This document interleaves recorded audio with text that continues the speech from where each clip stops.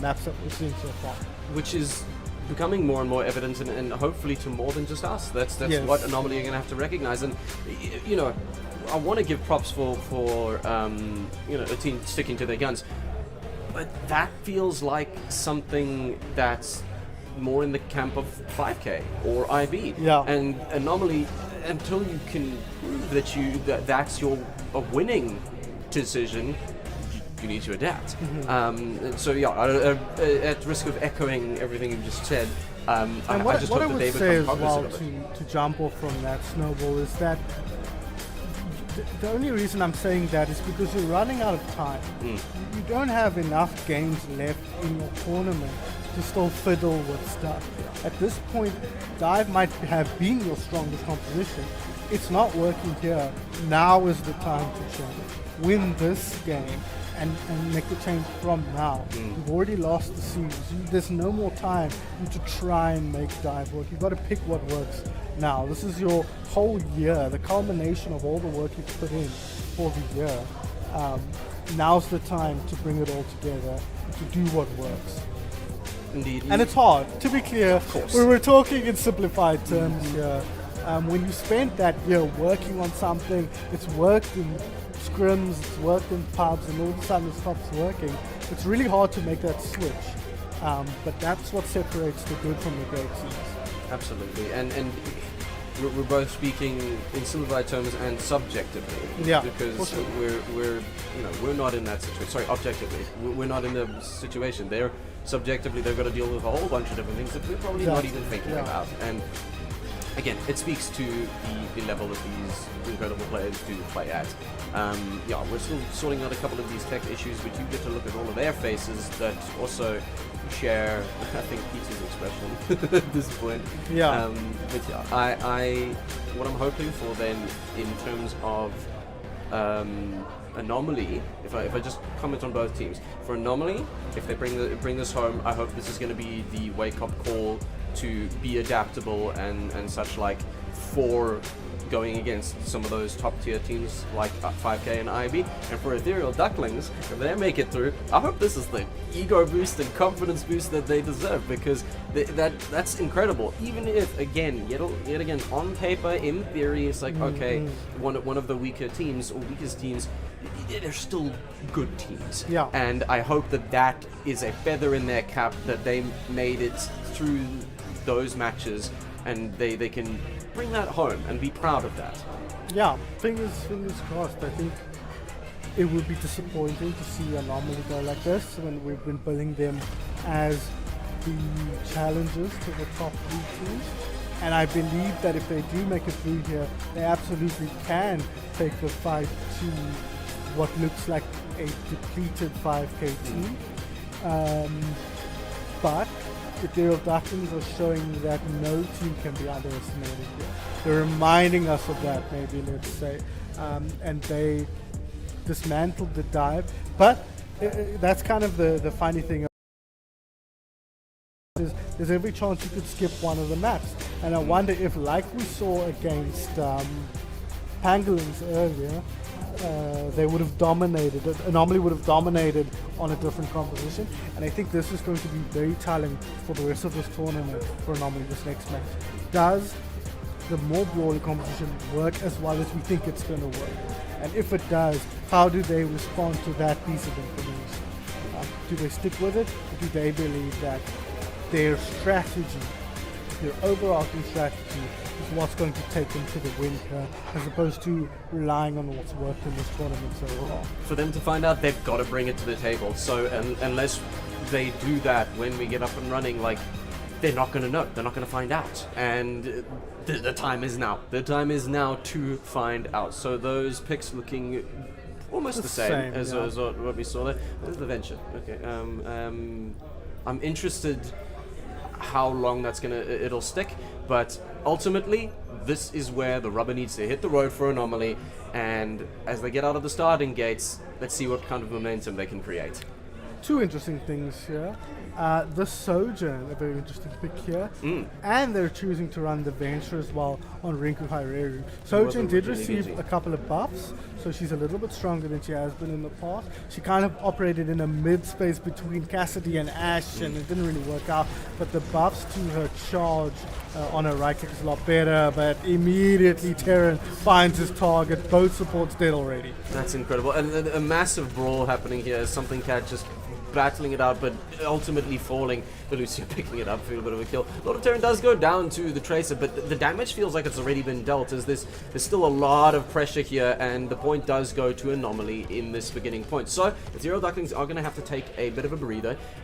We can, it's interesting to see this Venture, and so the Venture plus the Sojourn, you know, I think Sojourn and I think of dying from halfway across the map. But then with Venture, I think of I'm busy minding my own business and suddenly there's a drill in my face. So, you know, this is a very interesting kind of comp here, and something kind of pushing up here. And thankfully, the heal's going out just in time, but the Lucio finds the pick on Anomaly immediately. Here's the Ramacha, that barreling potential that we mentioned, as they try to force them back off the point once again. And there we go, from behind, there's 3 down immediately, so great positioning from Ethereal Ducklings to stop that initial push, and now they turn that robot around and it's back in their favor. Yeah, it's kind of, you need to, if you can withstand the Ramatra, it's in good stat. But if he's able to secure even 1 kill, the team can really snowball, or the team fight can really snowball out of control for either of these teams. The same is true of the Junker Queen on the other side. Here, be careful. Here comes the blade. Here comes the blade indeed, and it's slice and dice time. One already for Something Cat finding their pick, but it's only 1 for the blade here. But even the presence of Dragon Blade is sometimes enough to scare you away. The ult for the Tracer ready to rock and roll, may not even be needed. KK does fall to the tank, and the Lucio finally put away, but it ultimately no fruition here found as the Venture also falls. It's another pretty secured fight for Ethereal Ducklings, not a lot of resistance being put up. And I'm curious now to see, with Anomaly getting closer to their ultimates, are they going to try and bait out their time to be ready for a really big team fight, or are they going to try and keep up the pressure?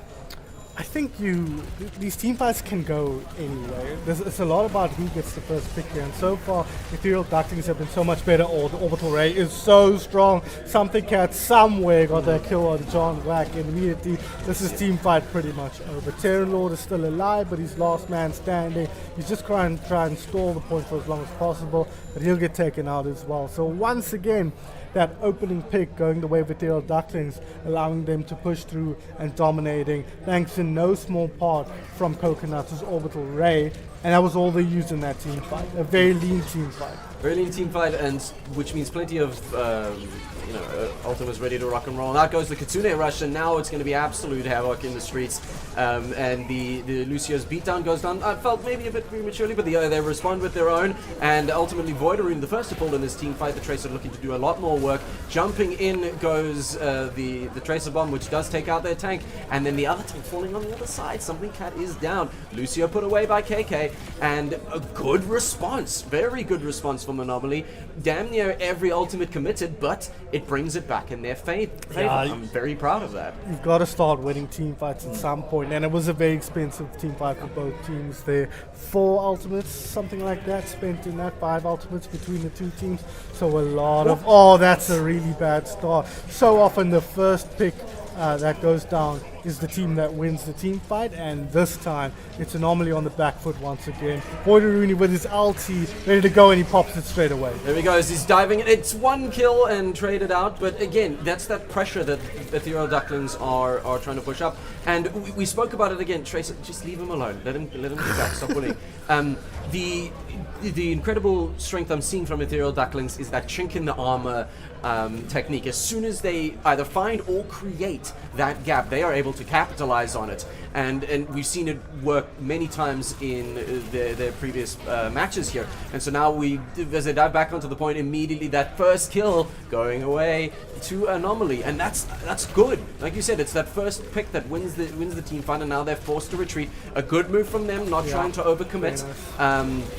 I mean, look, you're also Terran, so, you know, you're going to go in on the Jungle Queen and trying to keep up that pressure and actually doing quite well. I eat my words as something cat eats a blade to the face. And now suddenly that momentum shift, the robots stop dead, as 2 now are dead on the side of Ethereal Ducklings. John Wack falls, but it doesn't feel ultimately too impactful, as now multiple dead on either team, but that was a very defiant move from Anomaly.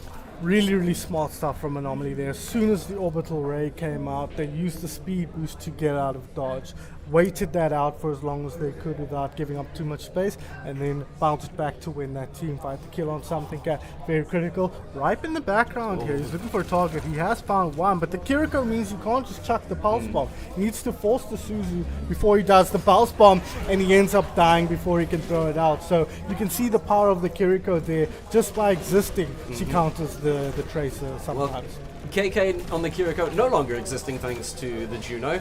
Juno, however, then falling to the Genji. The Genji putting in a good amount of work here, which is always good to see. Lucio managed to pick up a kill on the Sojourn, and ultimately Terran bringing one of his own home. But it's a massive scrap for Ethereal Ducklings, as they kind of feel like they're falling one by one. Divided we fall, as it were. And then that's very well played by Anomaly for picking them apart and engaging them in that manner. That's a 5-player kill streak, and one by one each fell on the team. This is a long walk to victory, though, for Anomaly. They've got to win multiple team fights in a row. They finally started to push the cart, because remember, that fight was just to get back to a neutral state. So now they've got to start building their push-up once again, and they've done so effectively. If they could win this team fight, they're in the driver's seat once again, but they're going to be fighting into the Nemesis form. Fighting straight into Nemesis form, and again, they've managed to start strong, but it seems like Ethereal Ducklings are great with that reaction. As look at that, the 2 ultimates, and it's 4 dead.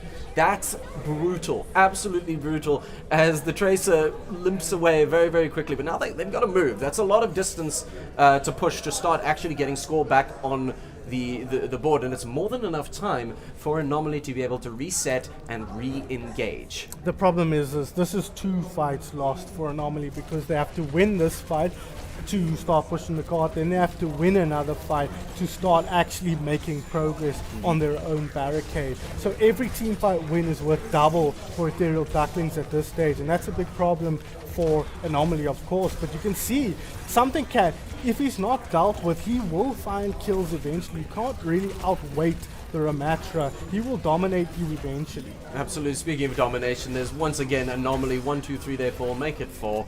As I'm just running out of adjectives to describe a lost team fight. Which I'm sure Ethereal Ducklings are more than happy about. But like you said, that's 2-1 now.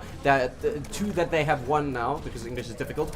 And the robot now finally putting score back on their scoreboard. The re-engage is here, and the Juno ready to rock and roll. That's a beautiful pop of the ability, and they just stop it dead in their tracks. The Jungle Queen pops the ultimate, but ultimately there's nothing really to come from it. KK does fall. Never mind, I'll eat my words. Lord of Terrans responding in kind with 2 dead. The Genji in the back line, stabbing something cat in the back, and then punching Lucio to death. Rude, but, you know, all's fair in love and war. A desperate ultimate there from Terran Lord. He knows they can't lose another team fight at this stage. They might as well start thinking about map 3 at that point. But the ultimate coming in, they're fighting into an orbital ray as well. So very, very necessary team fight win. But like I say, 3-4 team fights they need to win in a row here to get back in control with only 1 minute left on the clock here. A pick on the Genji could set them in good stead, but the knife not quite on the money, but they're going to look to get that kill. Good support for the Genji there, and still manages to stay alive. You jumpy little ninja, you. But the Tracer on their side also looking to find these picks, and there goes the Lucio. So 1 down, 1 less support. The team fight is well underway as the Genji struggling to hold on to their life, and KK also falls. That's 3 dead for Anomaly. They haven't even made it back to get score on their side. Lord of Terrans does manage a wayward knife through to the Lucio, but it's too little too late. It just feels like a pick to take home with you at this point. And back goes the robot. It's 3 ultimates on the side of Ethereal Ducklings, make it 4, and they're poised to make a lot of progress with this next team fight. Thankfully, there is sound barrier on both sides, so they should be able to counter out the blades here from the Genjis, but it's going to be tough enough. A pick here could pretty much spell the end of the map. Again, needs to be perfect from Anomaly, and this is the start. We'll see if they can get the job done. Yep, there goes, as you predicted, the blade, and then the sound burst, and there goes Terran just doing what he does best. Genji gets put down, and the beat keeping the teams alive for a while, but it's 1, it's 2, it's 3. Something Cat just knows what they're doing. The fists are flying, the bodies are falling, and the Kitsune rush was put out, but ultimately just rushed them to their death. Yes, the Tracer left alive on the side of Anomaly, but it's another squarely won fight. Overtime ticks down, as do Anomaly's hopes, and it's Ethereal Ducklings taking home that win.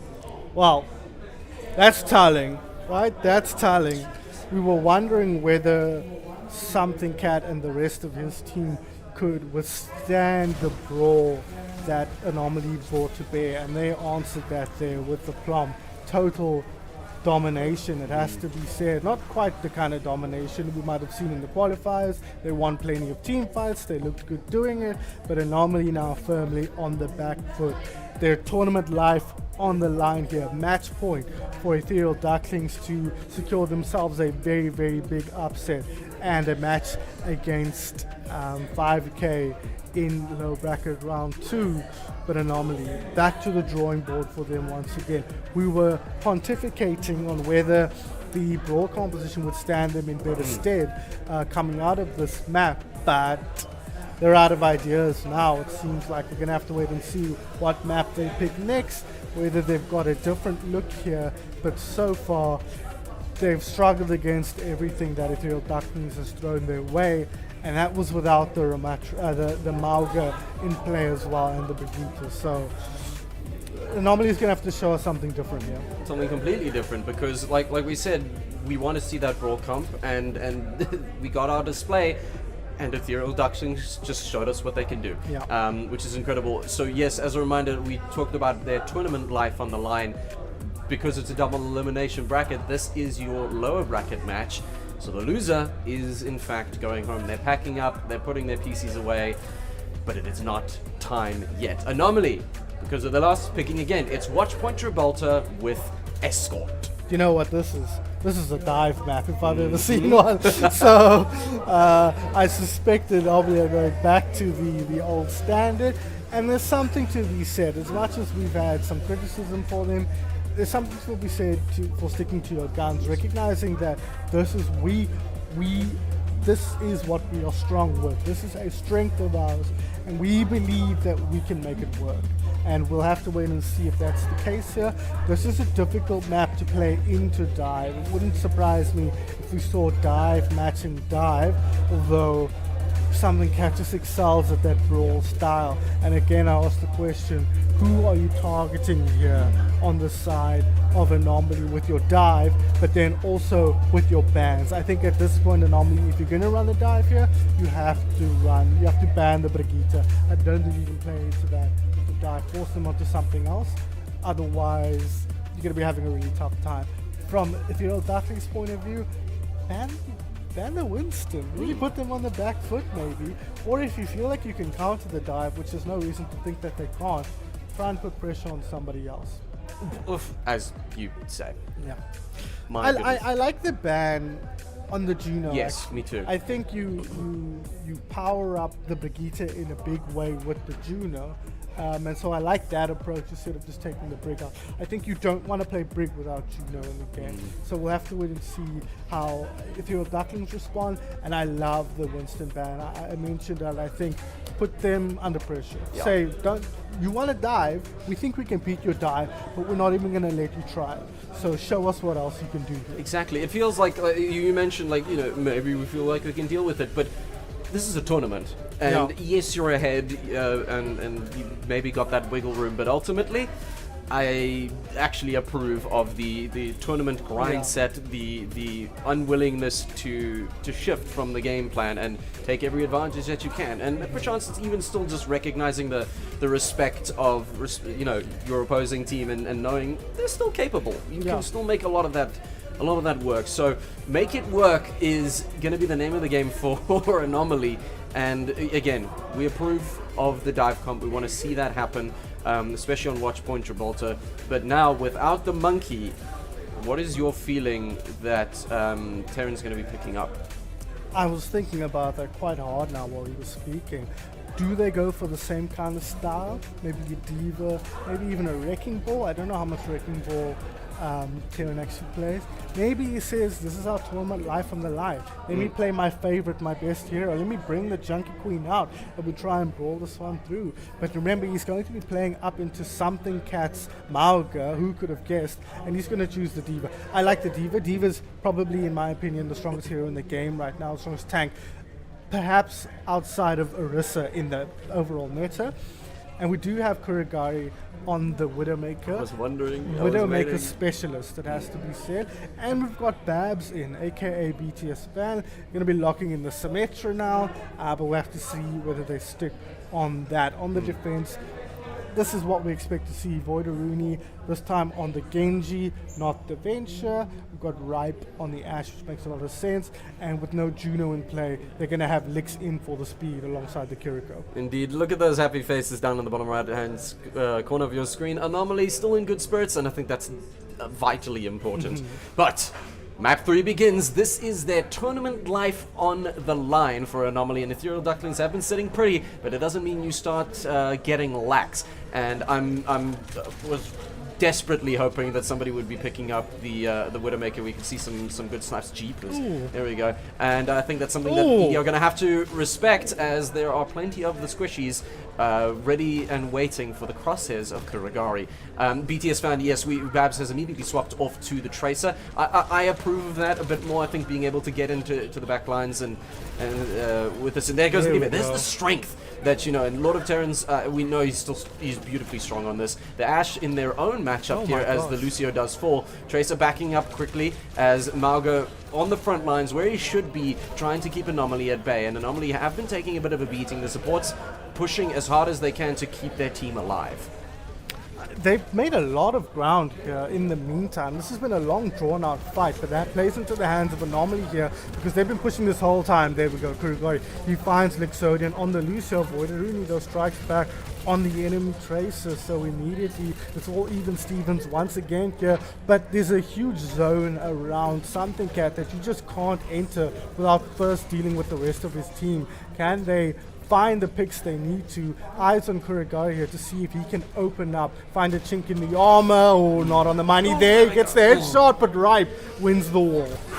Unlucky, and really unfortunate to be missing that kind of shot. Out goes Lord of Terrans to take out Something Cat. And you mentioned immediately the power of Diva. I'm seeing it. I'm really seeing it. They just can't seem to touch them. But Something Cat has their own answer. There's that bubble, like you said, to get in and cause trouble. You have to break it first. And Coconut's ultimately in trouble along with Voidaruni. So those two fall as 3 ultimates now on the side of probably really quickly created ultimates, but Anomaly now in a really good position. This is what we wanted to see from them.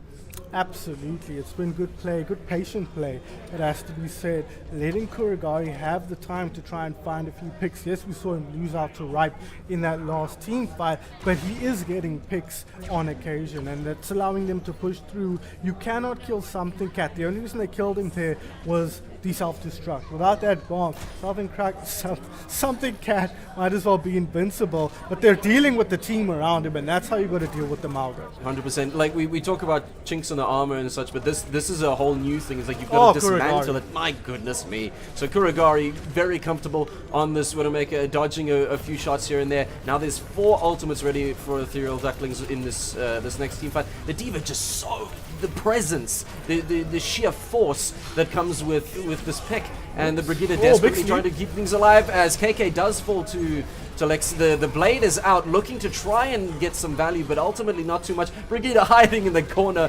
eventually shot down by Something Cat. Look how far they made it. They made it hugely far, and the Diva now having to run away. It's an incredible performance here.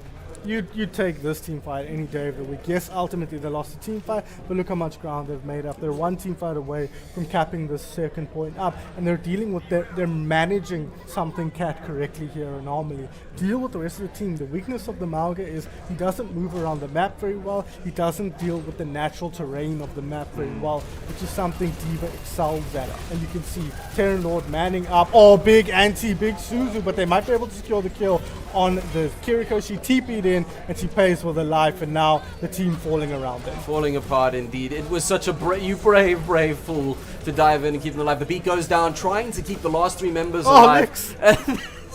Poor Lix, you poor lad.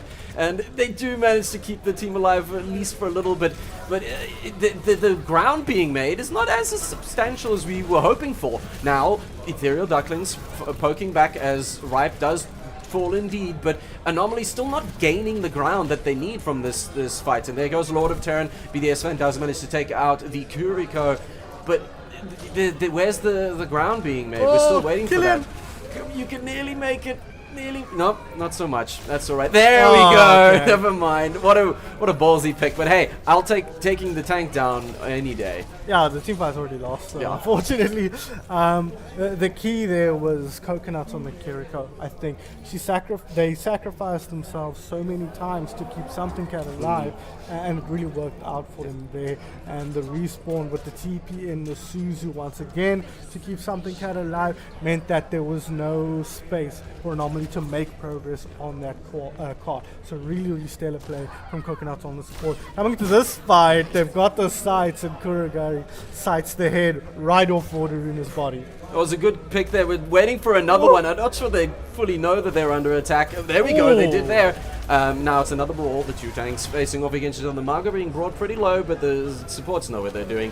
And ultimately, even though we had a great team fight, the progress is not being made. But now, Jinx in the armor, 2 down. Ethereal Ducklings falling down, 3 even. And Babs almost ready for her ultimate, and down goes another. It's a 5-player kill streak for the Brig. That's beautiful. It's a team kill, and it takes them to the next checkpoint. But now, 3 ultimates banked either side. This next team fight could be big.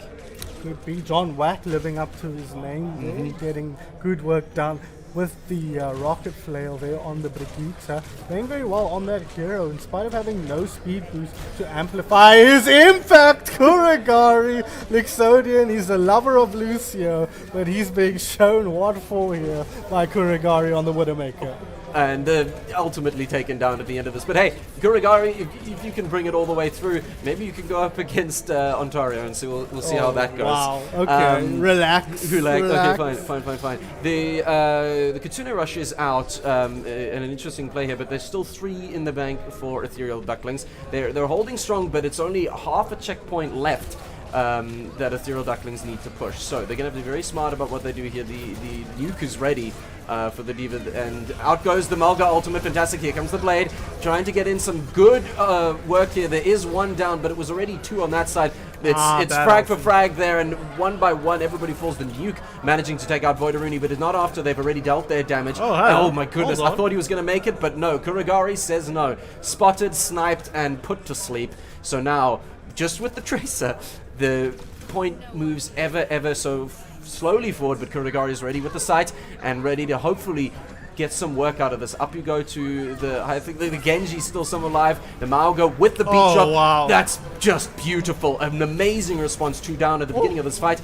And the Tracer managed to get out, but holding firm, slowly bringing them back, forced to fight on the point, or Ethereal Ducklings. Eventually, Babs being taken out. And it's absolute whiskers away. But with 20 seconds left, is there enough time for Anomaly to put this all the way to the 3rd checkpoint? It's just one team fight. That's what it comes down to. It doesn't matter how close or far you're from. When you're this close, you've just got to get the job done in terms of winning the team fight. And Anomaly, they're going to look to do that here, but they don't have many resources to work with. But that's more resources than the literal nothing Ethereal Duckling has in terms of ultimates. Needs to be careful here. BTS fan getting aggro, doesn't find the kill. Terranor dropping low, but he will not drop. Nano boosted now comes out onto the Tracer, but it's not enough to keep him alive. Coconuts, kunais, too good. Unbelievable. We saw the Tracer diving into at least keep it into overtime, but now 2 fall on the side of Ethereal Ducklings. That gives them the opening, and we actually have a pause. Talk about getting debated. Hello, what's happening? Okay, that That's is unfortunate timing. But I think no matter what happens here, Bab's PC blue screen. wow, now Rough. that is very interesting. Babs was on the tracer. How close was he to the pulse bomb? Quickly open the stream so we can see. Yeah, the maybe outshot. we're gonna see it. So that could be quite. Stream is Unlucky. the Too delay quick. is too low.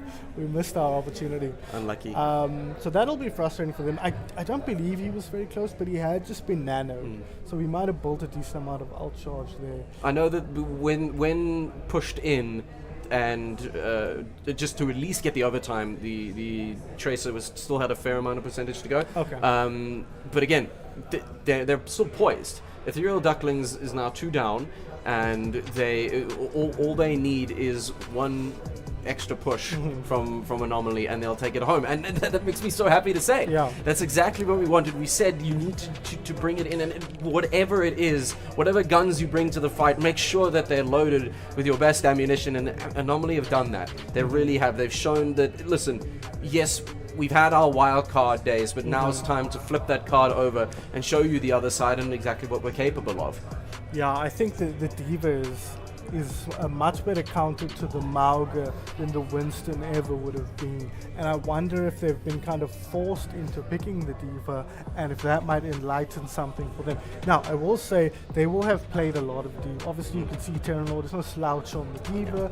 They would have prepared for this to happen in some capacity. They would have been comfortable playing around the Diva in this composition. But it really feels like Terranor is able to operate within the ebb and flow of the team fights a lot better. He's in a lot more sharply. He's out a lot more reliably with the Diva than he was on the Winston. And that's not to say his Diva is better than his Winston, but it is to say, and I've said it before, I think Diva's the best hero in the game. She is a Swiss Army machine gun, and that she solves a lot of problems that a lot of heroes can pose. And he's showing that here with great skill. So I think Ethereal Ducklings, they've got to show us now on their attack, no matter what happens here, because I think win or lose this team fight, cap this point or not, they'll be very, very happy on the side of Anomaly with how this push is gone. And Ethereal Ducklings, they're looking happy on screen, as we said. We've got some stars. I think that's Licks on the far left of screen there on Delicia. And they're having a good time here. So spirits are high within Ethereal Everyone's Ducklings. smiling. And win or lose this next team fight, they're going to have to show that they can solve the problem that is Terran's Diva and Kurugari's Watermaker. Absolutely, and ultimately with bringing in something like the Diva, especially against the powerhouse Mauga, that's massive already. Yeah. That's a great response. I think the needed response. Yeah. So well done, and the adaptability from Anomaly. That's exactly what we wanted. Well, And that's the thing. They haven't really. When I say adaptability, I mean reading within a game. Speaking in this context, it's this is not working. What else do we have in our locker? Which you still haven't shown us here. They picked the Diva and it's working. And I still worry that if on Ethereal's Ducklings attack they build a bunch of momentum, they might just push through all the way. So we'll have to wait and see whether Anomaly can deal with that. And I believe they have the capacity, the capability to respond in the way they need to, but they haven't yet shown us that throughout this series and from what we saw in their previous one. Now, they did take 2 maps off of Pangolin and were in with a good chance in the 5th map of that series, so we know how good they can be, and they have won maps already. But against Ethereal Ducklings, they have struggled, but they found a solution to something, Cat, and I think that's a good path to success for them. I agree, because it seems like when things go right for Anomaly, they go right. That's their catalyst, and the snowball effect kicks in. It's great to see. So even the thing is, I'm wanting that to land and to stick and to stay, because if they do win this and they can bring a map to their name, they still got another 2 points to win. So that's quite something. That's not just now we need to win one more round, but we need to win 2 more full maps. Yeah, and into their opponents' map picks and first bans as well. So it doesn't get easier from here. But look, we keep kind of putting ourselves in the shoes of Anomaly, because that's kind of the team we've built this narrative of being challengers to the throne. But Ethereal Ducklings, man, they've looked so good. And now the question is, how do they respond to Anomaly's new dimension here, that D.Va specifically? The Ramatra, a much stronger pick into the D.Va than the Mauga is a lot of the time. But he runs into the same problem on a map like this, where he similarly does not handle the high ground and the terrain very well. He wants to be in the mix, he wants to be in a situation where you cannot avoid or ignore him, and that's where the push maps make it easy for him, easier for him. But like the Mauga, he doesn't want to set up on the high ground and sit there. He wants to be in the mix, and we'll have to wait and see how Something Cat specifically responds to what Terranord is bringing to bear, if he chooses to match him on the mobility front, or whether they believe a stylistic play from the rest of the team to better operate around the Mauga is what's needed to push them through this next attack on Watchpoint. Absolutely, because I think, cool, great, then match them with a D.Va of your own. So you've got the mobility because Winston's man. But this hasn't been a steamroll. This has not been a steamroll, and Ethereal Ducklings are showing that they can work with Something Cat on their Mauga and keep that Mauga alive, and it's been multiple team fights to get Anomaly to this last point. So I'm honestly would be very okay with them sticking to their guns and making that work. And I'm very excited, because I think the Mauga gameplay, where it's so brawly, is very interesting and chaotic to watch, and then you've got the D.Va trying to which can just counteract so many different things going on at once. So it brings quite a volatile and dynamic team fight every single time they clash. For sure. And then on top of that, you've got Kurugari looking for picks as well, and that can be a big indicator of how a team fight is going to go. He can find what he needs to, but credit to who was it, Ripe on the Sojourn. He looked very, very good in trying to deal with what Kurugari was offering on the Widowmaker from that Sojourn position. So it's an interesting dynamic, as you say. We fixate on the tanks very frequently because they kind of operate as a nucleus around which the rest of the team orbits, and how that matchup goes can be a big decider of how the match will go in general, but there's a lot to it. I mentioned it in the map. Coconuts looked excellent on the Kiriko, doing a good job of taking the pressure off Something Cat, because K is running the Ana, which is the traditional counter to the Mauga, hard counter in theory, but the Suzu neutralizes a lot of the threat that Ana poses, and Coconuts has been good about holding their Suzu for the Mauga and keeping resources. We saw it happen. We saw them dive in as the get down Mr. President play. Exactly. TP in, hit them with the Suzu so that to flush that anti-heal, ultimately paying with their life, but the tank stays alive and the pressure stays on. So I'm very impressed with exactly that, with that level of cognizance. I'm like, I know the Suzu can do a lot and in various ways, but I'm gonna save this, keep this tank alive because of that Ana pick and that anti-heal being so effective against the Mauga. Yeah, credit as well, it has to be said to John Black on the Vegeta as well. I mentioned it with the Juno not in play, you might see less play from the Vegeta. The solution that Ethereal Ducklings are proposing is the Lucio instead. Whereas Anomaly are just saying, let's just run a naked Brigitte basically. We have to have the Ana to try and counteract Something Cat on the Mauga, but there's no reason for us to then drop the Brigitte as well for something else like Kiriko or something like that. Instead they just say, right, let's just stick with the Brigitte, and it's been working well for them. It's been doing a good job somehow of keeping up with Terran. It feels like so often we see those two next to each other on some high ground somewhere, bullying people into a corner, and that's been working well for Anomaly. So that's another thing that we'll have to see whether Ethereal Ducklings come up with a solution for, if they even need to. And what I'm thinking of as you're saying this, say Anomaly take this, so they win the round and maybe ultimately win the map. Now, moving forward, with Ethereal Ducklings, what are, like, if I'm thinking based on their strengths and hoping to just wrap this up so that Anomaly don't take any more from them, I'm thinking map picks and hero picks, and like the Mauga's great and you know, can't be banned again, so that's already in their favor. Yeah. But so I would not be surprised seeing that. But when it comes to picking up another map, never mind. Yeah, I was just gonna say it'll be interesting to see if they win this. Where will they be sending themselves? But they still have to win this. Yes, it's overtime, and we're coming out of a pause, which is very disorientating. KK does fall, but there's still 4 dead on the side of Ethereal Ducklings.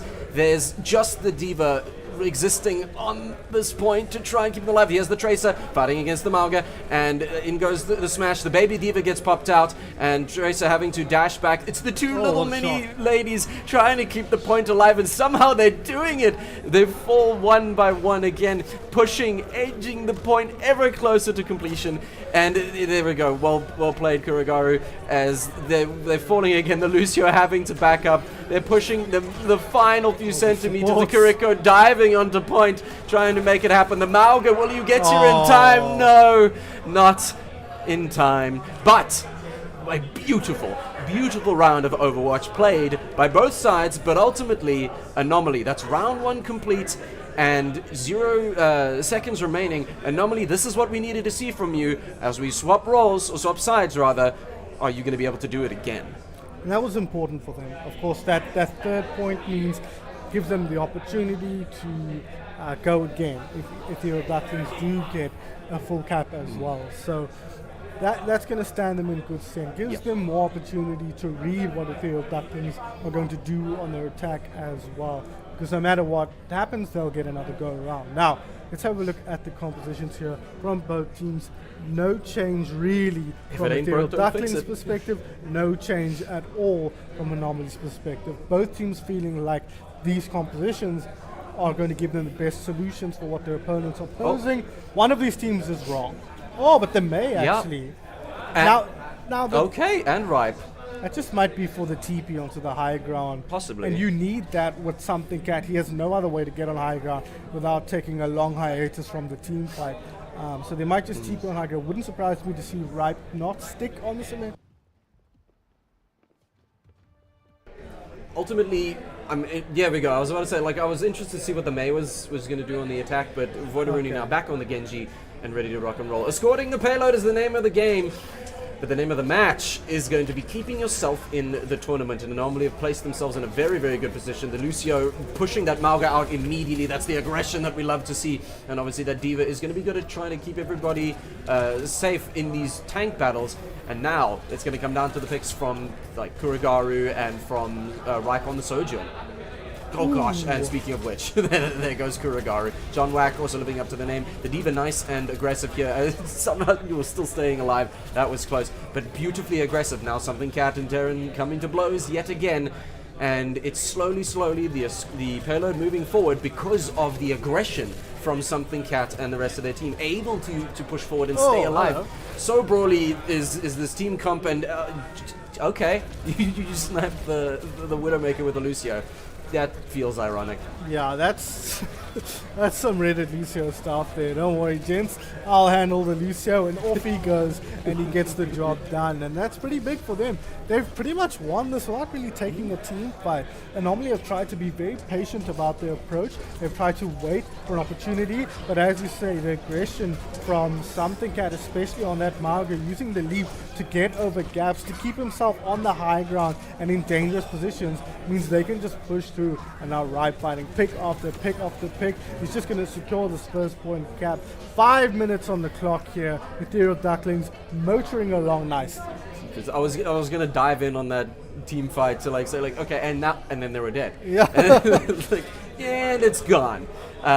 So again, the beautiful momentum coming from Ethereal Ducklings, and I'm sure Anomaly are like, well, that's frustrating, but they've got plenty of time still to play with. And yes, there's great momentum from Ethereal Ducklings, but the momentum coming from Ethereal Ducklings is working. Kuragaru goes down, however, the Tracer manages to pick up right in the back there. The baby D.Va fighting for their life. Thankfully, the mech is back, and they're ready to rock and roll. Voidaruni does fall to the Tracer as the Mauga battling it out on the high ground. It's the battle of the gladiators, but that anti-heal is just just too much. The D.Va now steamrolling their way to the Kiriko. Poor Kiriko trying to stay alive. Terran says, no, we're not pulling any punches here.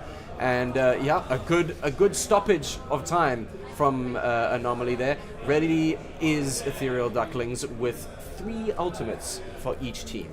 I think this is going to be really hard to push through if you're Ethereal Ducklings, because you're going to struggle to control the high grounds here, whereas Anomaly are going to have such an easy time maintaining control of the high ground. So we'll have to wait and see how Ethereal Ducklings choose to go for this. But Rooney, he's going to start them off well, but BTS fan, he's not really a key hero. Yes, any kill is good, but Ripe finding Kuragari is very critical. That is a lot of the control taken out of the team fight.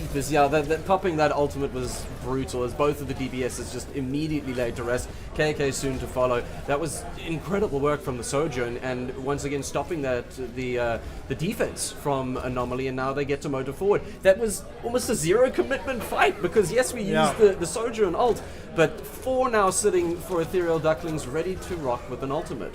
Yeah, that was so good for them. I said they were going to struggle to get control of that high ground, but they didn't actually need to.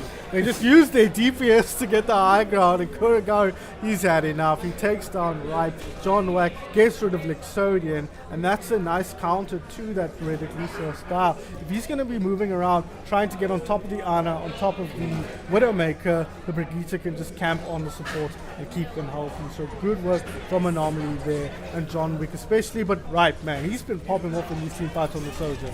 Beautiful indeed, as the fight does pop off. Down goes BDS fan, but Kuragaru finds and bonks Void Rooney. Something Cat manages to demech the D.Va, and Ripe does finally get taken down. That was a good shot, as the Brigitte 1v1ing the Mauga. Very brave of Kuragari just absolutely popping off, trapped again. Hold on. Oh my god. Oh, maybe you've been taking notes from Ontario. That's beautiful. That's very, very well played, and now it's just one more pesky cyborg ninja. Oh, thanks. That also something cat was there. I think that was 5 headshot kills in that team fight. If I was tracking the kill feed correctly there, he absolutely popped off. But he's got to do that for another 3.5 minutes here. Normally have left themselves with a lot of work to do here, and this is a pretty comfortable place for Something Cat to fight. One thing Anomaly are doing very successfully though is controlling that high ground again, but Coconuts this time, she hits the wrong end of a 50 caliber bullet. Kuragari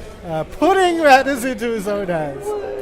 Are we sure that Kuragari's playing Overwatch? Because it looks like he's playing Hitman right now. 1 by 1, heads popped like grapes. It's disgusting to watch, but ultimately you love to see it.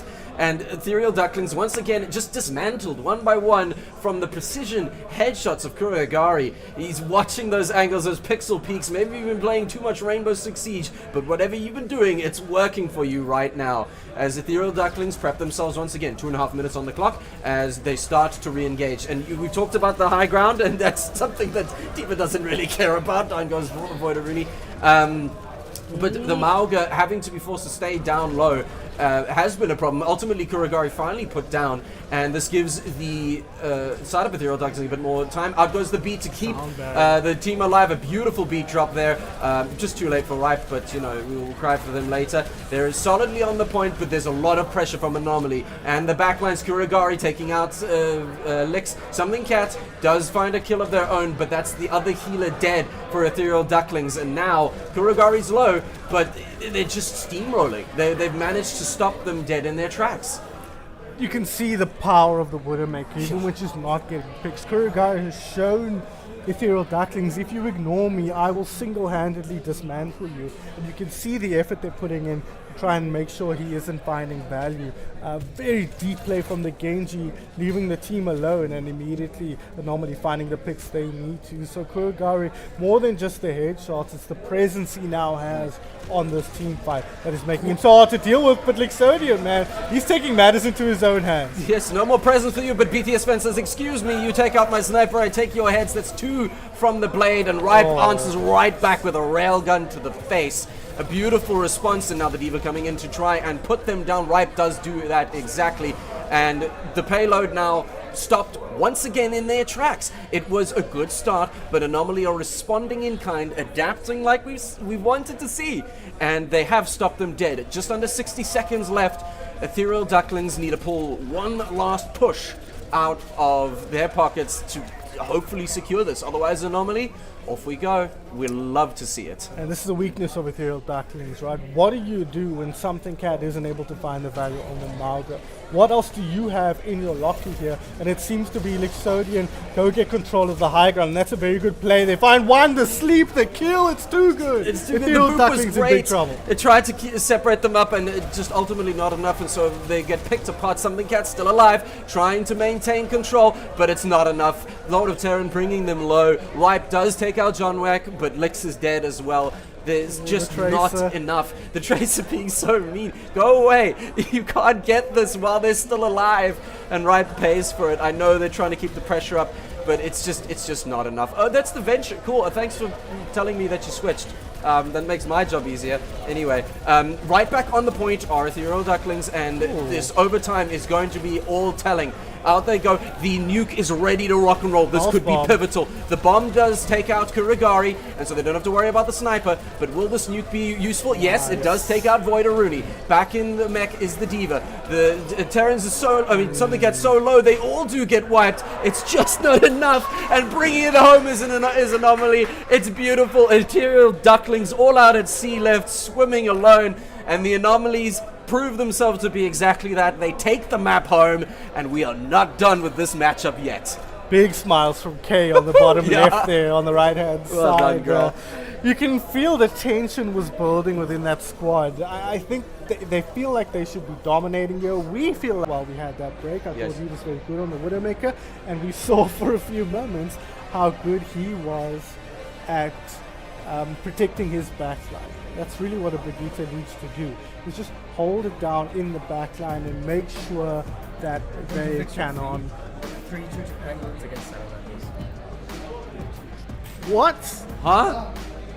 Okay. Excuse me? So you can see on stream at the moment, we just got word from our producer, that's Peach by the way, running in and out. Pangolins 3. Pink Salamanders 2. Pink Salamanders 2. Why did we Doesn't doubt? that just completely mess up our understanding Of course. of what is happening? Because it recontextualizes Anomaly's strength as well. Yes, they were beaten by Pangolins, but so were Pink Salamanders. And it recontextualizes IB's strength, because IB haven't faced any of those teams.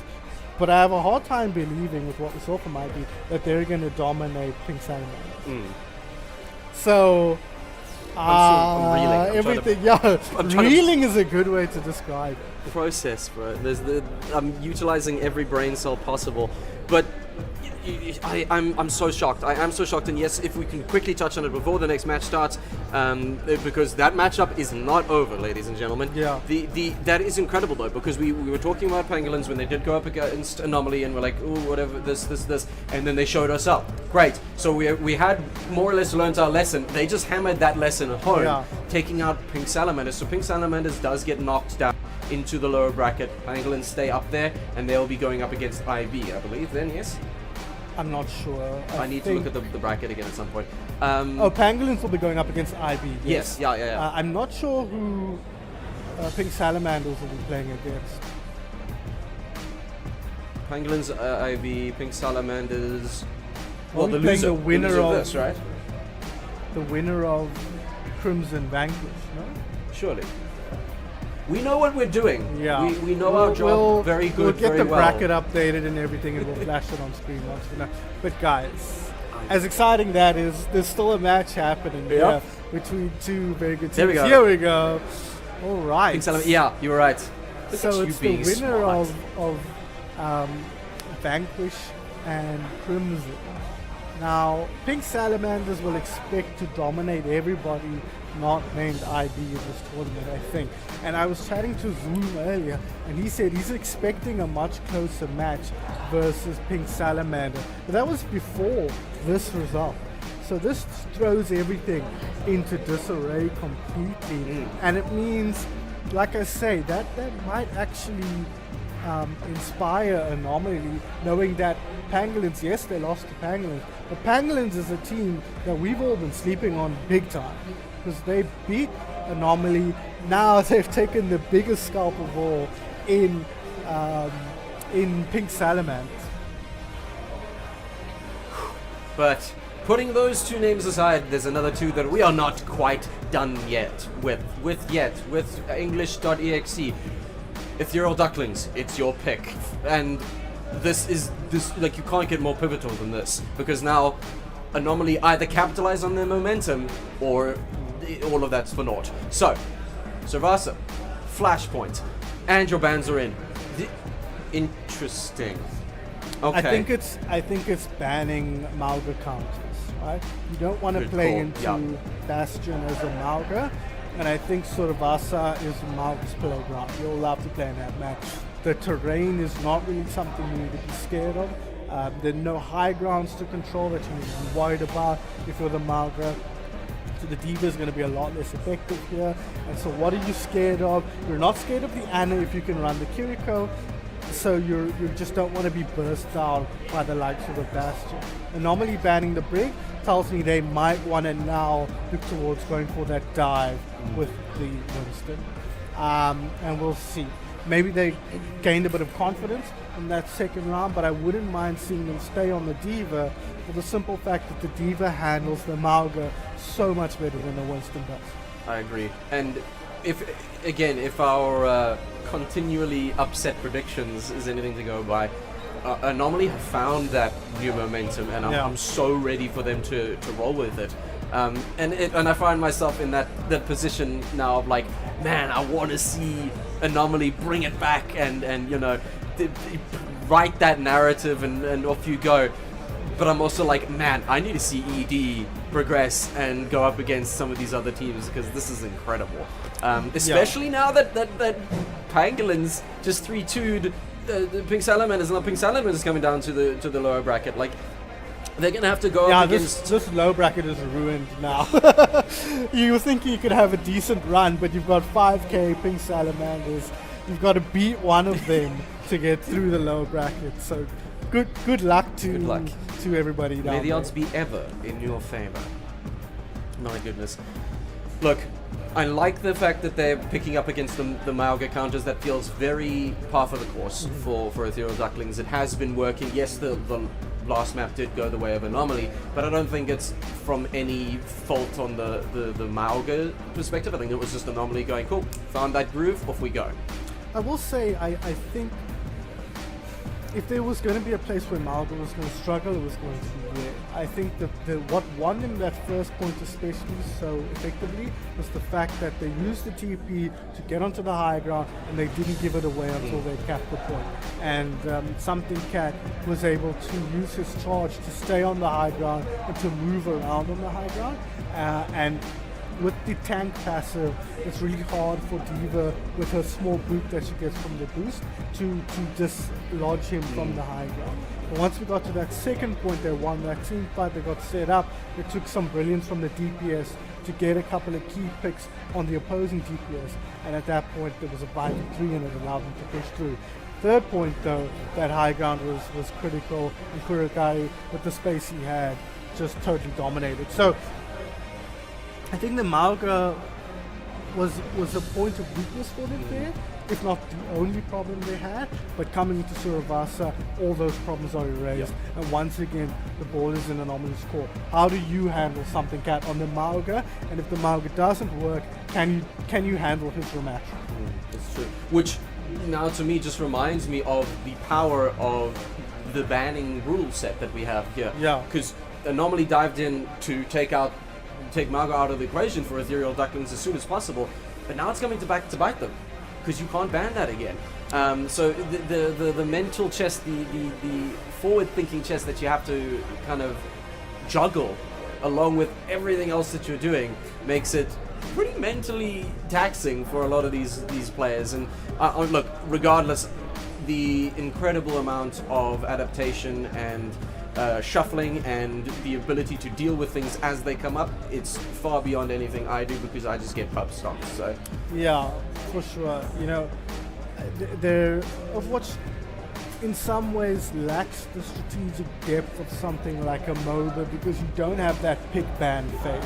That's not to say that it's a strategically weak game, but MOBAs have hero bans and picks, and they have itemization that add these extra layers of complexity that Overwatch lacks. So Overwatch makes up for that by having a much greater chance for individual mechanical player expression through aim and movement that MOBAs don't have quite to the same degree, I think. And so I think adding a bit of that MOBA strategic layer in the form of the bans adds a lot to Overwatch. It adds a lot to these tournaments, and it can equalize the playing field in a big way, because like we see with Ethereal Ducklings operating around something cat on the Mauga, you take the Mauga away, you force them into an uncomfortable space. Can they handle that? They've proved they can, right? As you said, the Mauga has already been banned once, and they won that map. That was the Ramatra map on Esperanza. That was Anomaly's pick. Yes. But when that hero isn't working, what can Ethereal Ducklings do, and how do Anomaly keep things in their favor? Because that Watchpoint was not a one-sided map No, at not all. at all. There was a lot of back and forth. Either team could have won that. Anomaly were, I won't say lucky, but they'll be glad they ended up taking all 3 points on their attack, because that could have been the difference between these two teams there. But it's just, again, guys, this is Anomaly's last chance. They're on match point from here until they win or lose the match.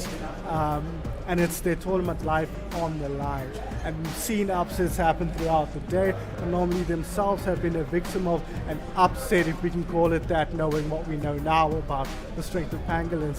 But Ethereal Ducklings will be feeling confident. Like we mentioned with Pangolins in the Anomaly match, the pressure is so much more on Anomaly than it is on Ethereal Ducklings. So we'll have to wait and see whether Anomaly can come up with a solution to Ethereal Ducklings, or whether Ethereal Ducklings is just going to ride that momentum through to another upset victory. Look, that pressure is a double-edged sword, because yes, it sucks if you're Anomaly, you've got that additional pressure, but you've got to be careful the double-edged sword doesn't swing the other way as Ethereal Ducklings, and you get lax, because then you start giving away free points, and that's definitely not something you want to give to Anomaly that are starting to get their momentum.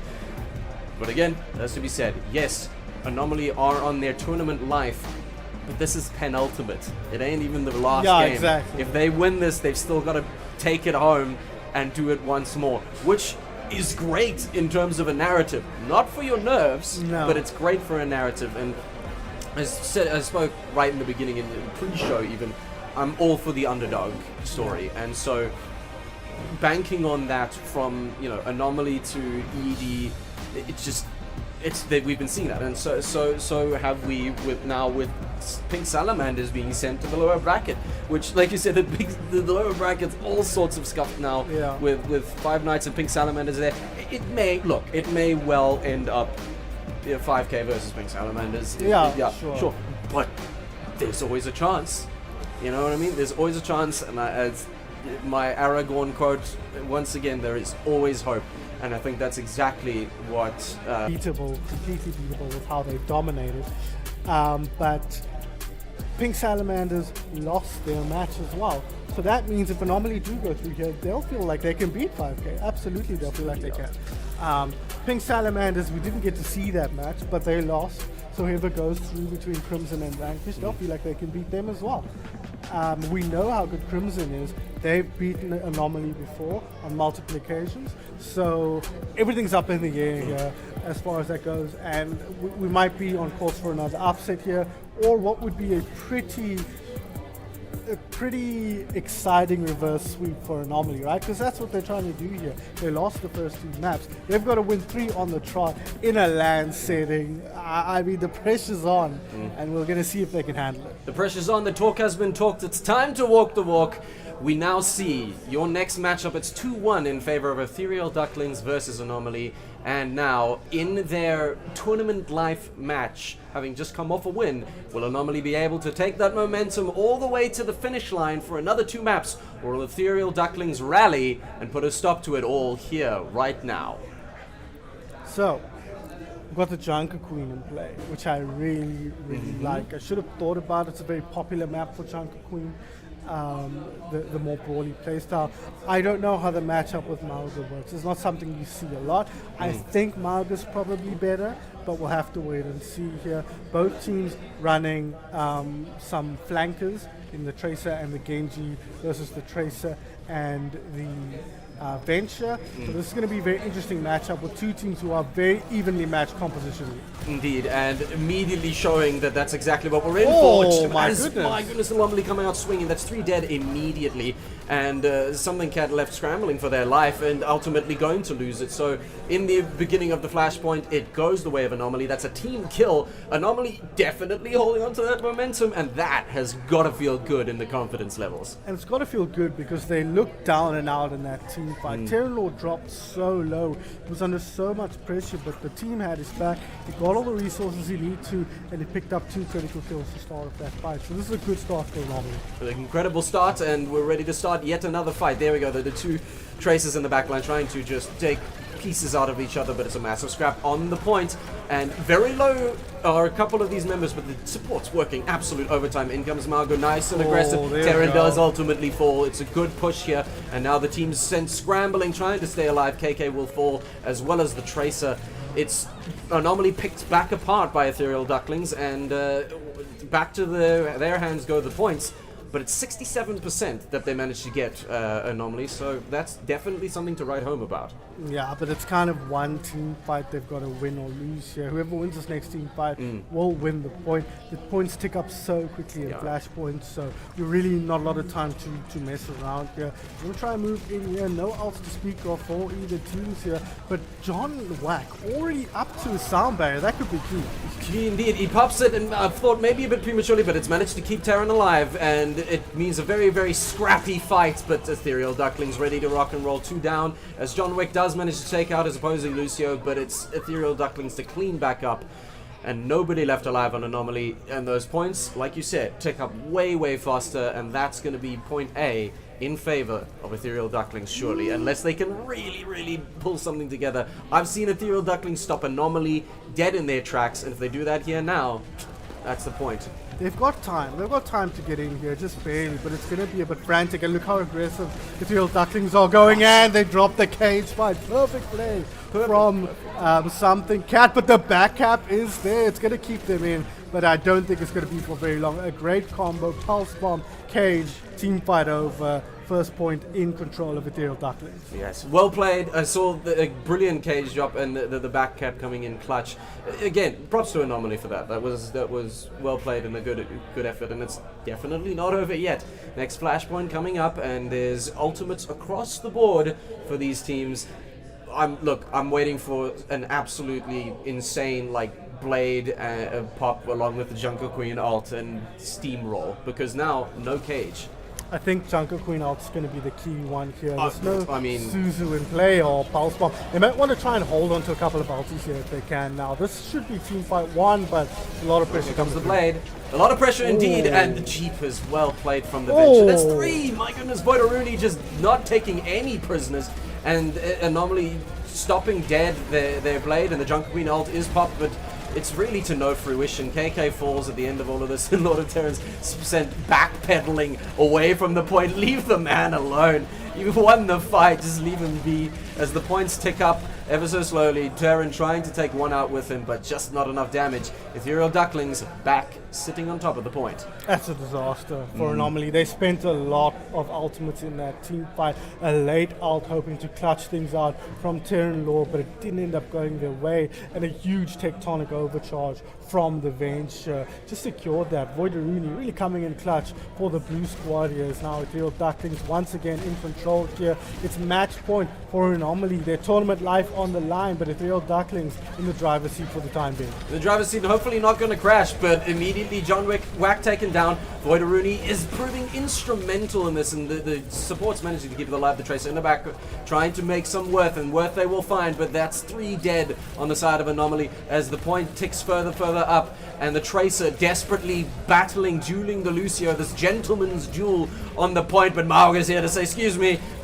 do you pay rent? I'm going to have to leave. It doesn't matter. Tracer says, I don't need to pay rent. I'll live rent free in your head. And yes, they stalled. The overtime still just holding on. It's 99%. tournament, and holding on by a hair is both Overtime and Anomaly's tournament dreams. Oh, The Tracer gets Pulse Bomb. absolutely just ruffle stomped into the ground. Voidaruni taking them back, and it's Anomaly throwing their bodies at the point and keeping the Overtime alive, but one by one, the amazing defense from Ethereal Ducklings, they bring it home. That's 2 points for them, and now Anomaly have 30 seconds to think about what they're going to bring to the table next. And what they're going to bring is a ton of ultimates. They've got 3 ultimates at the ready. Make that 4 in a couple of seconds. Coconut's not far off theirs either, so they should be able to score this first point as well. And once again, it's going to be Anomaly on the back foot. They're relying so much of Lord of Terrans to get value out of his ultimate here if they're going to get control of this match. And so far, Kurigari, he'll find that opening pick. That could be key,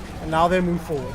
Yep, key indeed, and it's followed up by the second. So that's one ultimate at least out of the way. Lord of Terrans popping the ultimate. The Jungle Queen diving in, finding really good value. As you said, I just noticed that they've swapped to the beautiful Bluebird, and there's a knife to the face of both Something Cat and Lix falling as well to the blade. Live by the sword, die by the sword, and well played Anomaly in the face of several ultimates on the side of Ethereal Ducklings. They said, no thanks, we'll take the point and we'll take it from here. It's hard to overstate how critical of a team fight win that was. Into all the ultimates, as you say, a lean enough fight that they've got a few ultimates to work with now, using Terran's ultimate to great effect, but they're fighting into a lot of ultimates. Still, this could be big.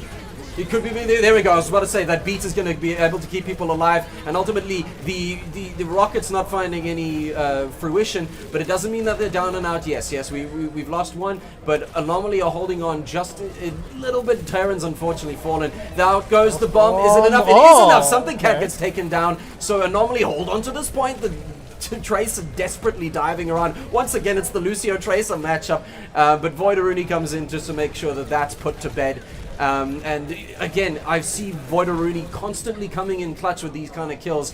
And so yes, we're still contested, but there's only one person holding on the side of Anomaly, 90% and counting.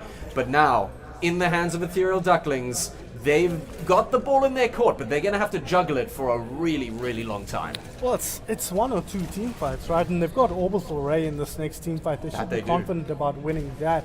But a pick or two from this Farah, like on that bench, just gets hits the dirt in just a nick of time here. Now they're under pressure. Terran low under pressure, not take it down just yet, but he is going to drop. Voidaruni though, fighting pick off the pick, a lean fight, only Orbital Ray used there. Ethereal Ducklings, one team fight away potentially from taking themselves to the next round of the row bracket. Absolutely, the value could not be bigger here on this last team fight. Like it is. This is where it counts. So unless Anomaly can bring it through, it's game over. It's tickets. We're sending home because that's all she wrote. But here comes the Mauga immediately through the backlines, just not even allowing Anomaly time to get ready as John Wack does fall, and 2 dead on the side of Ethereal Ducklings does fall a little bit of hope. The Mauga's still nice and healthy. Lord of Terrans trying to make sure that they get some good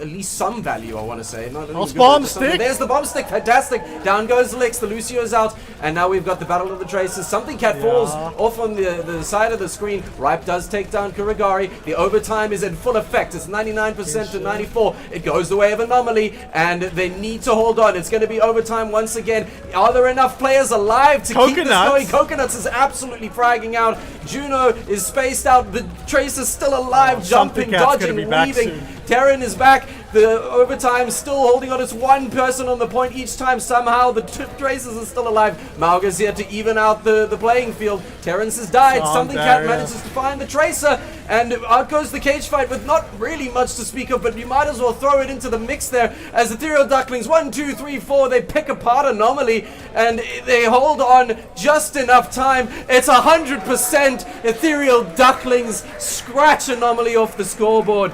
It was so well played by Anomaly, but ultimately not enough. Ethereal Ducklings, you are the king of this pond. Well done. You take it home, and Anomaly are going home. Voidaruni with a player of the game there. I mean, we questioned John Wack getting play last time, but there's no question that Voidaruni clutched this team fight out, especially Tectonic Overcharge coming in clutch for them there, and that's going to be it for Rage Quit Anomaly. Upset after upset here. A lot of teams copping losses that they weren't expecting to, and Pangolins powering their way through the upper bracket. But unfortunately, Anomaly, it's downzones for them.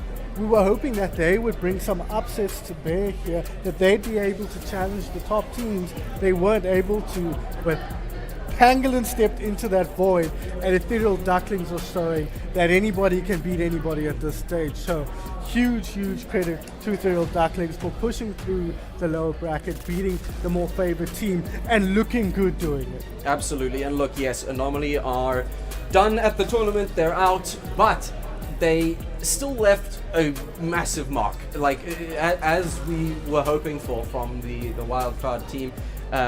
Winning things that they shouldn't and losing things that we thought they would, and that's fine. That's all part of the grand narrative, and ultimately there's going to only be one winner, but if you can make the journey along the way memorable, more power to you, and that's what Anomaly has managed to do. I'm very proud. I loved the way that they've managed to bring it back and learn and adapt and fall into their groove again with that the dive comp on Gibraltar, and then still a solid effort on that last Flashpoint game mode.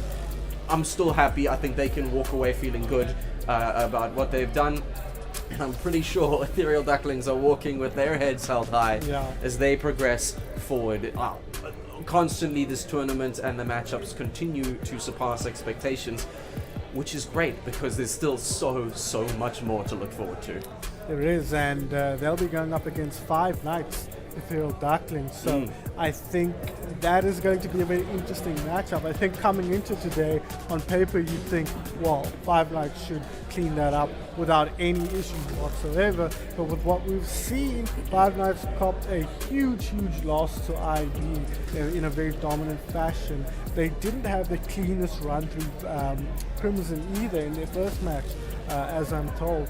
So they're not looking like the unassailable monsters that we know them to be.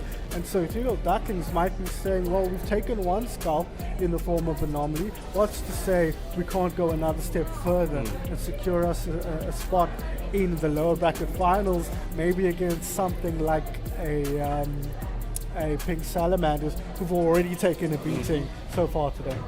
Absolutely, and we're talking about so far today, there's still plenty more. What we are still looking at is we will now have our upper bracket final. We know what that is, so we're going to have Pangolins versus Inglorious Blasters. But before that, we now have thankfully taken care of that absolute nail biter so that my breath can return to my body, which puts 5 Knights at LAN against an Ethereal Ducklings with Anomaly having been kicked out. We've got Crimson versus Vanquish, and we are waiting. I think we're still waiting on that map, but that's fine. So next up is 5 Knights at LAN versus Ethereal Ducklings, which already blows my mind just to say out loud.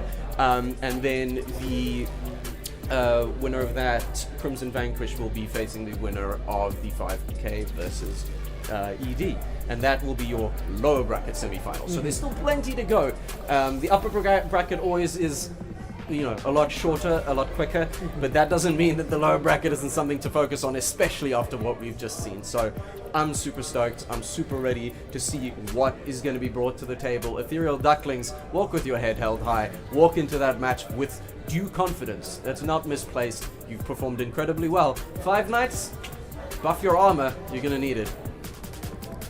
I mean, I'm looking forward to it. I'm not sure what match we're going to cast up next. I think that remains to be seen. Whatever it is, there are upsets up and down the bracket, so whatever we bring will give us something to watch, I think, and I'm looking forward to seeing it. And our predictions are all thrown out the window now. And that's the best way to come into this, and the best way to look forward to our next matches. I think the only thing we can say for sure is that Inglorious Blasters look untouchable, and it's going to be up to Pink Salamanders, Pangolins, some of these teams to prove that wrong, as we've seen Pangolins do already so far, alongside the likes of Ethereal Ducklings. So I'm looking forward to seeing what else comes out of these matches today.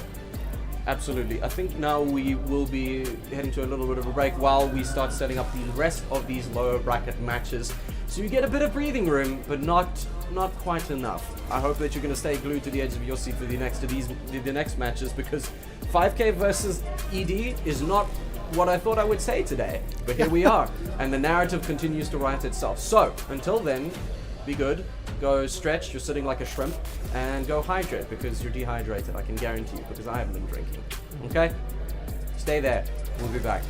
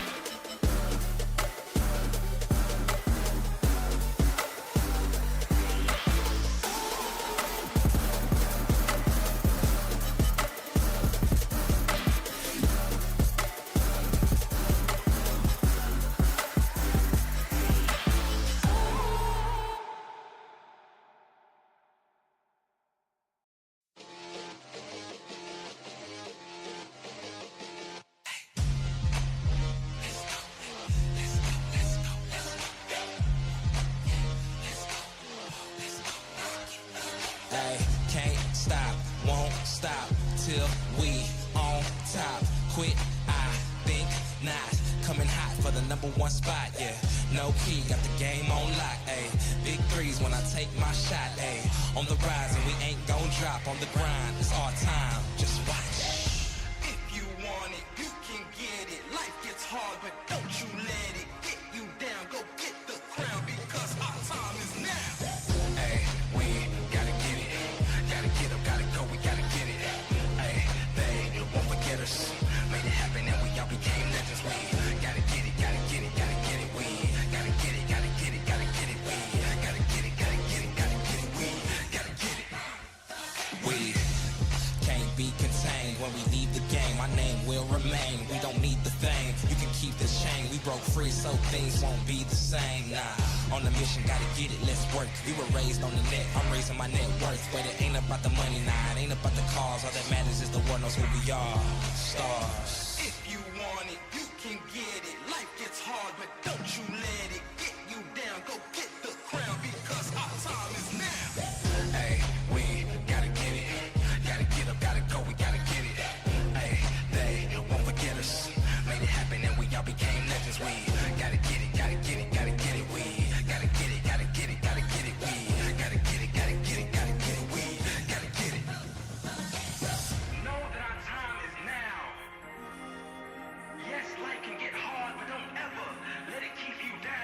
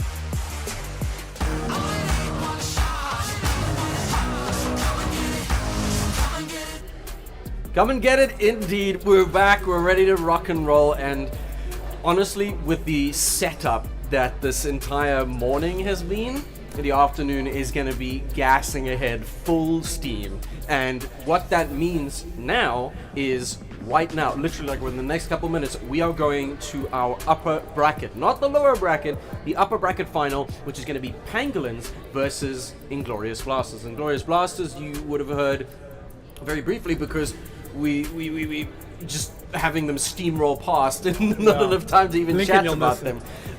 But yeah, this is the upper bracket final. So the winner of this goes through to the grand final. The lower brackets are still going. There are still several matches that are happening, and there's plenty to talk about there. But yes, I know just briefly we touched on the matchup of Five Nights versus Ethereal Ducklings. That is going to be happening simultaneously, so regrettably we can't be in 7 places at once, else we would be. But yes, this next matchup is fantastic, but you know what else has been fantastic? The performance from flippin' Pangolins and from knocking Crimson out with Vanquish. Like, I'm losing my mind. Yeah, who knows what's happening? Nobody knows who's good, who's bad, who's strong, who's weak. It's all over the place. We've spoken at length about Anomaly and how good they've been in the past and how they've struggled throughout this tournament. But Pangolins has been a total revelation. Look at that. 3-2 over Pink Salamanders there in the top match of the upper bracket semi-finals, securing their place in the upper bracket finals against Inglorious Blasters. And then if you look towards the lower bracket, Anomaly dropping out against EEAD, Ethereal Ducklings, and then Vanquish 3-0 Crimson as well, which is not what we would have expected coming into this match. It seems like everybody has leveled up in a big way, and if you haven't, you've been left behind by the teams around you. So Pangolins have been a complete revelation here, and the pain is not over for Pink Salamanders either. Currently in their match against Panda City Vanquish, they're 1-1 when we last checked. So it's all over the place. The only thing that you can bank, that you can set your watch to, is that IB are going to dominate. And they have been dominating so far.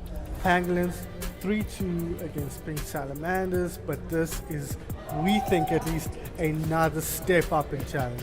Absolutely. I mean, you can hear in the background there's a lot of excitement.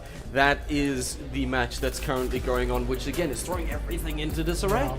And we're excited to see what that ultimately means, because Five Nights and Ethereal Ducklings is going to be starting very shortly as well. We'll be checking out the Pangolins versus IB, but again, in the background is Salamanders versus Vanquish. And Salamanders have started to look a little bit more frustrated, a little bit more stressed, but you know, They've looked a little bit muted, shall we say. Indeed. However, I just think of the phrase that a cornered animal is at its most dangerous. There is still every opportunity for them to turn around and slash back and push their way through the lower bracket. But if they don't, it's 1-1 at the moment, so they've still got a bit of wiggle room. If they don't, it's out of the lower bracket, and they might be out of the lower bracket. We're diving into the upper brackets. We're about to check out this next matchup, and this is not something we expected, but it's something we are really anticipating. Pangolins versus Inglorious Blasters. Pangolins, we've seen a little bit of them. We missed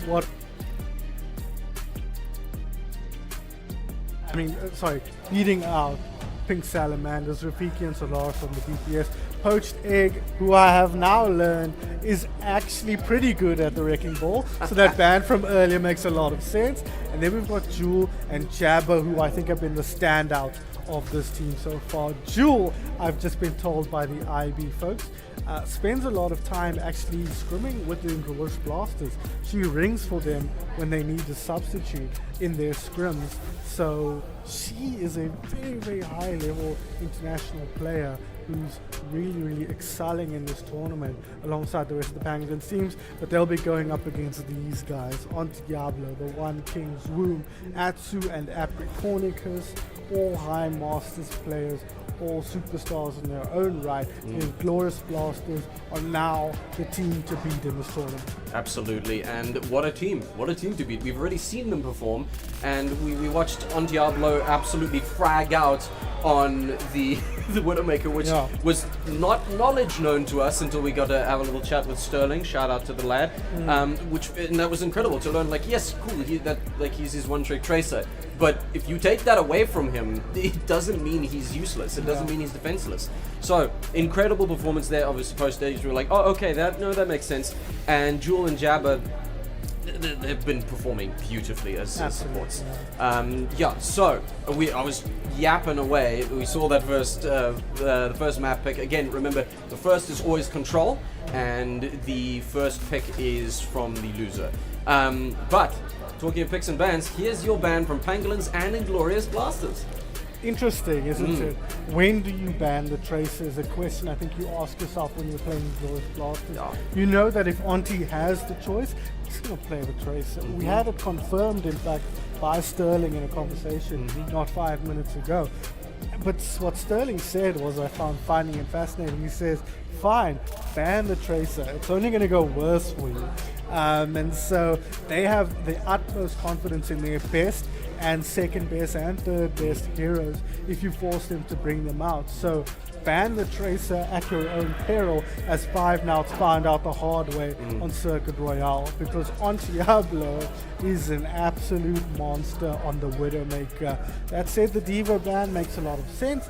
Want to take that out the pool, which allows room to excel on the Jungle Queen, for example. It keeps pressure off the backline as well. So it's a really good standard ban, and it's worth noting that these teams will have a little bit of insight into each other, given the cross-pollination in terms of scrims and substitutions that goes on there. Although that said, it's mostly Jewel who'll know more about IB, and the question is, how much is that actually going to help you?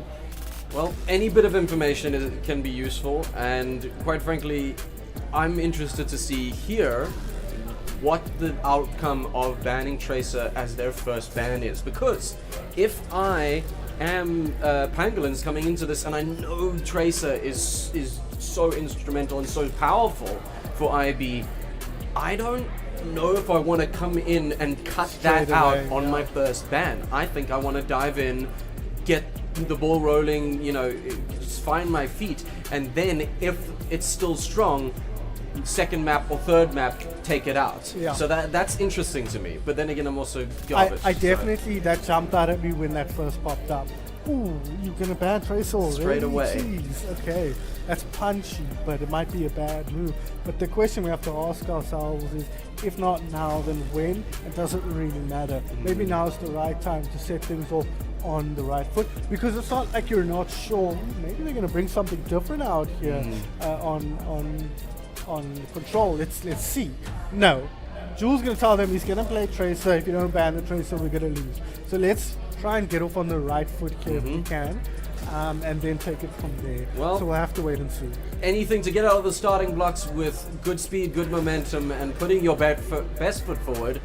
And that's exactly what we're about to see. We're about to see your first map between Pangolins and Inglorious Blasters. Again, one of the matchups I wasn't expecting to say today, but here we are. First to three. As a reminder, your bans are Tracer and Diva.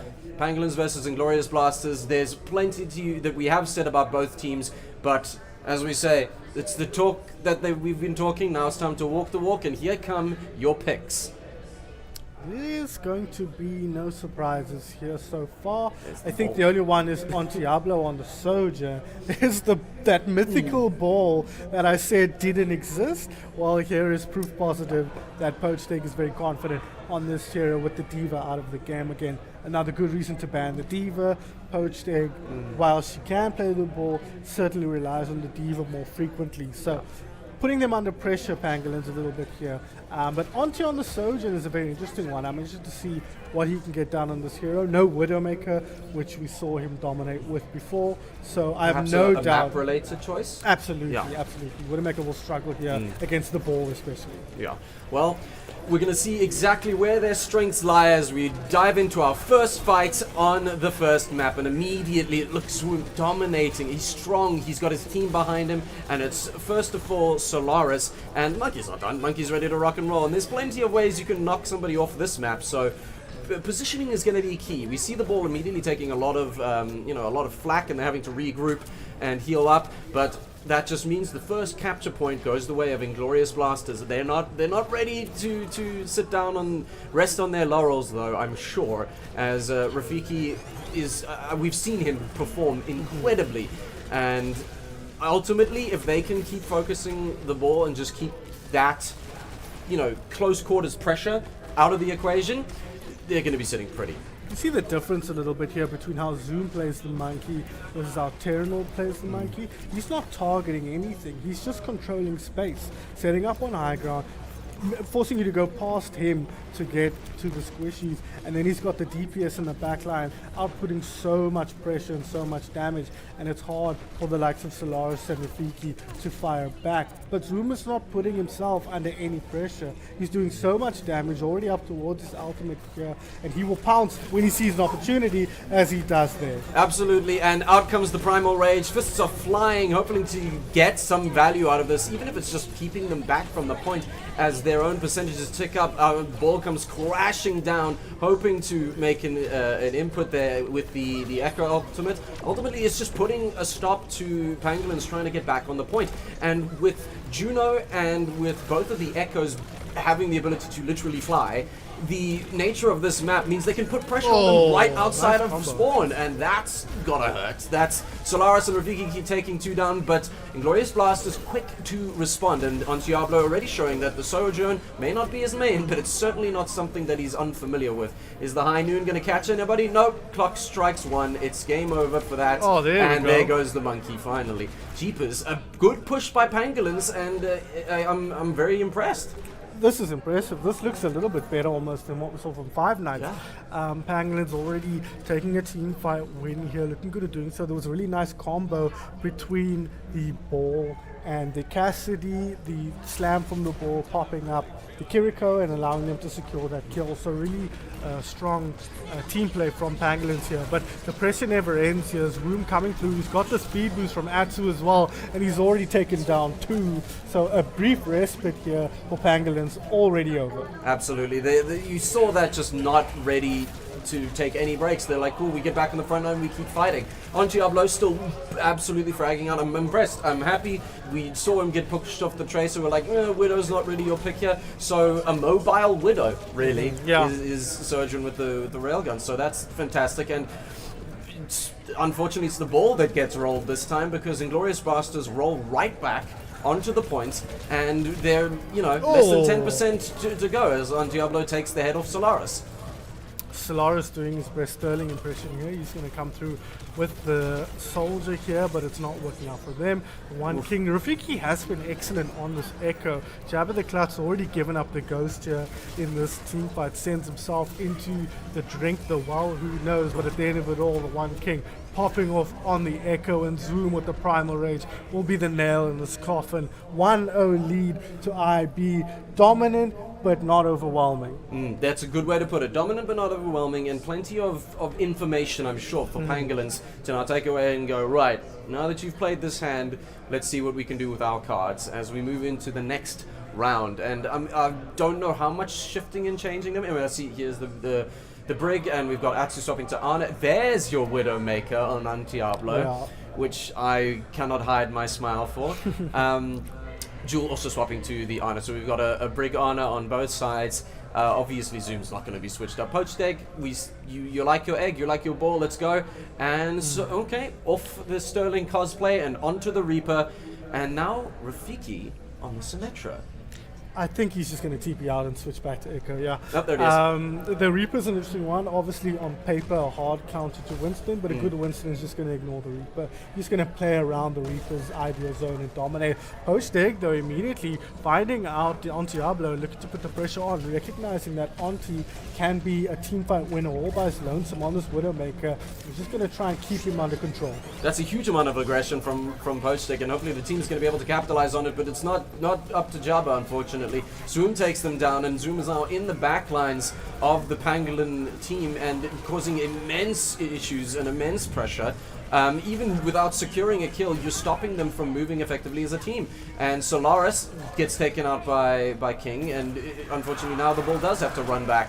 Rafiki not able to keep his life, and Inglorious Blasters, unsurprisingly, taking the first point, and they're not stopping. Why would you stop? So King and the Angie Monkey push the team back and keep them there while the points tick up in favor of Inglorious Blasters. And it's scary to see this, right? Because right now, Pangolins are desperately trying to find a solution for Zoom. And we know he's only one of the factors you need to be concerned about. The One King is doing so much damage from the sky and now from the low ground on the Genji. And on Diablo can be an absolute monster. So even if you solve this Zoom problem, how do you solve all those other problems? That's what makes this team so strong. So we'll have to wait and see where the Pangolins can find a solution. But right now, they're getting put under so much pressure by the main man, the Angry Monkey on the front line. It's beautiful, and we see him take 2 kills with that Primal Rage, and right back into the spawn. They're pushed. Rafiki dead as well. Poach-Tech soon to follow. Again, the nature of this map is such that you can keep that pressure up incredibly well. Oh, some squats. And yeah, your tactical squats, you do have to make sure that you factor that in. It's actually part of a balanced breakfast. Now we see Inglorious Blaster still ticking up nicely, and on Diablo, I'm sure ready to do some absolute work here. He's got his ult ready, and yeah, the ult's still looking very scarce on the side of Pangolins. His ult is up, but unfortunately just not able to connect. That's still scary. You gotta respect that sideline from on Diablo. Like, if you're not, you're basically gambling your head. And now, with the egg back up and ready, hopefully that aerial denial will be able to play a bit of a role, but that doesn't matter when you've already lost 2 of your teammates. What do you do now? The death rose, it was something. It wasn't everything, but it was something. Goodness me, Pangolins seem to be flailing a little bit, and Inglorious Blasters sitting pretty as their points tick slowly back up. Yeah, flailing is a good way to put it. Desperately trying to find a solution for this monkey. They're doing a good job of making sure Auntie doesn't get all the space he needs, but I've seen Zoom kill Jabba so many times to start off a team fight. The hero that's supposed to counter the other hero is all wrong at the moment, because on paper, in theory, sometimes I guess Brig counters out Monkey pretty well, but Zoom is making it look like a total domination, and this time Inglorious Blasters look absolutely untouchable. Yes, the points flipped, but we've seen this before. IB are glad to let you take the point if it means they can secure the team fight win, and they'll do exactly that and secure a dominant map win on Ilios. Goodness me. Yes, you kind of give it the point a while, but that's, you take the kills, you take the team fight, and ultimately they've taken the round and that map. Inglorious Blasters continue to do exactly what they've been doing, which seems to be feeling untouchable. And that's without the Tracer. Yes. It only gets worse from here. Horrifying. You ban out the monkey here, I think, if you're Pangolins. Yes. But it also depends on the map pick. So I'm not sure where Pangolins are going to want to go. Sorry, for the next map. I think Jewel will have a good answer for what she thinks IB might struggle with as compared to what Pangolins excel at. But we're going to have to wait and see. We haven't seen enough of Pangolins on the back foot, especially to see what they're going to be able to do, where their comfort lies for a second map. They will at least get the Diva back for Poached Egg.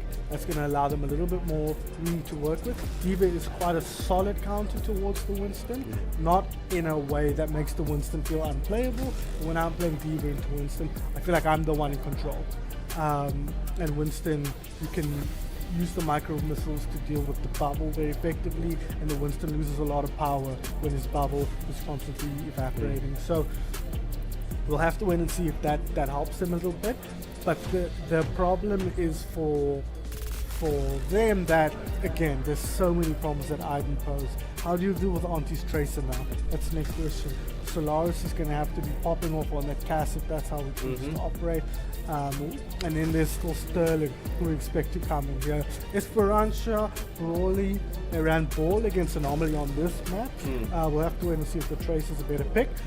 But I'm seeing this and I'm thinking Zoom is going to come out on this chunk of green if you don't ban it. Absolutely. And that's going to be a really scary prospect for Pangolins. Jewel will know that.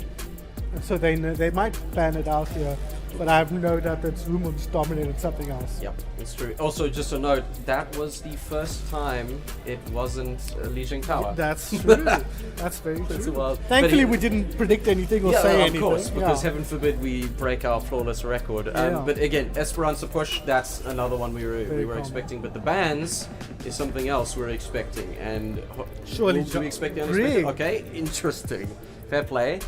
And Inglorious Blasters. Did they even come- play Brig in the last match? I don't know. Like, what are they? Are they Who anticipating plays Brig it? on Like, this team? Atsu, Apricornicus. Not sure. not sure. But this must be a composition of Brig. Okay. Another interesting band. But at this point again, Ivy can probably feel like they're playing with their food. Yeah, that's true. So I don't know that we can read too much into Ivy's bands here. They'll feel like they can beat anything that that Pangolins throw it away. And speaking to Sterling, you got that sense that Sterling is a very confident guy, don't get me wrong, but he is very straight with you. He's not gonna BS you. If he thinks they're gonna dominate, you can understand that that's not bluster, that's not boisterous, that's not overconfidence. That is genuinely how strong he thinks they are. And I have no doubt that he feels like Ivy are gonna dominate Pangolins here again on Esperanza. Absolutely, and again, if you've got the wiggle room to try and do these kind of things, do it. Why not? Yeah. And so if you are Inglorious Blasters and this has been your track record thus far, that's exactly what you have.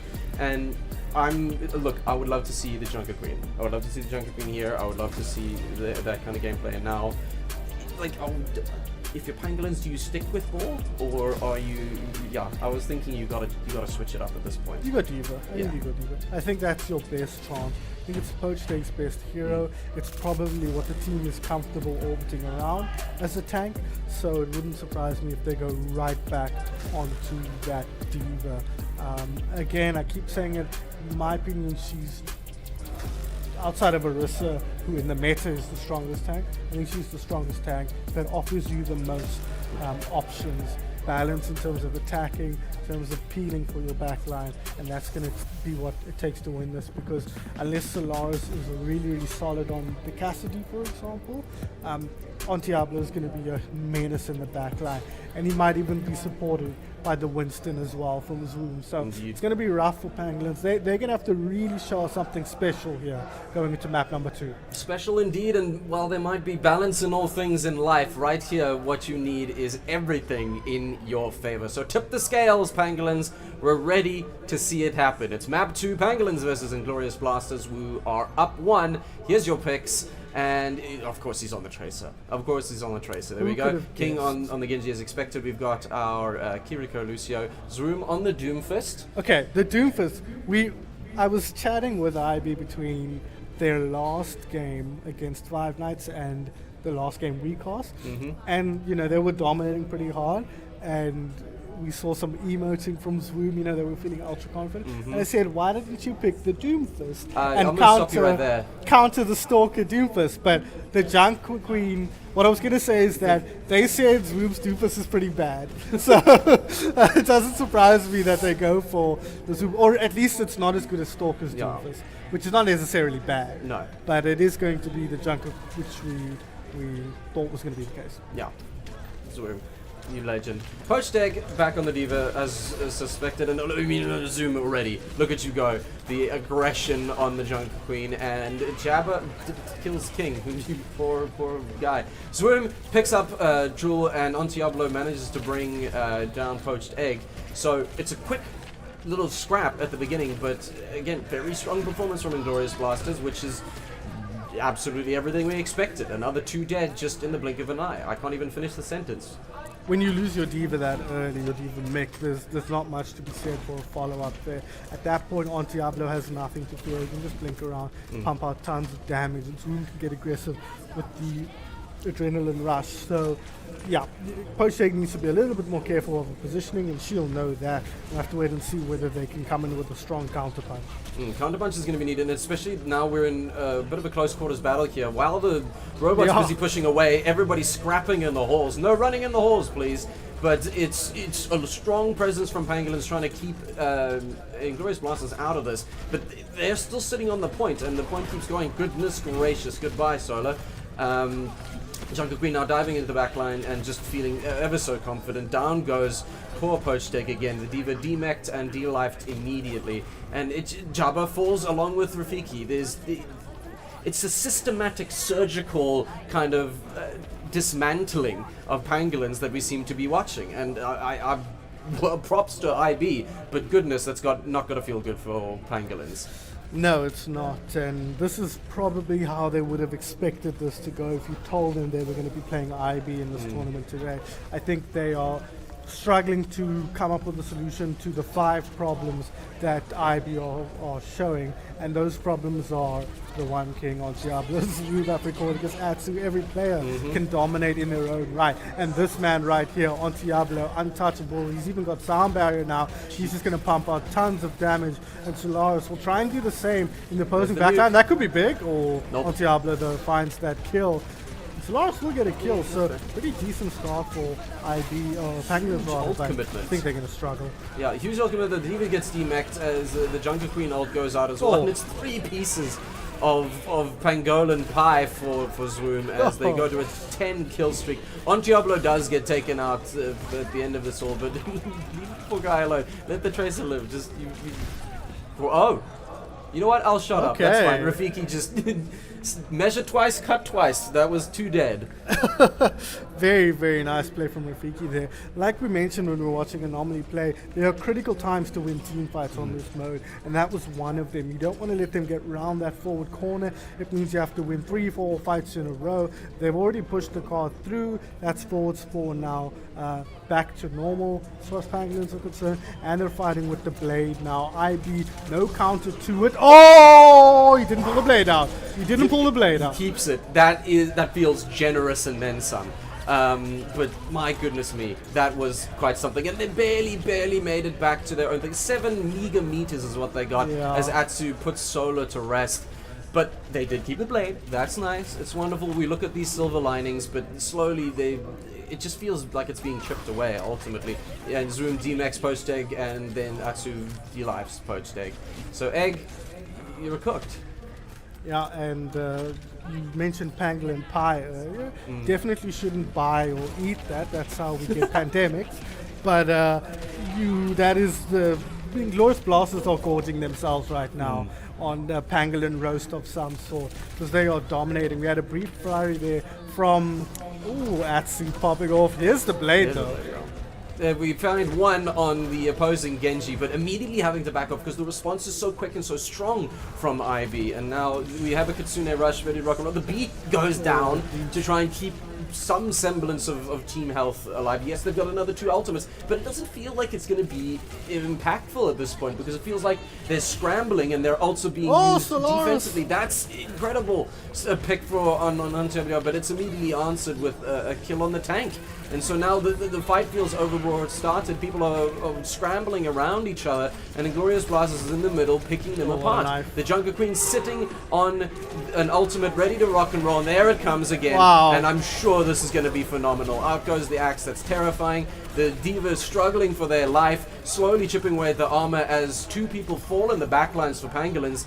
The Diva does manage to get 2 kills with the nuke. I didn't even spot that.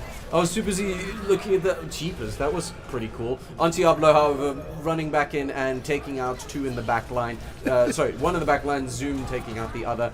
It's a big scrap there, and the robot sitting still for the most part.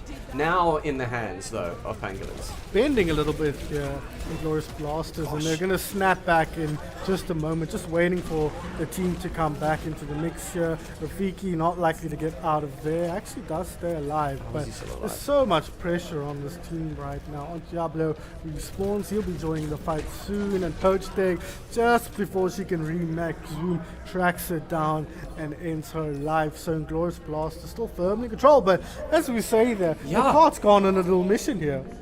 I didn't even spot it because I was too busy watching how the hell Rafiki was still alive. And now there's a bit of a scrap as there it's back in the hands of Inglorious Blasters. Now the Pangolins team find themselves a little bit more caught out. On Diablo playing with his food, it feels like, as he dashes around the backlines. There's the Lucio that's just going to have to book it to save his own life as the robot turns firmly around and starts wandering back towards the Inglorious Blasters point.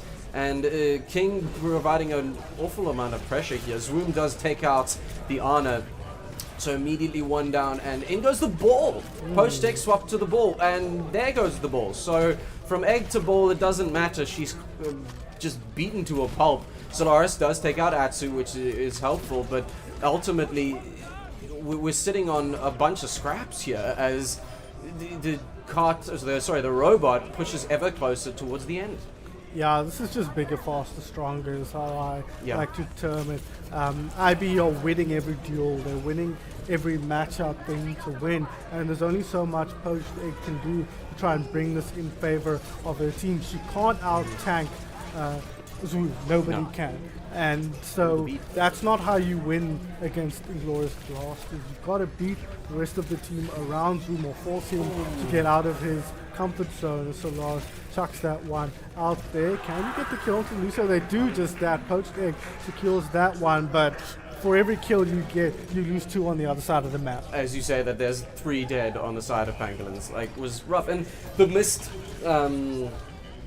mistake from the tracers is you hate to see it, you really do. And Antiablo is still just cleaning up around the sides. There's the robot mere meters away from the end as Pangolins scramble to pull their defense together. There goes the Kitsune Rush actually, and we're seeing the Blade come out as well as the Nano, and now can we see some good work? Yes we can, but Antiablo puts Ana out of her misery as well, and now it's the Genji fight, and out comes Rafiki on top of that. So it's not quite over just yet, as Poached Egg desperately fights back the other tank on the final point. It looks like Junker Queen, yep, not long for this world, but she does take Solaris out with her. And briefly putting to a stop does Pangolins. For how long? I'm not sure. Honestly, they've done a very good job here. There's only a minute and a half left on the clock. They're not going to win this, or at least it would take something unreal for them to win from this position. Like but Inglorious Blasters they've done a going good AFK. job.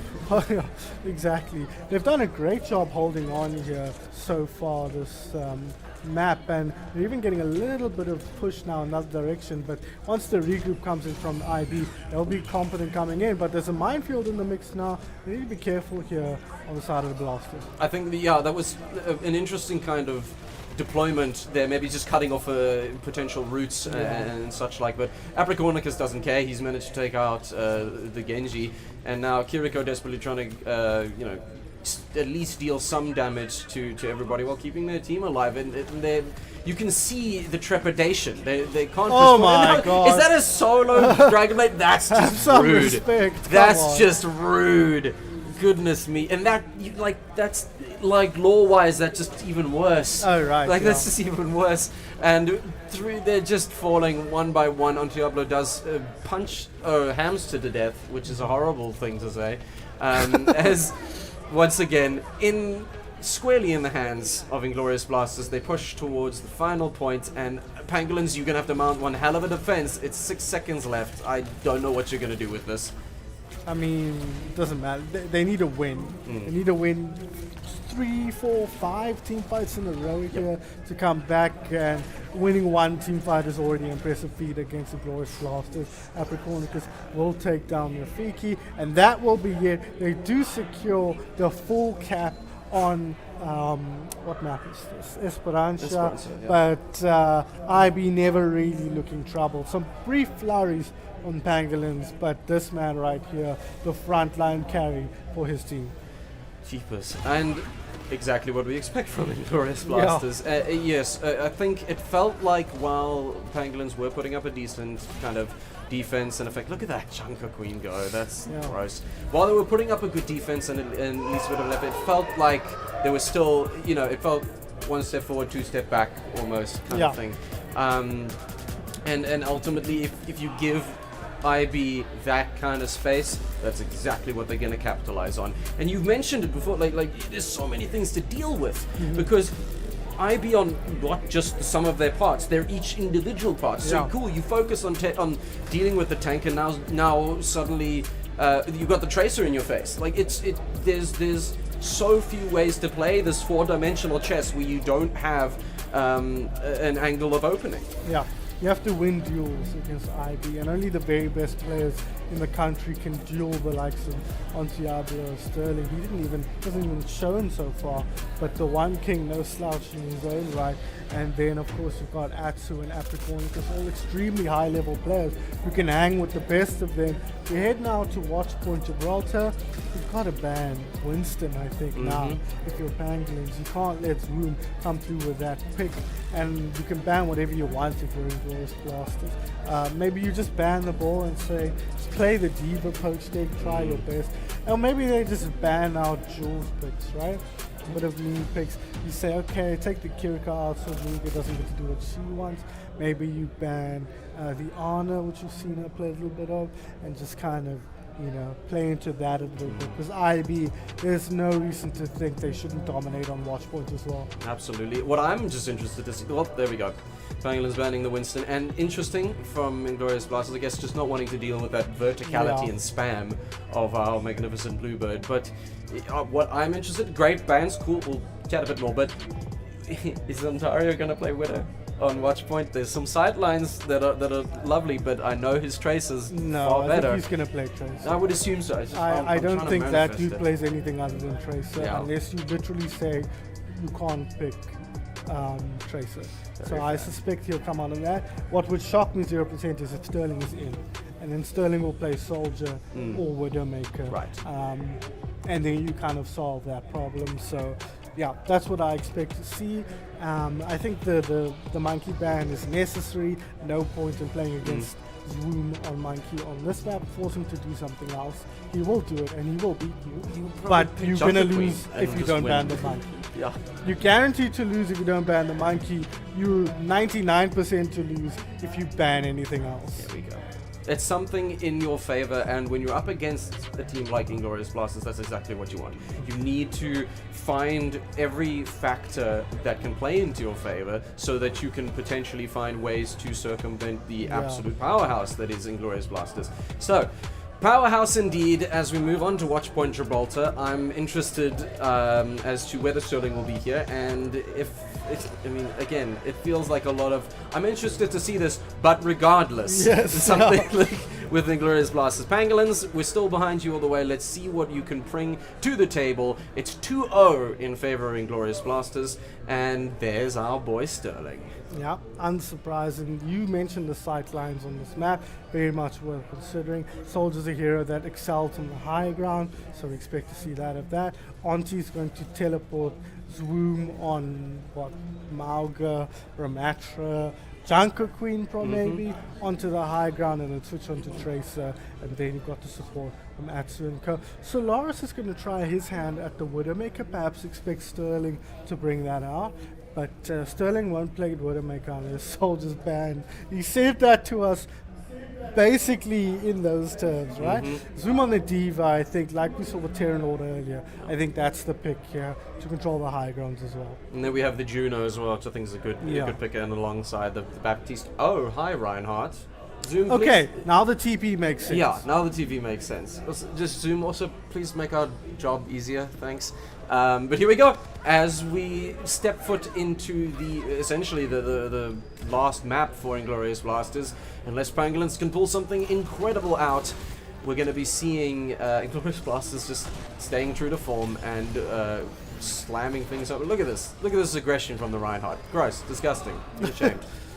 Yeah, he just sets himself up here, and you can try and deal with him, you can try and dislodge him, but with Sterling getting a little bit too aggressive there. I think trying to find a nice flanking angle to secure some kills, but caught out and taken down. Rafiki picks up the kill. Good progress so far on the card for Inglorious Blasters, so they'll be looking to keep pushing that through. But Zoom, he's just controlling that high ground. There's nobody behind him. He's shielding only himself at the moment, but he cannot be dislodged, and at some point he's going to drop down and wreak havoc.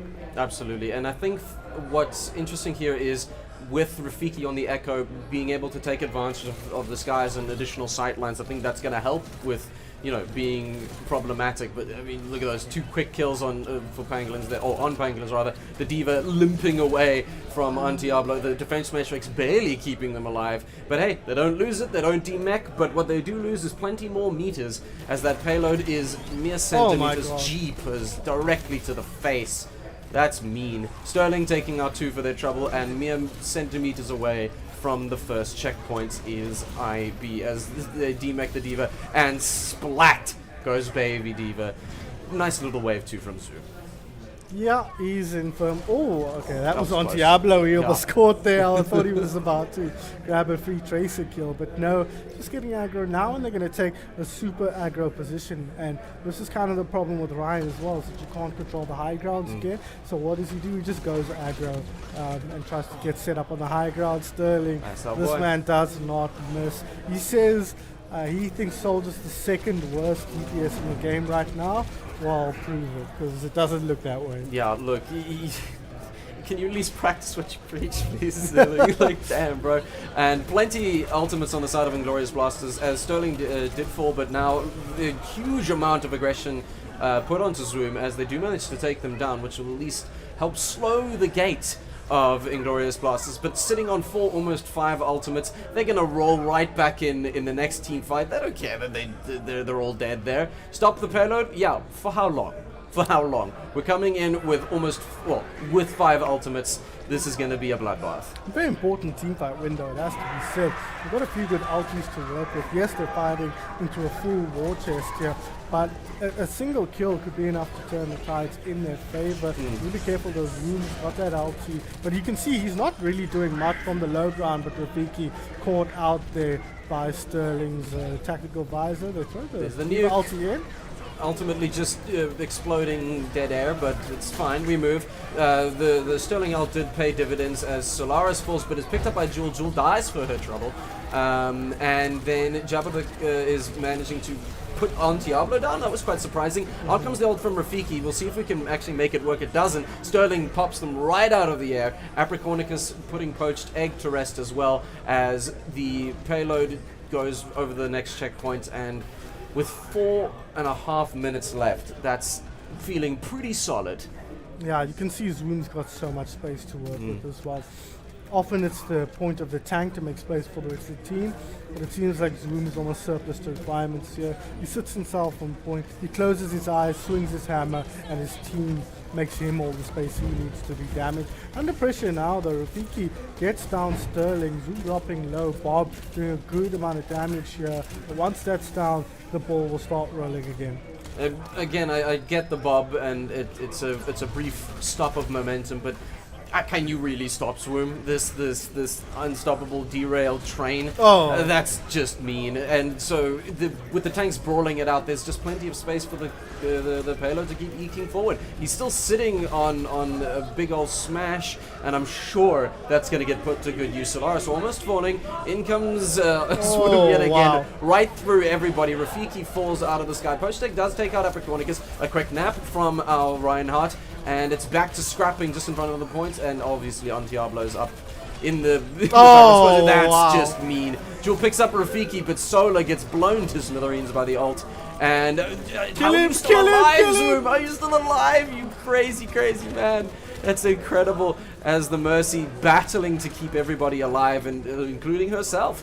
And a very scrappy team fight that has Zoom still just standing on the point and daring anybody to approach. Yeah, the team's doing a really good job of pumping resources into him when he needs them.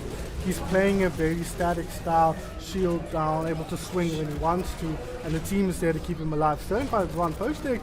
Let's get rid of Apricornicus, but she was just charged off into Nani here. Such low HP, demech'd, and Ryan will make short work of the baby. My goodness, I saw the Juno ult come down, but like it feels like do you really need that? Do you really need that now? Yeah. You were right there. But hey, end of round 1 with plenty of time on the clock. That was very, very well played by Inglorious Blasters. It felt like that same, 1 step forward, 2 steps back for Pangolins, but it's not quite over yet. It's as close as you can be to doing that, but they've got 2.5 minutes to really make an impact, and that's asking a lot. It is asking a lot. I think they'll see how far they can push here, and any distance will be a success for them. I think if they don't get full hull here, I'll take that as a success, because we know how good Ivy is. Sterling now on the Widowmaker, that's pretty rough. we'll see what Zoom plays. I mean, he's on defense, so he's got to pick pretty quick here if he doesn't want to run back to spawn. But it wouldn't surprise me if he goes back onto the Rhine, something like that. But maybe he just wants to flex now, so show something different. No significant changes on the other side. I don't think Pangolin's composition was the problem. I think that's fair to say. I think they're just outmatched by a stronger IB team. is the problem. IB Yeah. is the problem here. Well, 5 seconds in we go to very much the final push for IB to take them through to the grand finals. So off we go. Pangolins, if you're going to go out swinging. Let's see what you can bring to the table, especially against Antiarlo Tracer and Sterling Widowmaker by Rafiki. Yeah, Sterling immediately finding it up. I think it's hard to play Echo into the Widowmaker. Rafiki finding that out first hand. Solaris dropping very low here. Sterling not finding the targets. He knows where they are, roughly at least. Ooh, gets the body shot off.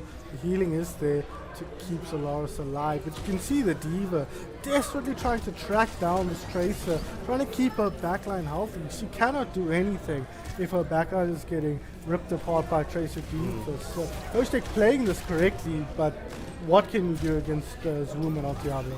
What can you do? But speaking of Zoom, he hasn't swapped off. He's on Doomfist because flex and reasons. Incredible. We love to see it. And I've noted an interesting pick for the Life Weaver there. That's cool. That's great. But otherwise, Pangolins have stuck to their guns, and I guess they're just hoping that'll work. They do have the payload, and they're gonna push it as far as you can. But with the pressure that Zoom is able to put there, because again with the verticality and the high ground, like having your tank up there at any given point in time, just like that, huge, massive. Yeah. Look at that. They push them back into their spawn. Disrespect all around. Disgusting. Feel bad about yourself. On paper, I would have expected it to look like this, right? I wouldn't have expected the Five Nights game to look like this, which is also what it looked like by the time we got to the third map. Glorious Blasters had pretty much broken the back of that match, and they've done the same again here on defense. They've got two, they're already ahead in the time bank here on Watchpoint Gibraltar, and now they need to find a couple of picks here. Tracer on Tracer. Massive I would duel. never ever try and duel on Diablo on Tracer, but they're out of ideas. Pangolins are going to have to step up in a big way to try and win this out. And it's going to be tough, but they have taken down Apricornicus at least, so that's something they can look to push through. Well, it's an interesting dupe over there for Rafiki. He's now on the Widowmaker, hoping to maybe just keep that backline in a little bit of disarray. The Nano has gone out, and it's just 1, 2, 3, off they go. Pangolins fall. Jewel brings back Java. Rafiki dies to Sterling, and it just, it doesn't feel like there's much that can be done here. The Mercy just ultimately, I understand. I really, really do. Accepting the fate, accepting the mercy, in fact. Yeah. The mercy kill. As once again, Pangolins are reset, and IB, it's playing with their food, and I don't have another way to say that. Yeah, so it's friendly squats as well from Zoom. As we said, Jewel plays with these guys a lot, so they'll be happy to put her down. Poach Day, once again, Apricornicus dropping down. There's a second kill as well. This is the best opening they've had on this attack so far, and the clock's pretty far forward. If they can just secure one more kill, they might be able to push this one through first point. Well, first point is, against IB is at least something to write home about, so that's nice. Zoom has been deliciously aggressive with this, as the Tracer on Diablo continues to cause havoc. We've got a stick, we've got it ready. Oh, see ya. nice. There it goes, and Solaris brings down Apricornicus. But look at the health on Pangolins. They're sent scrambling just after getting even that little bit. The Diva tries to escape, runs straight into Diablo. As we demech, and you're not long for this world, little baby Diva. Sent into the Shadow Realm is 3 of the Pangolins players, and with 10 seconds left on the clock, it just feels like delaying the inevitable with these Inglorious Blasters blasting off again. They need to kill Zoom. If they can kill Zoom, they might have a chance, but he hasn't but died how? once this team fights, and that's typical of how the series has looked so far. IB, untouchable, unassailable. They never ever looked like they were going to lose even a team fight here, and Pangolins struggling to really take them down, and Sterling on the Soldier here, dominating once again, tracking unreal. He'd play this hero every game if he could, and he does. Yep. And so countering him out is really, really tough. And that's it. IB in the grand finals. You said at the start of the day I would have believed you, but not quite in this dominating of a Not fashion. quite that much, but we do have additional news for the voices in our heads. Yes. Okay, fantastic. And here it is on your screen as well. Oh, My word. Oh my Well, word. that is unreal. Because who stops IB now? I just. Uh, Huh? Wow. Well, credit to Panda City Vanquish. I mean, that is a feather in your cap if ever I've seen one. My word. Just. What do you. The narrative that we predicted has not only been turned on its head, it's just been completely disregarded. Yeah. And I'm stoked because that means that we have more Overwatch that is unexpected, that is exciting, that has plot twists. But I didn't expect this much. Especially, being so, like what, where, how, why? It's Yeah. incredible. And like you said, who gonna stop me now? Like the Inglorious Blasters are set to cruise away with this, but you know what? We're gonna have to wait and see. Our predictions have been next to useless, so for now, we're gonna throw you with a quick little break as we sit and ponder what on earth just happened and whether we're actually good at predicting or not. Don't go anywhere.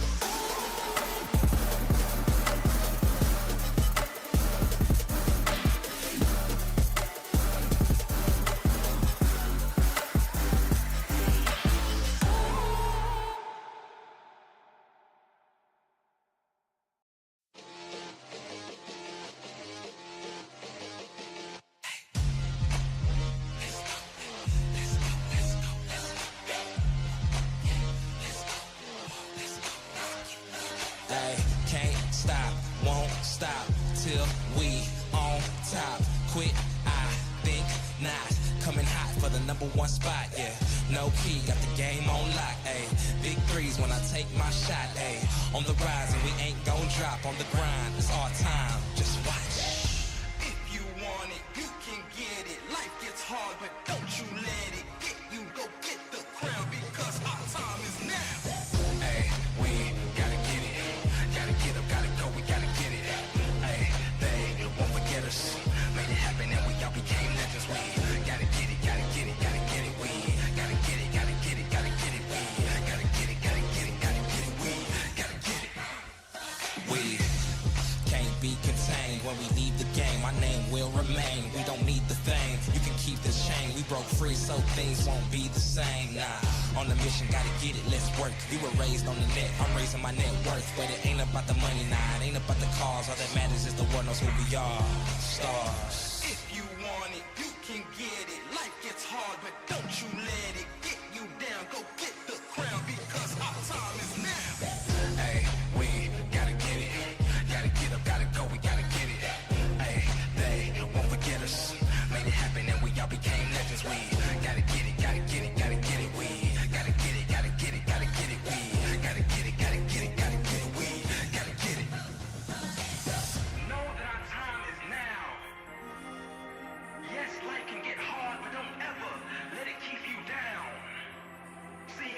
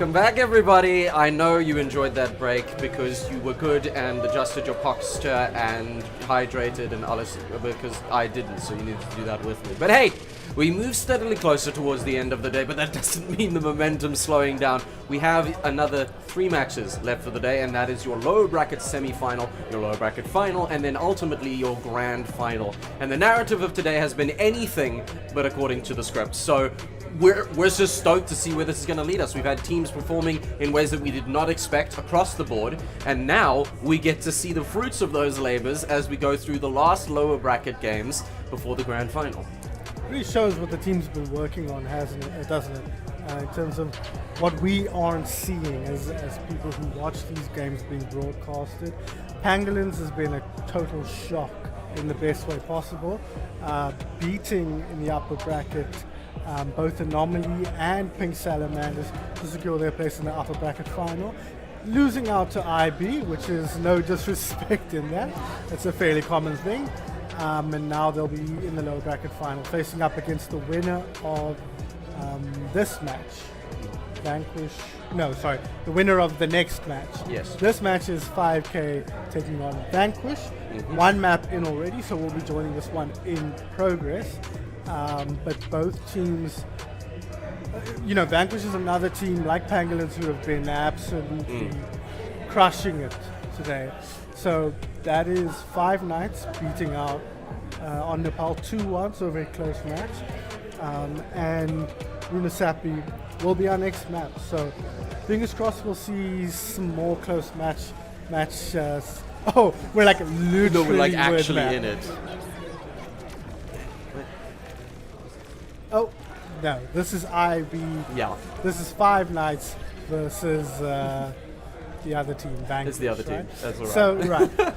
We're just going to take a second to orientate ourselves here. Right? Stalker on Orisa. You gross. What's up with that? I don't know. We talked about it briefly as well. Orisa meta hero, just not as much fun to play, and that seems to be a huge factor for a lot of these teams. But hey, we're diving straight in. Let's try and catch up with what we've missed. 1 point on 5 Nights at LAN, Vanquish trying to catch up, and we are almost in a dead heat with the robot progression. But I can assure you it's not going to stay that way, as Fable manages to put like a Luke down immediately. The javelin goes out, narrowly missed, but it's a lot of pressure being put on. Salmon does take out Squishy, which again puts 5 Knights at this disadvantage. Stalker trying his absolute best, but ultimately not able to capitalize. Limes and half of the enemy team bringing Stalker to heal, as the robot turns back around, and we're going to see more points on the board for Vanquish. Yeah, Vanquish in the lead at the moment, which is quite something here. And the lead is so significant on this map type on push.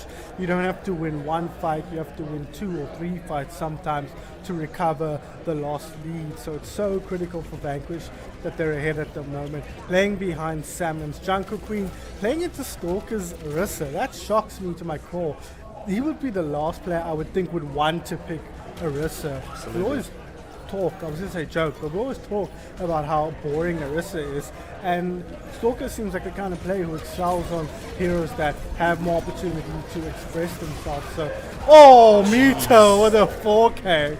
Absolutely disgusting. I saw the Juno ult come in and I was like, oh, that's cool, that's pretty. Boom, everyone's dead. So a very quick but very bloody team fight, and we leave ourselves picking up the scraps at the end here. The break desperately trying to stay alive, but ultimately put down, and the Orisa left battling it out with the Junker Queen. But like you said, this is a great win and all. And okay, there we go. Stalker does get put down, but Salmon cleaned up by the soldier. However, even with the turnaround, they're going to have to spend so much time getting back to the other side if they take the point. And it doesn't matter because Lime's proving to be the better soldier, 76, and Mito now scrapping away with the Lucio being dead. Limes takes out Mito. It's a lot of tit for tat, it's a lot of back and forth, but in going forth is Vanquish. They put more points on the board. Yeah, Fable and the Trace has been an absolute monster since we've been watching. They basically lost that team fight. Mito picking up that 3K with a tire, but now they're pushing forward.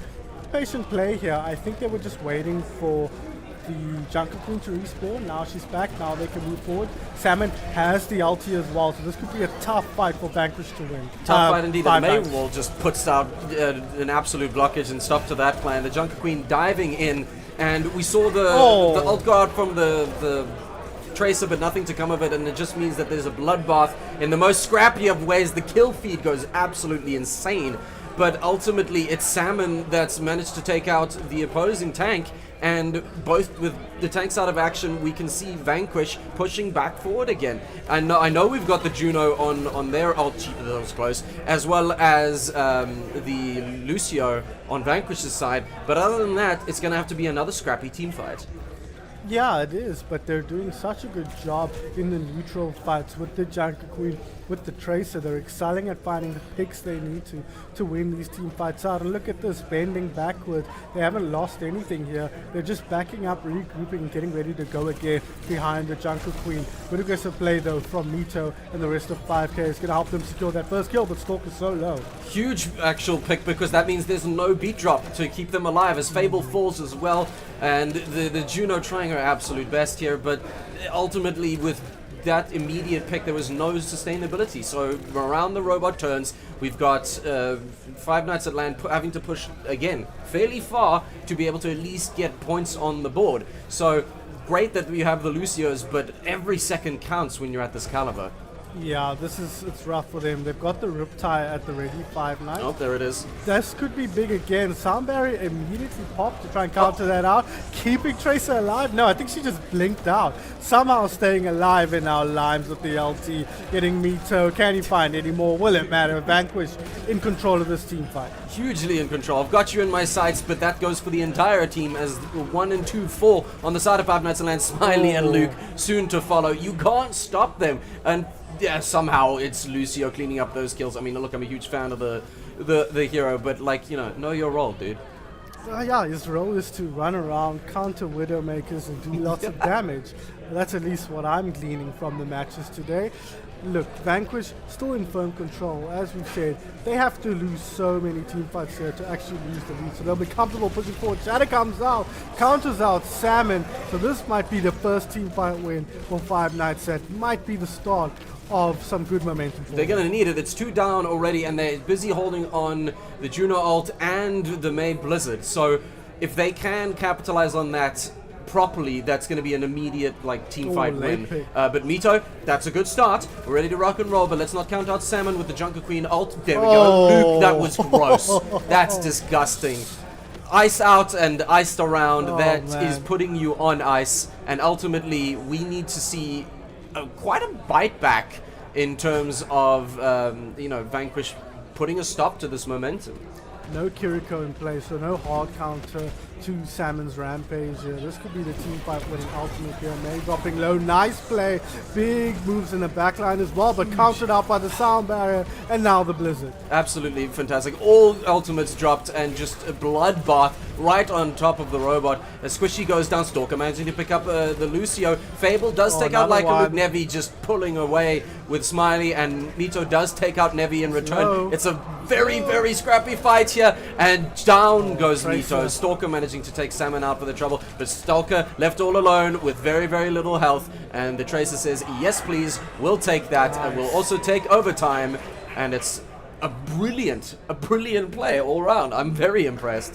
I think that they've been very good on this mode, Vanquish. I think they've been winning a lot of their push maps.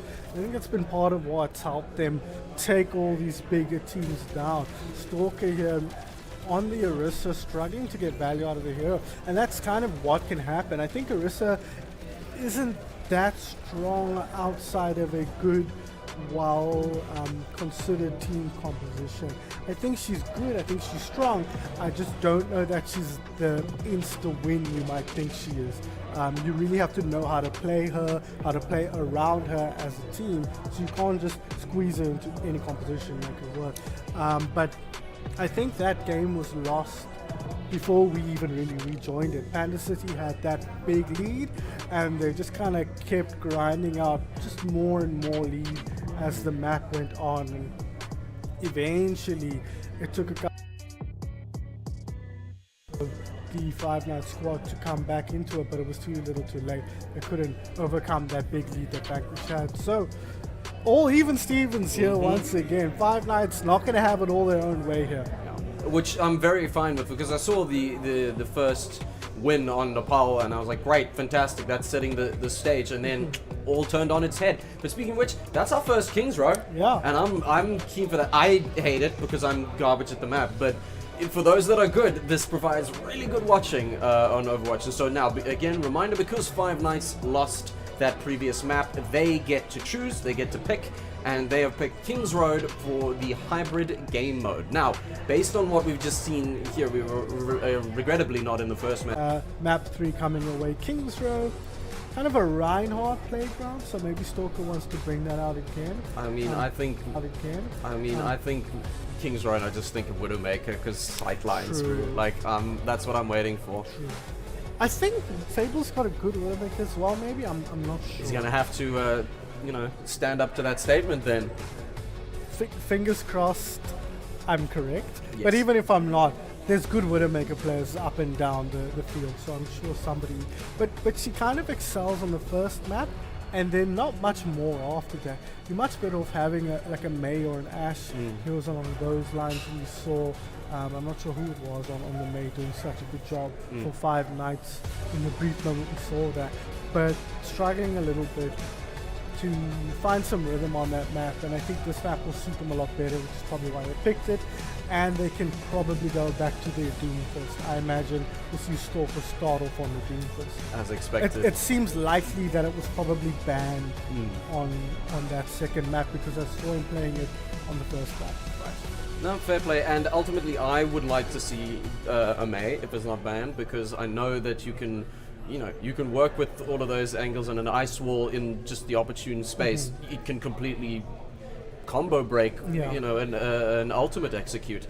But yes, we didn't see our bans. I can see Juno has been banned, but as we move in, a reminder, this is a first to 3, so it's 1-1. It means both teams still need to win 2 maps to take their victory. So, Five Nights at LAN, Vanquish, 1 apiece, and here's your comps. Kind of a best of 3 at this point now, and what a place to start, Kings Row. But it is going to be Stalker on that Doomfist, Luke on the May, here he's pretty well known for, and then Mito on the Junker. Kind of a disjointed composition, I think, from Five Nights at Freddy's. But this is kind of how they play. This is their style. Vanquish on the other side, Salmon again on the Junker team. That is a hero they like to play.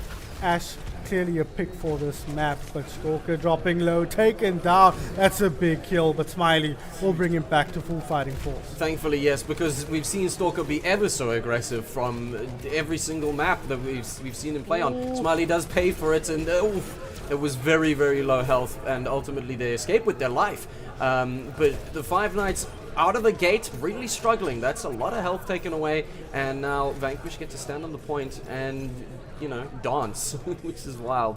I am interested to see Fable on the Ash, and there's the May walls that we were talking about, as Salmon is put under a lot of fire. That Mercy is flying down. Oh, they got May ult. I didn't even notice that. Yeah, May ult, and that's just enough to take down Salmon. Smiley does bring Stalker back, and once again, pays for it. The history repeating itself. The Doomfist trying to do some work, but falling once again. And it's an absolute bloodbath on the point, but the Ash still up and unaccounted for, trying to gain value, trying to keep them up the point from actually capturing it. It's Luke that finally falls to the brig, and Anna trying her best. A good sleep hit as well before dying, and Salmon pulled, I don't know, I didn't even see Mito on for a single frame. Very nice play from both teams, but I think Five Nights will be happy with that. They started off by losing Stalker right at the beginning of that. Smiley did get the res off, but she paid with her life, so to draw out another couple of minutes from that situation, I think Five Nights will be happy with that. But now they move into the next phase. I think Stalker might struggle on this phase, on the Streets phase, with the Doomfist. He's got the ultimate, but we'll see if he sticks with it. Maybe now's the time to switch onto that Orisa. Outside of this, they've got a decent comfort. Smiley on the Ilari is very, very interesting. Feeling like they need a little bit more punching power. Speaking of punching power, Mr. Punch himself taken down. Smiley not able to get over the lip of the building there. It just feels like there's a lot of overcommittal from Stalker. And yes, Doomfist, you don't have to have your support sticking to you like a brick, but it just feels like it's sometimes a bit of a throw, and he wasn't able to capitalize on killing the Ana, and now there's a duck trying to climb a building. But ultimately, it's not been a lot. And here it comes. It's just not enough, unfortunately. So Mito not able to find any value with that. The Doomfist now diving straight back in and trying to juggle. The anti-heal is out, somehow still alive as that Ash. The Ana does manage to fall. Squishy eventually taken out by Simon, and the ult goes out, taking Mito with it. That was an ult from our Doomfist, but not amounting too much. Salmon clinging to life, but Fable taking out Smiley while that battle goes on. Fable, the Bob goes out. It's just a beautiful execute from Vanquish as their payload continues to chug forward. Yeah, Salmon is absolutely dominating the new backline. He's doing more backline damage than the Doomfist is by a factor of 1,000,000. And again, it feels like a case of the backline being much better at dealing with the enemy aggression. Because we've seen Vanquish on a number of occasions drop low, be put under pressure, but weather that storm for long enough for Salmon to do more damage to the enemy backline. It's been very good. Luke has been excellent on this May, though. Another Blizzard. 100%. The Blizzard goes out, and it's the soldier out that doesn't really amount to much aside from Smiley getting taken down. The Nano was committed as well, so now we're all dead across the board with ults. Nevi's going to have her soon, but that anti-heal coming in very clutch. Unfortunately, the Icicle just says no. It's an Uno reverse card. Nevi taken down by Stalker, who again has been performing admirably. That anti-heal working very, very well in this jungle duel. That was huge. Limes takes out Stalker, and now the Five Nights at LAN sent scrambling without their tank. They're desperately trying to keep the May alive and be able to, stop this rush. But goodness me, what an ult. It's 2 down and he'd make it 3. Salmon carving them up. He's gone fishing and he's come back with 2 hands full of fish. That's incredible as 4 of them fall on the side of Five Nights at LAN's. A beautiful team fight. Dare I say, vanquishing the enemy team. That was all Cheetos. That anti-heal onto the enemy Jungle Queen and the pro heal onto Salmon to keep him healthy won that team fight for them. Salmon gets his ulti up. Salmon cleans up the rest of the team. Don't get me wrong, he popped off in a big way. But Cheetos saved him, took out the enemy Jungle Queen, and won his team this team fight.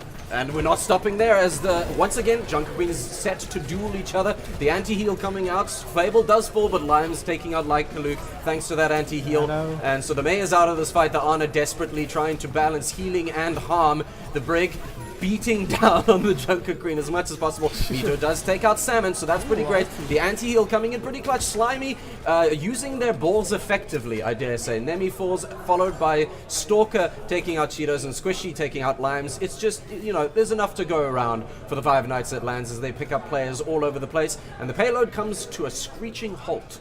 Kind of interesting what Smiley's choosing to run here. It's clear that she feels like she's not getting enough damage out of her DPS. That may well be a consequence of Luke being on the May, a kind of a hero that doesn't do a ton of damage, a nice ultimate here. The Discord will be just enough to secure that kill onto Salmon. They force out the Transcendence though, so that's kind of problematic here. That is problematic if you're Vanquished, but that's fantastic if you're Five Nights at LAN. You just said, the May who doesn't do a ton of damage, Blizzard. Yeah, I mean, Luke, my sense is not that Luke doesn't do enough damage, but I'm just trying to read into why Smiley's gone Zen and Ilari.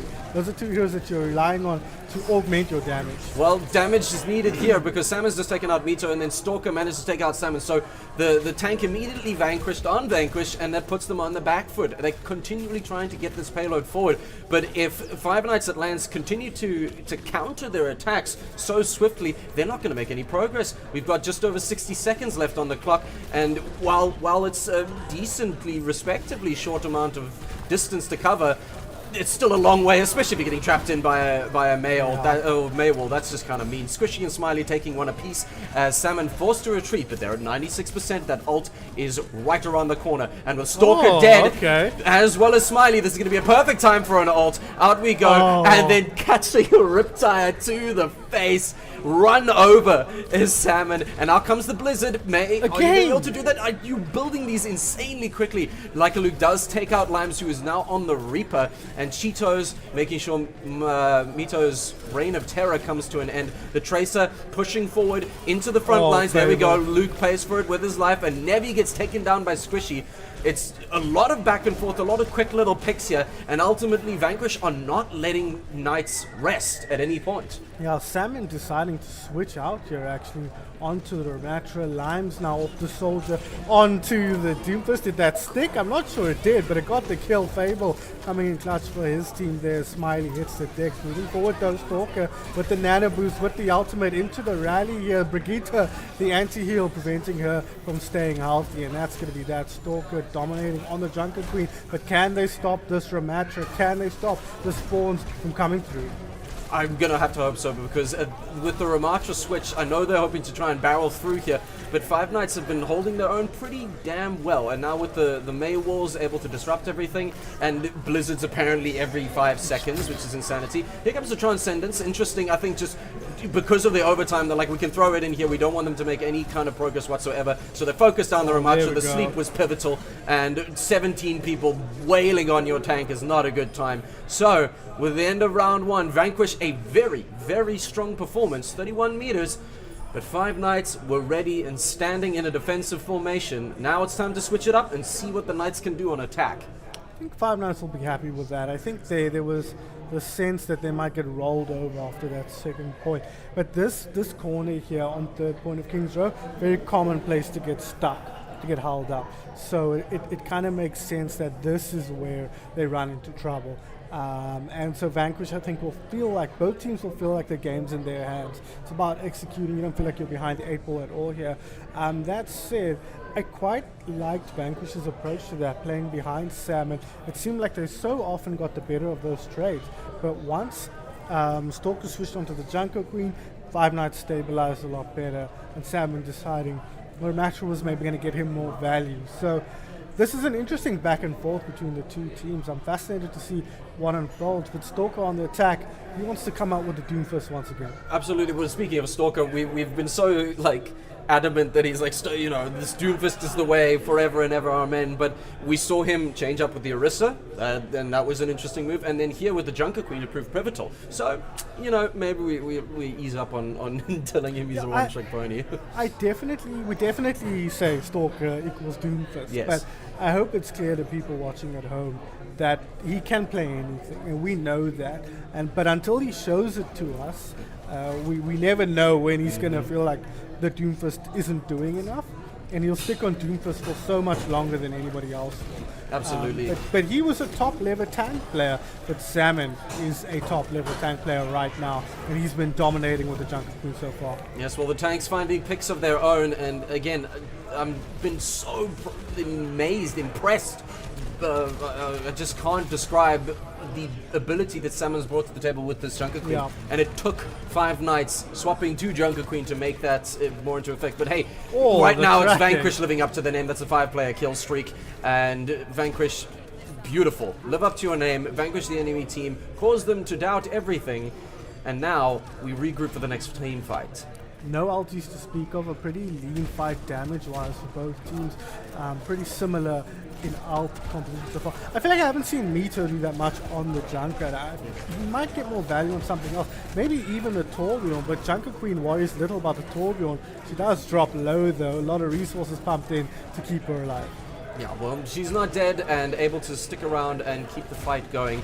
So now that Five Knights have pushed up to this, that was such a beautiful play. But it's Stalker Squishy and Stalker again that managed to take out 3. That was very close, and the members of Vanquish are holding on as long as possible, but ultimately 4 of them have fallen, and that means no more defense for Vanquish as Five Knights stand on the points and rapidly make it theirs. Really nice Anna play again there, this time from Squishy. The Antonio on point there, helping secure 3 kills on the enemy backline. Speaking of enemy backline, Stalker going aggro here. He doesn't care if he dies here, he'd prefer not to, but he secured his team the cap on point. because now with the team on point, he can go in, engage, and stop them from being able to contest the movement of the point, which I guess is something that I dare say Doomfist can excel at. There we go, quick little nap for you there. Luke fall into Salmon as the picks start coming through. Limes did pop his ultimate, but not much really to come from that. Cheetos finds one, Salmon finds one, and that's a good response from Vanquish. But now Five Nights are sitting on 3 ultimates ready to rock and roll, and I do see another 3 coming online for Vanquish. I'm ready for a very, very bloody team fight. It's 5 ultimates for 5 Nights, Oh, basically, yeah, there it is. right?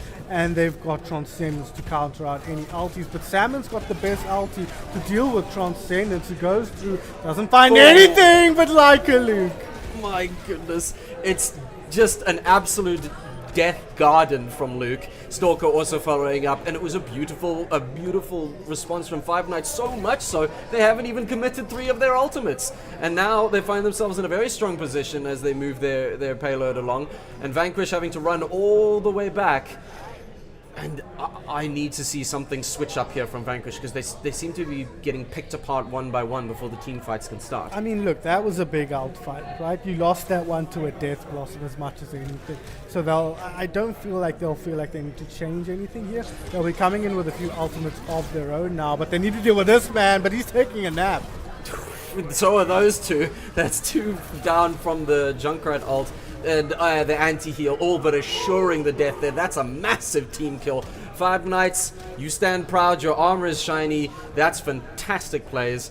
Push that payload all the way, maybe to the next checkpoint, if you can do it in time. But yeah, Vanquish, they're back to where they were. The roles are just reversed. Let's see if history is going to repeat itself. It's been kind of an education on out management from Five Nights at LAN. They've been winning these team fights purely off the back of their ultimates, and if you combobulate the enemy team, Stalker's going to be able to do whatever he wants in the backline, and that's kind of how it's been playing out. Stalker, he'll go in now with his ultimate. Beautiful play there. Salmon's taken out Mito, and like Luke finding 2 immediately, and that's on a 10-player kill streak. It was an aggressive dive there, but look at this beautiful Reaper just trying to clean up. Smiley taking 2 of their own. It doesn't matter. Before I can finish the sentence, it's Five Nights storming through, and a amazing comeback, because they were pushed back to that exact spot. They held them there, and then they made it back in like half the time. So Five Nights, beautiful play, and that puts them 2-1 up on Vanquish, and of course your play of the game is going to be a Junker Queen play. But this should have been Cheeto's play on the honor, right? That's the only reason this play happened.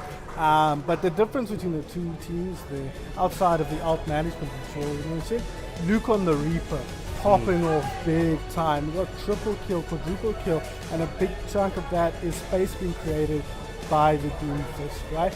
You can't, it's so hard to manage the Reaper if you're trying to manage the Doomfist as well as an opposing team. And Stalker even picking up the kill on the enemy tank in that last fight, just to put the nail in the coffin there.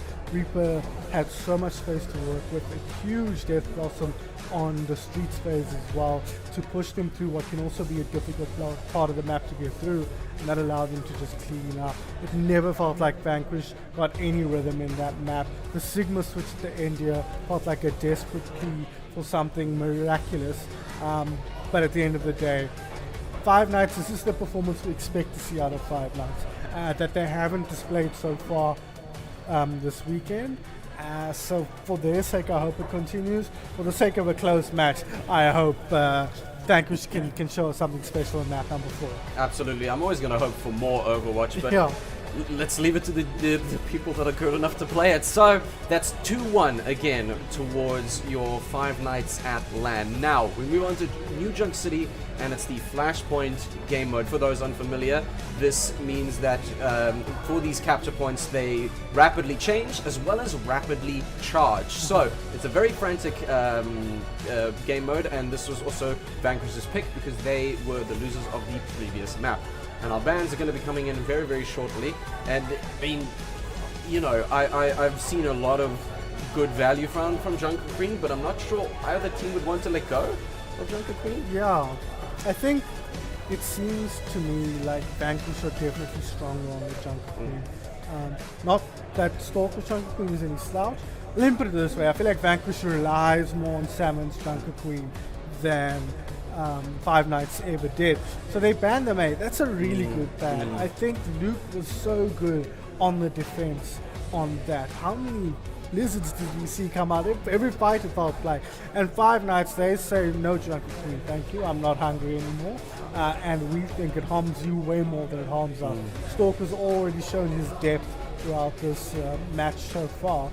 And so they'll be happy not to play against the Jungle Queen. And Jungle Queen's really good in Survasa as well. Absolutely. I mean, for me, this makes me reminiscent of the Tracer ban first. Remember? That was interesting. But now, because this is such a pivotal map, this makes sense as your pivotal ban.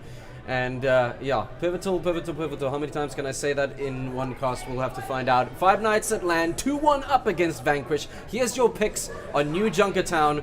In 20 seconds, we're diving into our Flashpoint match. And is that a Mauga? Hello. Yeah, that is a Mauga. Luke back on the Reaper, which I quite like. Salmon seems to oscillate between the Ramatra and Junker Queen. Ramatra, a very strong hero here. I don't think it's a great matchup against Mauga though. They're not running the Ana currently either, so I think this first fight, it's going to be really, really hard to deal with Stalker. And the Ventures, that dive potential to move into the backline, take care of Cheetos and Nevi is going to be, well, I hope it'll be instrumental. But hey, here we go. In 10 seconds, this flashpoint is going to unlock, and already all hell breaking loose as the Ramatra. Look at that, that's huge. That's fantastic. And the aggression that we know Salmon has, immediately Squishy finding out if they had already forgotten. So it's 2 down, Cheetos does eventually fall, and the Ramatra just steamrolling this. The Mauga trying to stand their ground. Yes, Limes and Salmon taking another 2, and eventually Stalker falling. So a dominant performance right out of the gate, and Limes proving it instrumental. I mean, if I think of a map for Soldier 76, this is one of them. You've got the closer quarters, you've got the tight angles, and all you need is that ult, and you stand on top of one of those high grounds, and people are in big trouble. The big problem there was that they split up. Mauga ended up in a corner by himself. The rest of the team were elsewhere. Stalker says, I don't need to be in this team fight. I'll just feed my life away. But he has made space for Luke to find that kill. Fable, though, will strike back once again. So Vanquish in control, but it's pretty back and forth. Look at that incredible work that the Reaper can do. His Ramatra diving between his own shield, fighting for his life. Nevi does put Luke to bed, finally. But again, Five Nights at LAN are put to rest and need to wait for the next team fight, as you see how rapidly those points move in favor of Vanquish. So I dare say one more team fight for this flashpoint, but other than that, if failing that, we're going to need to look to the next point. Yeah, that team fight is so critical as well, because look at the ult charges of Salmon. He pops the Annihilation, looks to get aggressive now, finds one. Will he find any more? Has lost his Brigitte, but should take down Stalker and will do so. Absolutely, and that's a 10-player kill streak. It's something that we expect from Salmon now, and now we've got him brawling it out with Venture on the point. It's contested, it's 99% overtime, but this feels like just delaying the inevitable. Ramatra beating down the poor Venture. And still contested. That was pretty good. Stalker managing to take out Salmon. Maybe they're a little bit lax on that regard, and sort of the capture moving towards Five Nights at LAN, but I don't know how long they're going to be able to hold on to that. The Doomfist playing for his life on this point and trying to beat the horrendously annoying Tracer and Soldier to death. We see these tactical squads coming in, part of a balanced breakfast. Make sure that you get them, and that means Flashpoint 1 goes the way of Vanquish. The next Flashpoint opening soon, and that's just gross. Reaper, you don't have to be that mean, bro. Oh my god, baited in so hard by, who is that, Nevi on, sorry, not Nevi, it was Squishy on the Juno. Limes thought he had a free kill there, but it turns out he was the one being ambushed. Luke has a death loss, and we saw what he can do with this in the previous fight, but he's fighting into a lot of ultimates, including the attack visor. That's incredible. An amazing ultimate usage from Limes, and they just all fall. It's not even a 1-2-3, it's they all fall together. That's a team kill. It's Vanquish back on the point and ready to earn some points. Now, there were a heavy ult committal, so there's 3 ults on the side of Knights at LAN, and I think honestly, they can do something fairly big with that.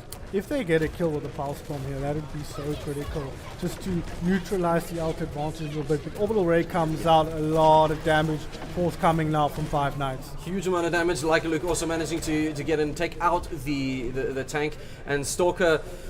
He's holding on to his ult. It's not really needed at this point, but even though many fall on the side of Vanquish, they've managed to get over 50%. They'll they'll lose the point now, but it's Whoa, okay. That's interesting from Squishy. I didn't expect that. Moira. I think Moira is a pick just to stay alive here in these fights. Stalker dropping low, pops the ulti, stays alive, gets the kill onto the enemy supports, both of them in fact. Now all of a sudden Vanquish in a lot of trouble here. 30% already up to the on the point, but they'll move towards point now and see if they can sneak a cap and a few kills. Absolutely. I know Fable was happy about that Stalker kill, but hey, 2 for the price of 1, I'll take that. With Stalker still trying to find that value in these brawls, what do you think is going to have to be a response from the rest of his team to enable him to do this? It's hard to play around Doomfist. No team will know how to better than this team. That was a really nice play. Dropping the field down, preventing the Venture from getting any height with that ability and securing that kill as well. Somehow Vanquish have come back into this ready to win. It feels like it's mostly on Stalker, right? You've got to know the limits of your hero, where your team can back you up and where they can't, and it seems like he feels like he needs to do a little bit too much, and that's causing him to overextend just on occasion. I would agree with the overextension, and well, Luke is put swiftly to bed by Salmon. So now we have a scrap between Limes and Meters already over. Smiley takes out Fable, and the Brig is slapping Slimy out of the sky. It's an overtime 99%. This is where it's coming down to, as the Doomfist battling it out and trying to hold that overtime for his team to make it back. Unfortunately, it's not enough, and the second flashpoint going the way of Vanquish. It's been pretty back and forth for how it's 2-0 at the moment. It feels like Vanquish just getting slightly better trades very often, and then parlaying that into good position on the point, moving through and cleaning up very effectively behind Salmon's Ramatra. It's the second time we've seen a hero player combination be very strongly one thing, switch to the Ramatra and be as powerful on that hero as they were on their main hero. Thinking back to Something Cat on the Mauga, who then dominated on the Ramatra on Esperanza. So Ramatra seems like a fallback hero for a lot of these tank players, and it makes sense. It's a hero you can get so much value on. So much value indeed, as Fable falls at the immediate start of that. The visor gets popped, and it does take out Smiley. There's still a lot of worth to be gained for Five Nights at LANs, but Smiley was going to be instrumental. Salmon and Limes taking one apiece as well. Cheeto takes out Mito. Stalker does manage to find one of those exit frags before Limes takes them out, and we see our tactical squats being put into play once again. It's just it's fantastic play after fantastic play for Vanquish, and they're managing their team fights well, yes, but like within that, their own plays, their ultimates, where they're positioned with their team. It's just a strong performance.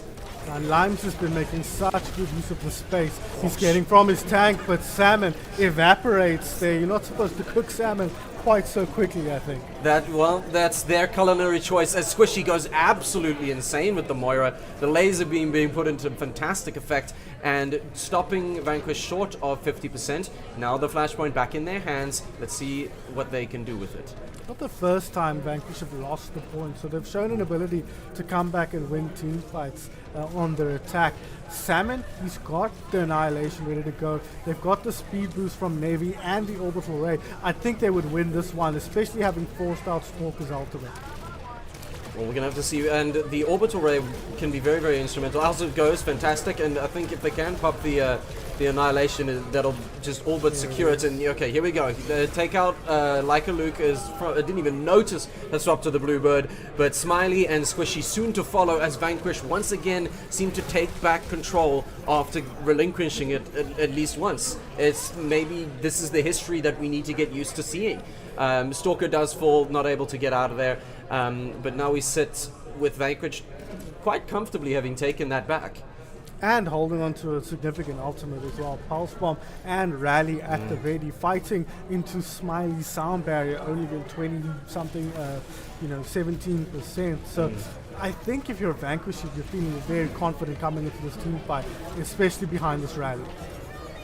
Well, Rally they're going to have to do in more ways than one, as we now go in. There's the Rally, fantastic. Mito stops nearly short, however, as there's a massive scrap, and we tick over into overtime. Everybody scrambling to try and find good positioning, to find the picks that are needed, but not straying from the points. No C9s here today. Please Fable takes out Mito, and the Mora claiming the life of the Brig. That Tracer causing a lot of issues. Out goes the rocket ult to no real effect. That's a lot of damage on the Vanquish side, but they still take 2 away from Five Nights, and we've still got the Pulse Bomb. Out it goes. Ult, unfortunately, to no avail. Squishy takes out Nevi, but Fable does bonk Squishy down into an early grave. It's a huge play here. Salmon battling it out, holding this point for his team, and eventually Mito falling. A beautiful hold, but my goodness. Venture, your adventure comes to an end. That was an incredible performance from Vanquish, and now we've got more Overwatch to watch. This is game 5, man. This is what we always want when we're watching Overwatch. This man right here, Salmon, is the tip of the spear, but this man is the rest of it. He's doing so much damage if he's provided with any space from Salmon, and he's playing into a Doomfist as well, so he's being put under pressure, but it's not showing at all. If Stalker doesn't shut down Limes, Limes will shut down the rest of the team. If they can't handle Salmon on the front line, he'll shut down the rest of the team. It's reminiscent a bit of IB, where there's a lot of match winners you have to be aware of, you have to deal with. If you don't, any of them can win a team fight almost by themselves. Absolutely, and we love seeing the aggression from both of these tanks, and we know Stalker's more than happy to dive into the back lines and create space, even to his own detriment sometimes. But man, Salmon, just that front line aggression, that bulwark kind of nature is fantastic to witness. And so it all comes down to this. This is our first map 5? Yeah. This is our first map 5, and Clash, I think, is the word for it, I think, at the end of this. So Five Nights picking up their final map. This is where it all comes down to, because the loser of this is going to be sent home, and the winner goes to your lower bracket final. So, with this pick, what are you hoping to see from, well, both teams? I was going to say Five Nights, but what are you expecting to see from Five Nights to come back after the loss, and what are you wanting to see from their enemies to continue to capitalize on their momentum? I wonder if Five Nights, they've already banned Junker Queen, I think, right? So they cannot ban that. I think you take the Ramatra out of the pool here if they haven't already. I think Salmon has shown you that he's going to be the main man here. I think Limes is good on the Soldier, great on the Soldier, but I don't know that if it's worth banning here over something like the Tracer that Fable brings to bear.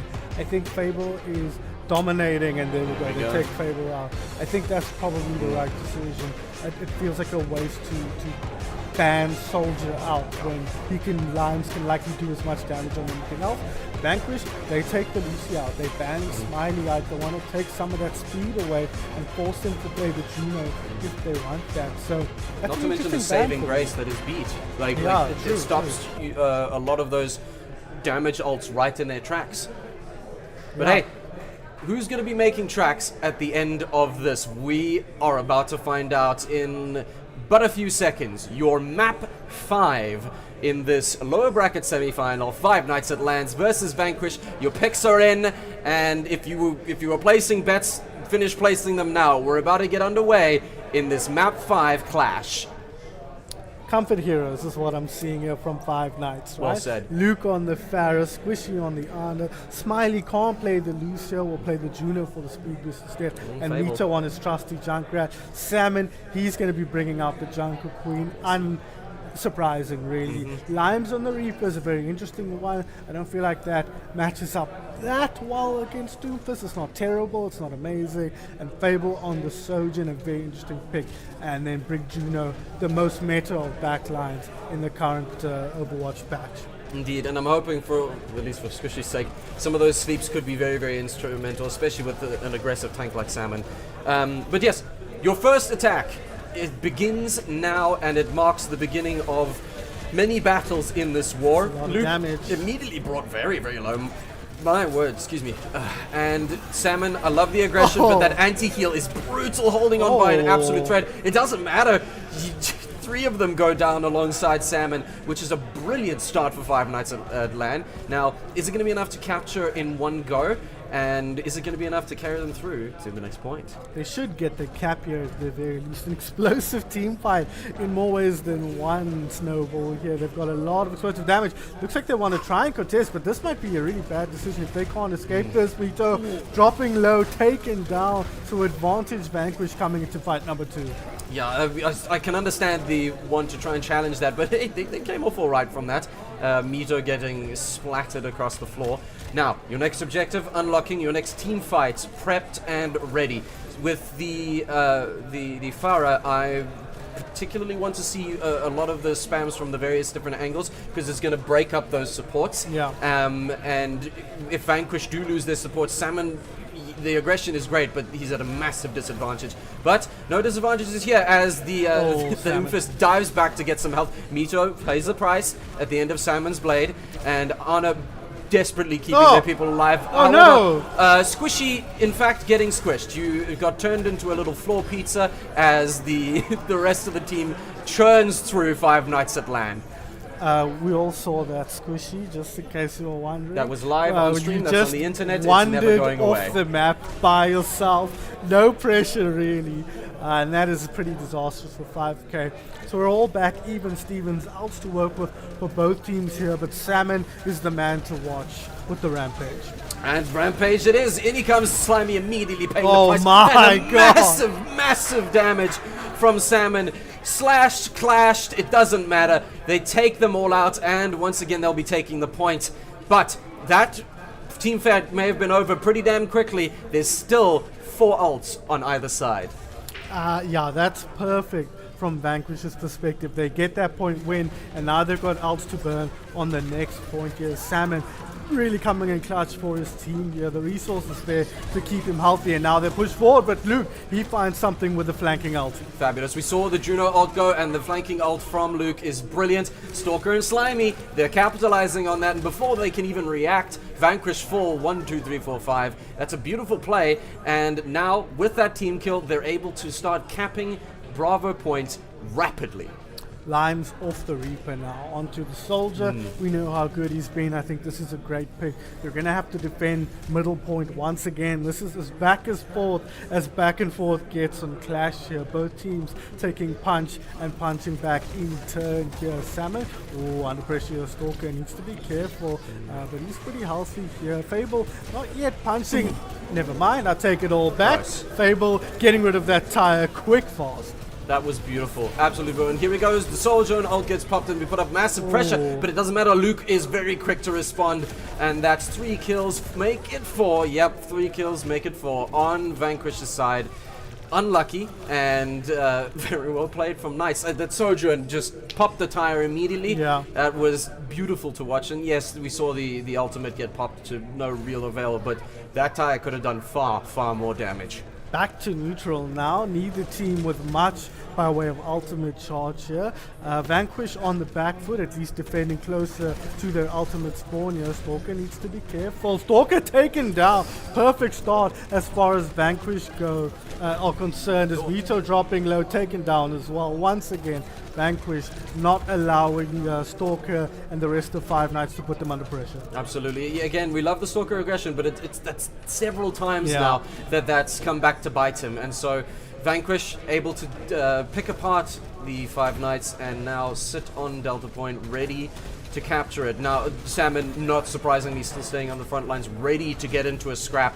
I know that as soon as that cheapers, there it goes, yeah. Mito falls, Limes with the delicious Helix, and oh my goodness, Luke manages to take one out, and Cheetos responds in kind. It feels like, you know, you take one, you lose 4. Yeah. And as far as I know from my business studies, that's not a good deal.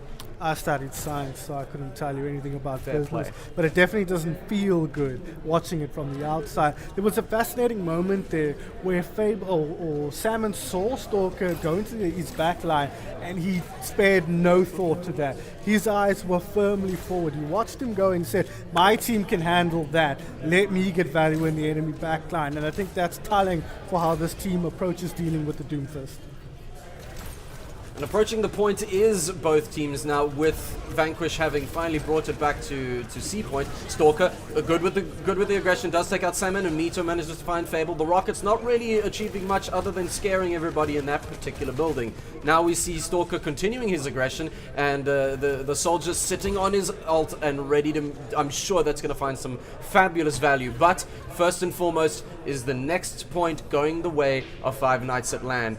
20 seconds to think about it. We've got one hell of a fight on our hands, especially with Salmon sitting on their ult. And are we going to see it popped immediately? Yes, we do. Diving in, so much damage to be dealt. The anti-heal goes out. It's just disgusting. What do you mean? The Jungle Queen makes the absolute scrap metal out of the enemy team. Five Nights crushed in their armor. It is a beautiful play and aptly named a rampage. My goodness me. Salmon, slow down, Chief. Limes, bro, what are you doing? You popped this out there for what? For who? Surplus to requirements. Salmon got it all set and done. Now they move forward. This is final point. Map 5. Winner of this point wins the map. And it's going to come down to ultimates, I think. Yeah, Mito with the tie coming in. If he gets a pick, it might all be over. They're tracking it down. Salmon, he's tracked down Mito.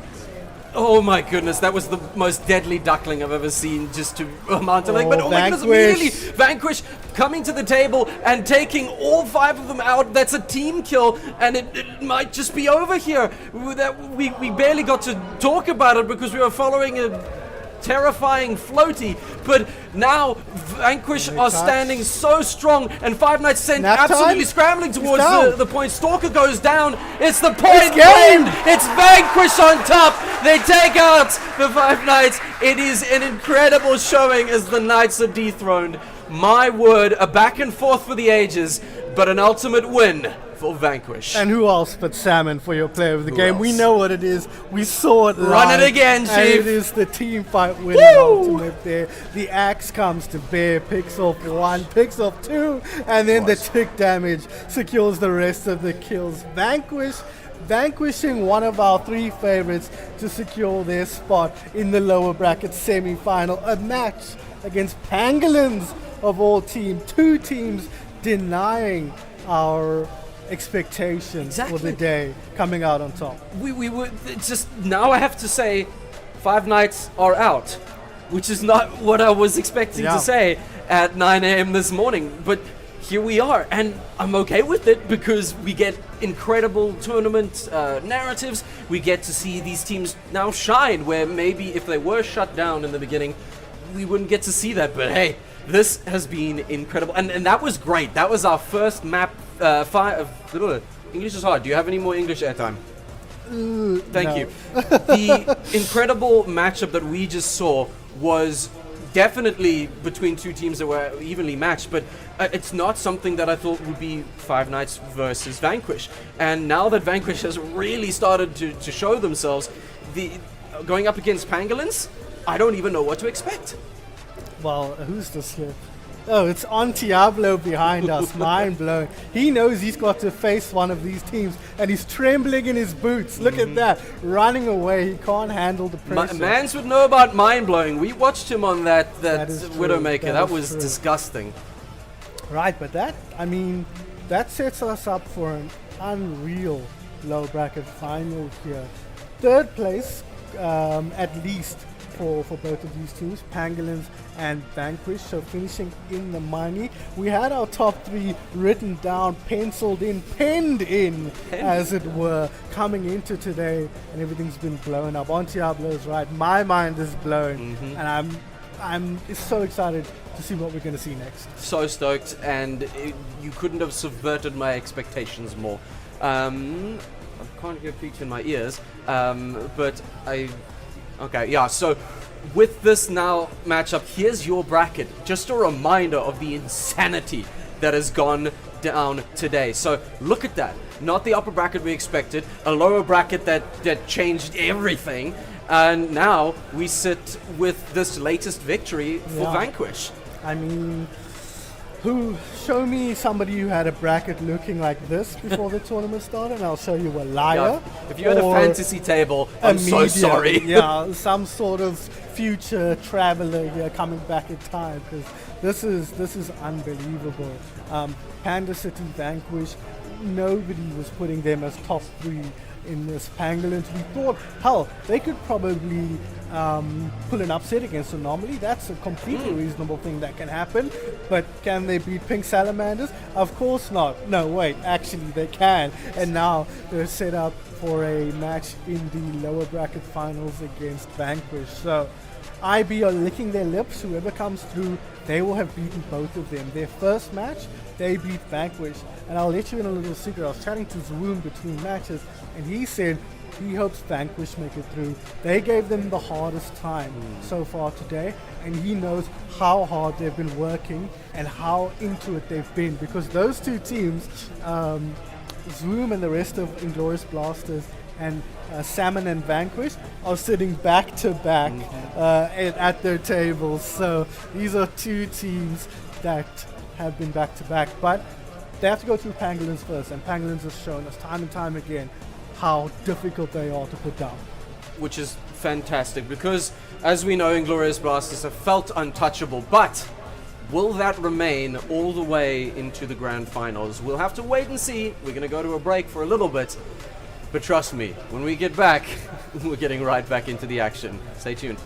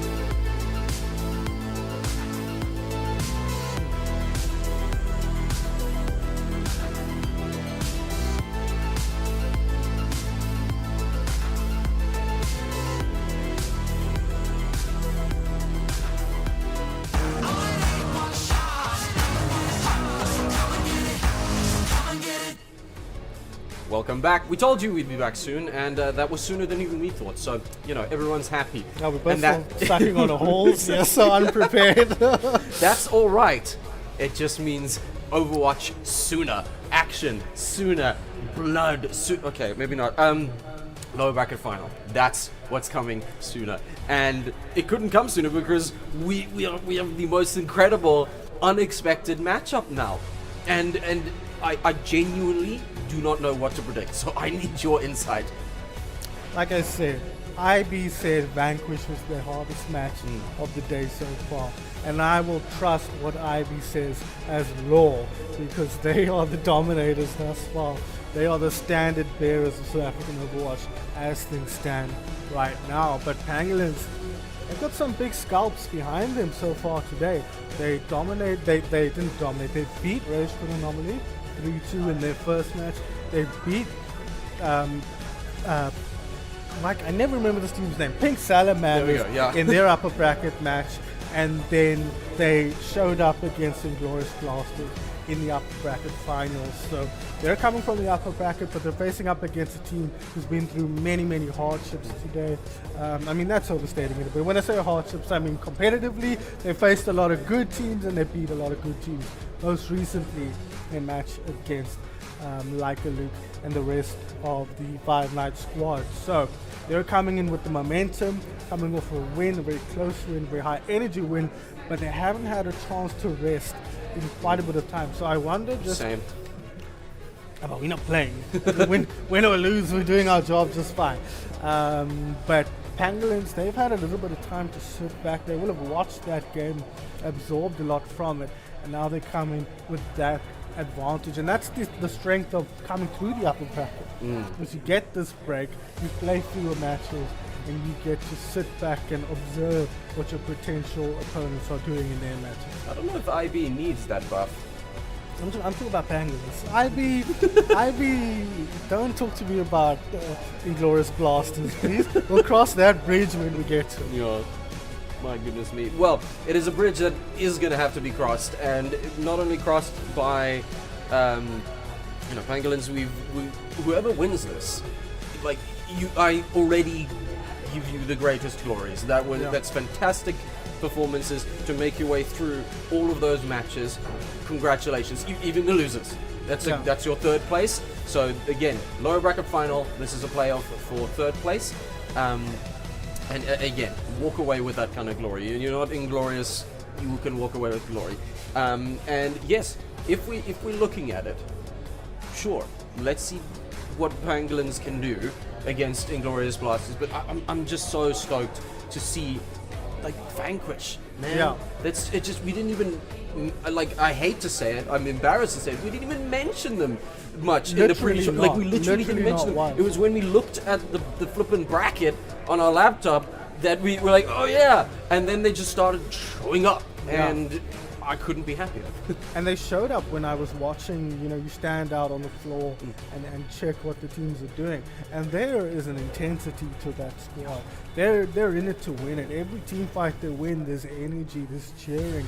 Every map they take is celebrated, and that's what Dean was saying to me. Like, sitting behind them, it's a lot because they're really, really invested in their matches, and that's so awesome to hear about and also see in practice, and then see them come this far as well.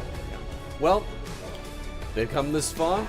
They've tried so hard. Hopefully, in the end, it's still gonna matter, because look at we know, this is the good stuff. Yeah. No Lijiang Tower, which I love the map, but it's just exciting to see. So, Pangolins picking Oasis for the first control map. Again, map.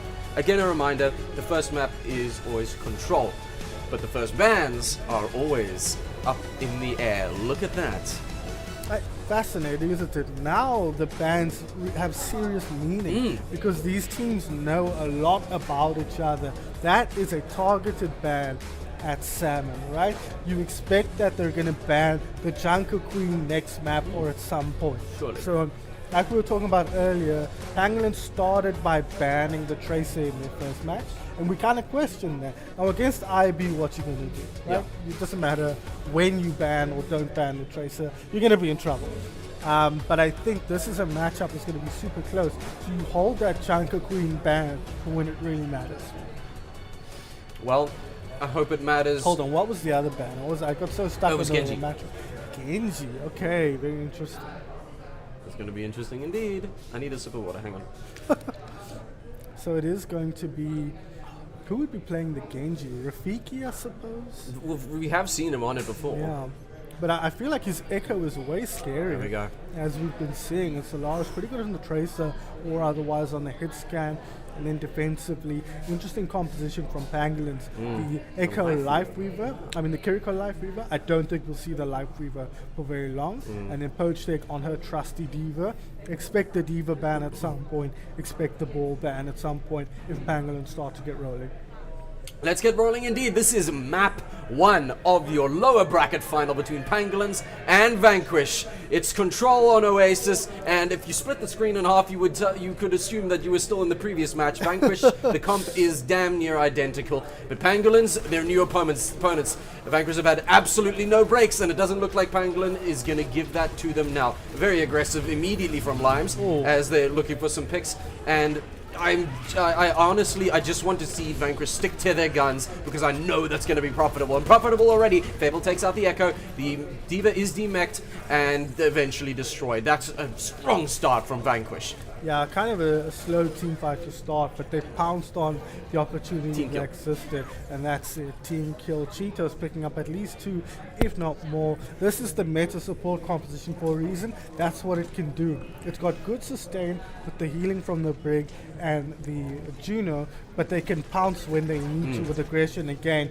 the speed boost from the Juno and the charge from the Brig and the Whiplash as well. So it's a really balanced composition, which is why it's so common. Yeah. Well, Egg back on her egg, and that was brilliant. Fantastic Cheeto pick there. Salmon, however, returning in kind to Rafiki. But Solaris takes out Nevi and Jabba takes out Fable. So it's a quick response from Pangolins to put Vanquish back in their place as the Junker Queen battles for survival for but a mere few seconds. And they take the fight cleanly and, I dare say, the point just as cleanly.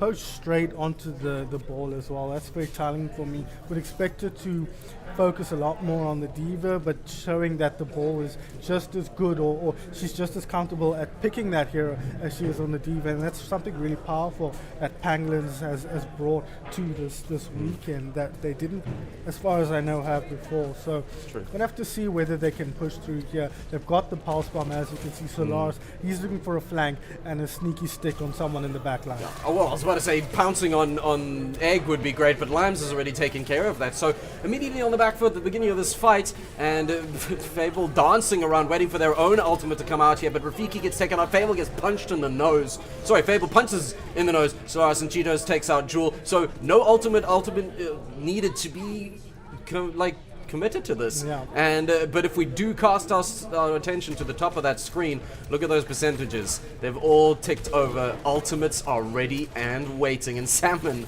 I see that Rampage.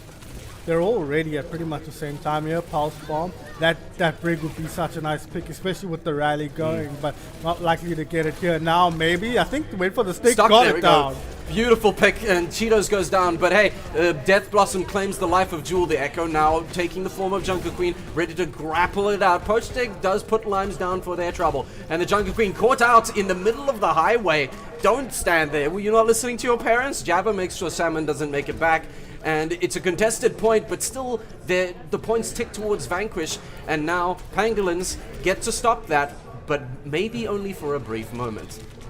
Well, that was the enemy spawn, just FYI, that Gross. Salmon was operating outside of there. I think he Disgusting. realized he was too deep at some point and just committed to looking to try and secure some kills. Pulse Bomb at the ready for Fable here. Vanquish forced back once again, trying to find a permanent way in here, permanent solution to Poached Egg on the ball. Minefield dropped down at the ready, but Solaris finds the opening pick on the Brig once again. Was opening pick followed by Jewel, and then Salmon clutching up on Poach Deck. That ultimate not really doing much. Yes, some aerial denial, but other than that, it didn't even bottleneck them properly. Jewel and Jabba holding on to their support ults, I dare say probably for a far better use. The Juno ult does come out, and Salmon and Fable sit on theirs as the point goes back into Vanquish's control. There's a bit of a tit-for-tat scrap happening there. Salmon knocks Rafiki out of the sky and looking for more. There goes the Rampage. Is that just to chase down the Kiriko? That's mean, bro. Recognizing that the map's about to finish, we're already in overtime. So if you can secure that kill, Fable, the big pulse bomb, taking down Poached Egg, the egg cooked as we say, and now so is Pangolin's team fight here. That's going to be it for map number 1 here on Oasis. Fabulous display from Vanquished and Pangolin's as well. That was well held, but Vanquished coming out on top at the end of round 1. And based off that, I can't see anything Vanquish needs to do differently, but what would you say to Pangolins? I don't think either team needs to change anything here much. The Zarya is a very, very interesting pick. This is a look we haven't seen from any team so far today. Poached Egg, again, showing us a different dimension. I feel like I've seen her play this, but as I mentioned earlier in the day, only really to counter out an opposing diva. This time feeling like this is something she can use to get big value out of the game right now. TP onto point, Rafiki will switch back, this time onto the bench here. So a big tonal shift here from Pangolins. And maybe that's exactly the recipe they need to cook in this next round. So, clashing onto the point, this, for me personally, by the way, on Oasis, this is always an absolute hellfest whenever I play it. But I dare say this is something Salmon wants immensely. Just everybody in one group and able to be as aggressive as possible. As 2 fall on the side of Pangolins, Jewel does take out Fable for their trouble, but Salmon racks up yet another kill. That knife is deadly. Oh and that God, soldier, that was close, nearly took out more, but once again, Vanquish making sure that they get their tactical squats in. Do not forget, part of a balanced breakfast. And the points tick up for Vanquish. Yeah, Vanquish seem to have the better of these engagements. They don't seem to be managing Salmon well on the side of Pangolins. He seems to be able to do whatever he likes in these team fights, and it's what's pushing them through so comfortably, because Limes is often getting the opening picks, but that's because Salmon is putting so much pressure on the enemy front line. We'll have to wait and see what they can get done. Poached Egg only 30% towards that Graviton Surge. And they've got a lot of way to make. There's a lot of damage being put onto Pangolins, and they try to contest the point. Poached Egg does manage to take out Salmon, though. You talked about managing him. That's a great start. Solaris takes out Nevi, and the Brig is very, very low. Solaris just wiping clean the enemy team. That's beautiful play, and it puts them squarely in control of the control points. Well done on managing Salmon. That's exactly what we wanted. Yeah, and that's what this composition is kind of built to do now. With the May, you can cut Salmon off from the rest of his team and try and get rid of him. No honor on either team to try and stop Salmon from healing up in a brawl, but if they can just cut him off from the team, they can burn through him once Zara's built up some charge. She has done now. She's glowing blue. She's got a lot of damage to outpush, especially on the Kitsune Rush. Massive, and so Rafiki will take advantage of that, and Salmon, as they tick over to their ultimate, they're just immediately taken out of the fight, and they're still sitting on the beat to keep people alive on their on the side of Pangolins, as well as the May ult, and that Blizzard can be absolutely instrumental. Imagine locking down a Junker Queen right at the beginning of her ult. And you can then wall her off from the rest of her team to prevent the healing, because we saw Salmon able to live a couple of times. He comes through with the ultimate, but the team was cut off by a May wall. Yep, he may have punched through, but he's still left more or less alone and very much not able to capitalize nearly as much as they want. The grab goes out and stuck against the wall, several of them. Fable takes out Solaris with the pulse bomb. That's great, but the grab wall doing not much else other than adding to the interior decorating. Yeah, unfortunate there, the rally keeping the team alive there on Vanquish. Cheetos with that big shield, with the extra HP getting the job done, and now Poached Egg taken down. Fable, Salmon dominating the one clip. It's so good from these Vanquish players, and they punch back so quick. The Pangolins, they've still got the lead here on University. Indeed, and it's incredible to see Vanquish, they've still managed to work around what is offered to them. Look, there's the May War, and Vanquish, the Venture is just like, no thanks. Yeah. The May has continued to be pivotal, though, as Vanquish ticks up their break. Oh, I didn't see the day of. Nice play.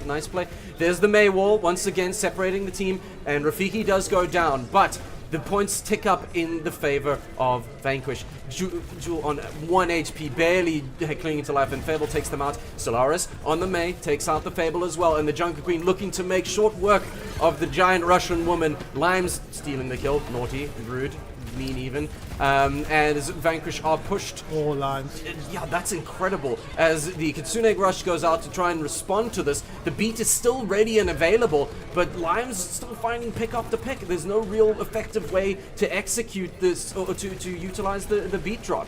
And with 97% left, they're pushing desperately back on. There's the beat drop. It needs to be a committal here. There needs to be something very, very detrimental done to the side of Vanquish, as that 99% overtime looms over Pangolin's head. But post-egg and Jewel for Solaris takes out Limes for the trouble. But ultimately, the Blizzard is down, and it doesn't seem to be doing much other than lowering the overall temperature. A 5-player kill streak there, as they're pushed off the map. Salmon. And it's off into Vanquish's side. And it's a beautiful pair once again. You could see, again, there was a moment there that typified the tank's approaches to threats in their own back lines. We saw in the last match, Salmon, he saw Stalker go into the back line, and he said, my team will handle that. I will dominate the enemy back line in the meantime. And that's exactly how it played out. This time, we saw Post-Egg turn her back and run straight back at her team and try and help keep the team alive from Salmon. So it's just a different choice. I don't think one is right or wrong. I think Poached has a more peely supporty play style, and that results in her pulling back to protect Jewel and Jabba. We know how good Jewel is. She regularly scrims alongside the IV guys as a ringer for them. So they've got a lot of power coming from the back line, whereas the Vanquish guys have a lot of power coming from the front line in Salmon. So that dynamic is are butting against each other, where you can ignore Poached because she's not a big puncher, but you cannot ignore Salmon because he will clean up your back line all by himself, and on top of that, Limes over the top will rip you to shreds as well if you don't give him the respect that he deserves. And respect is due here, because that's a fantastic showing from Vanquished. Yes. And yes, we know that, how potent Salmon is, but, Vanquished is great and all, but Pangolin have shown what they can do. They're not pushovers, and I can guarantee you that's not all they have up their sleeve as we move into this next round. Now, if you do move forward, are you looking for a Junker Queen ban now, or maybe a bit later to... I would want to disrupt the momentum right now. Depends on what map you pick.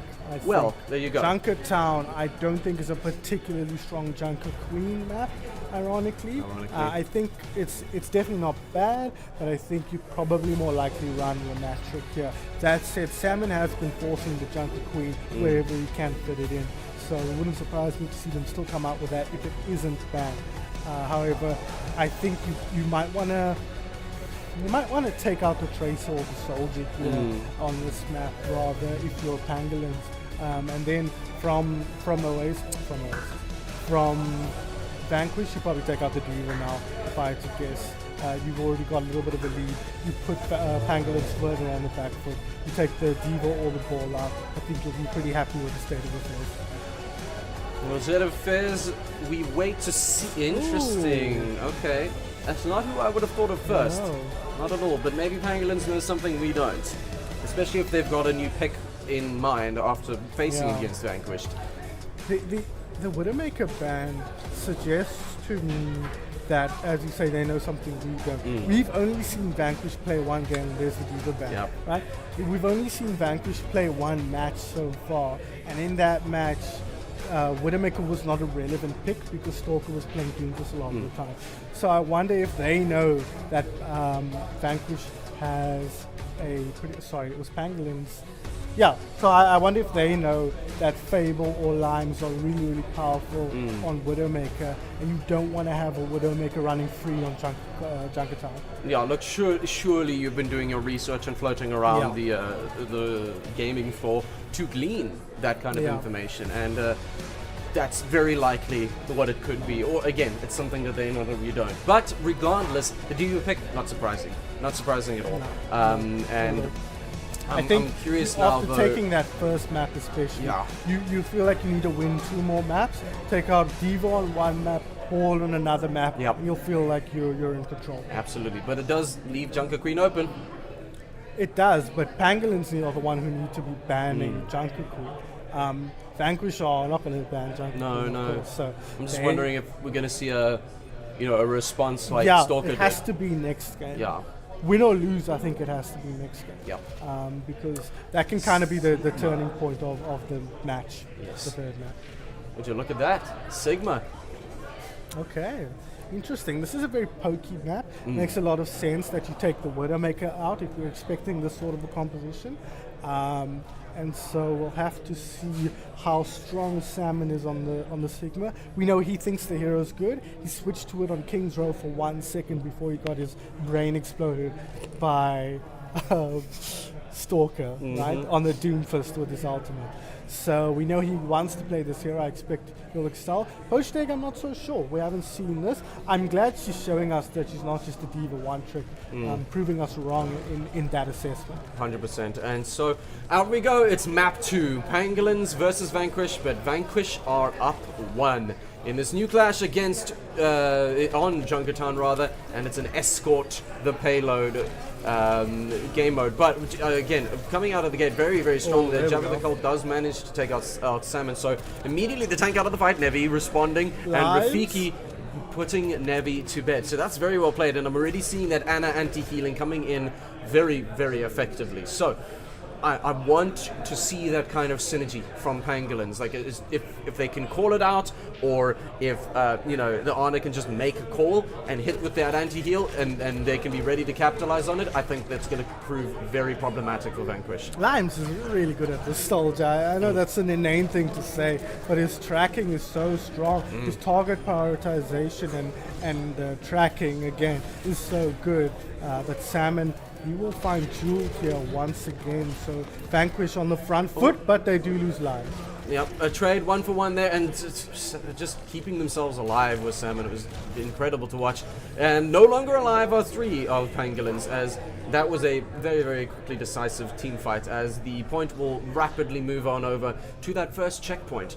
And now, in this more gauntlet kind of section of the map, I think with all those different high ground angles, Vanquish, you might have a little bit more of a problem to move through. Yeah, it's going to be tough, but I think both teams have strengths on this point. The soldier can get set up somewhere, could find a pretty dangerous flank as well to use the tactical visor, and then you've got the Sigmas who could both set up on high ground at different points here as needed. So it's going to be, there's a lot of opportunity for both teams to find damage. But Rafiki on the Hanzo, we haven't mentioned yet, not a popular hero at all. Hard to play with ping in spite of the large projectile, but there we go, Pochteg taken down. I spoke about the flank, and there it comes to bear. Exactly what we thought, and there's Rafiki with their ult managing to take out 1, and I think, again, playing maybe to the map, that gauntlet style, like you fire this down the road, there's nowhere really to go. So you can't really get out of the way, but now Rafiki taking out the Ana as well. Whew. The payload comes to a halt for a brief moment, and the teams collect themselves. A few kills over here. Here's the flux. Get fluxed. Drop down. Are we going to be able to capitalize on it? They're Nice playing anti. just incredible plays around the shield, and the Ana managing to Nice keep them alive. block. Fable does take them out eventually, and Salmon poking, prodding, trying to get a kill for his troubles, where his ult did not. And ultimately nothing, as Bob comes in to finish the job. Salmon taken out, and Vanquish left, yes, with 2 ults in their roster, but now they're going to sit back, relax, and regroup for the next fight. So 3.5 minutes left. It seems like Salmon is a lot more comfortable on the Sigma than Pochteg is. He's able to output a lot more damage. He's able to use angles a little bit more effectively. And again, it's reflective of the different approaches of these 2 tanks. Salmon wants to be aggressive. He wants to be a threat that you have to deal with. Whereas Poached is much more comfortable making space, being a threat just by existing. Did they find anything with that? Doesn't look like it. Doesn't look like it, and Rafiki did, however, find more Ana. And so now Vanquish left licking their wounds, and Poach trying to capitalize on that. Vanquish are sitting on a lot of ultimates, and I think they're going to have to use them sooner rather than later. As Limes does take out Jewel, again, brilliant play from this the soldier player. He's just top form. top form. Yeah. You know, I have to say that. Salmon, again, proving their worth on this pick. Nevi does fall to Solaris. Solaris putting in some good work. That anti just gross as Fable takes out the opposing Ashe. And now we find ourselves on the point. The Bob goes out, and that's 2 dead already on the side of Vanquish. Lime's taking out the Zenyatta, and from a distance is that... There we go. There it comes, and out comes the Dragons. A ultimate that does basically just scare everyone off the point. But poor Rafiki catching the dynamite in the face, and a quick snooze on the side of Salmon as the Sigmas now battle it out on top of the cart, and Poach falling eventually. Yeah. Pause. Looks like Salmon's disconnected here. Oh, crashed or something. Stopped. Somebody chewed a cable. Quick, his ult charge, 88%. So if he does DC here, that's going to be really, really disappointing for Vanquish, especially so close to finishing the second point cap. So this could be trouble here if there is an issue with Salmon disconnecting here. There are some people saying some stuff, some issues with the PC. So fingers crossed they can sort that out on Vanquish. Then, of course, everybody on LAN here. Salmon is actually here, I believe. I believe he's a foreign player, but he took the time to fly down here to be with his team in person. I believe he's from Europe. And so that's super awesome to see. And he's made it well worth his time, right? Absolutely dominating.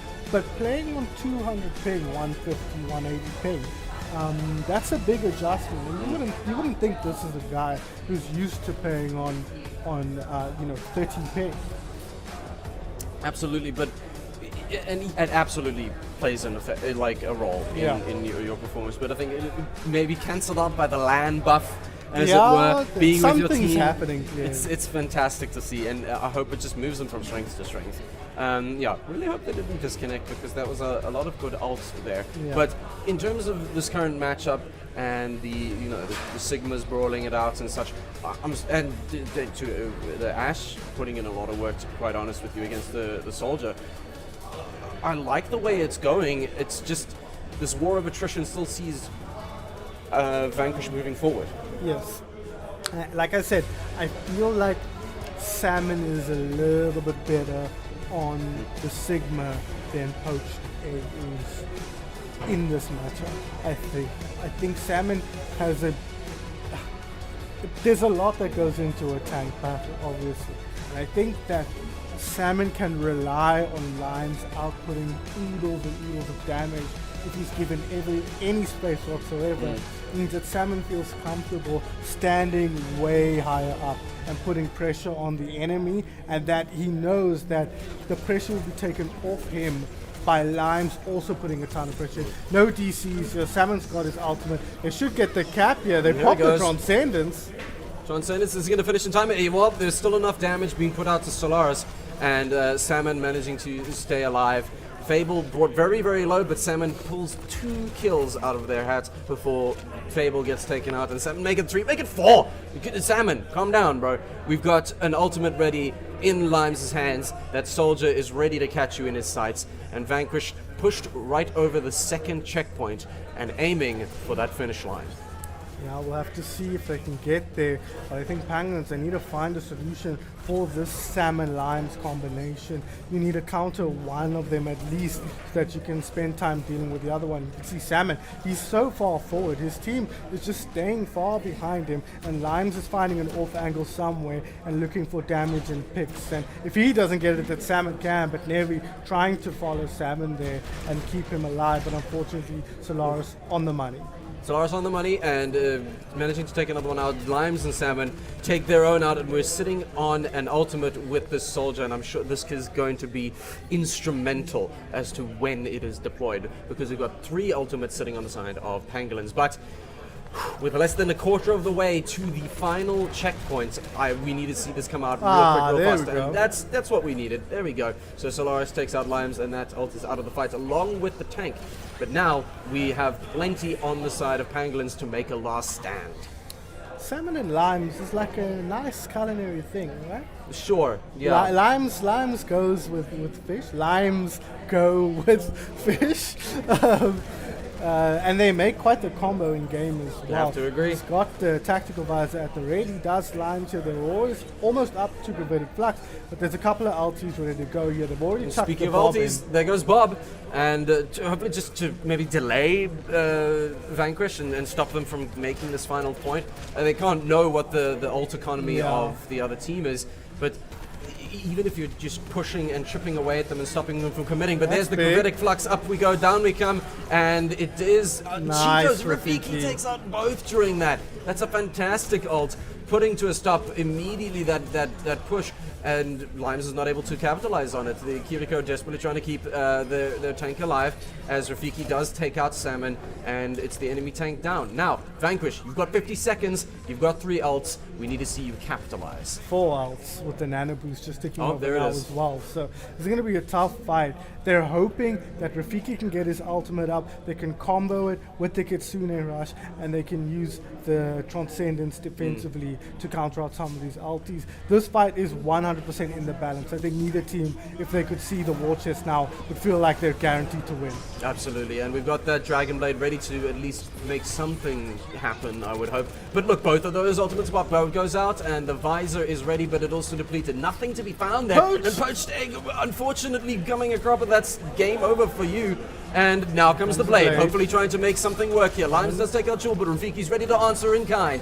And it's 2 for the Dragon Blade. The katana gets put away, bloodied, and stopping Vanquish in their tracks. It is overtime, and we do have Salmon holding the point firm. The rock goes out. There's a duel here between him and the Ash. Cheeto's desperately trying to keep him alive, but Poached Egg takes him out. Rafiki fragging out Fable, and Rafiki. Salmon hiding in the corner, not able to stick it out, and Juno trying to stay alive, keep the overtime alive, but one by one they fall to the beautiful positioning of Pangolins and stopping them short of that final point.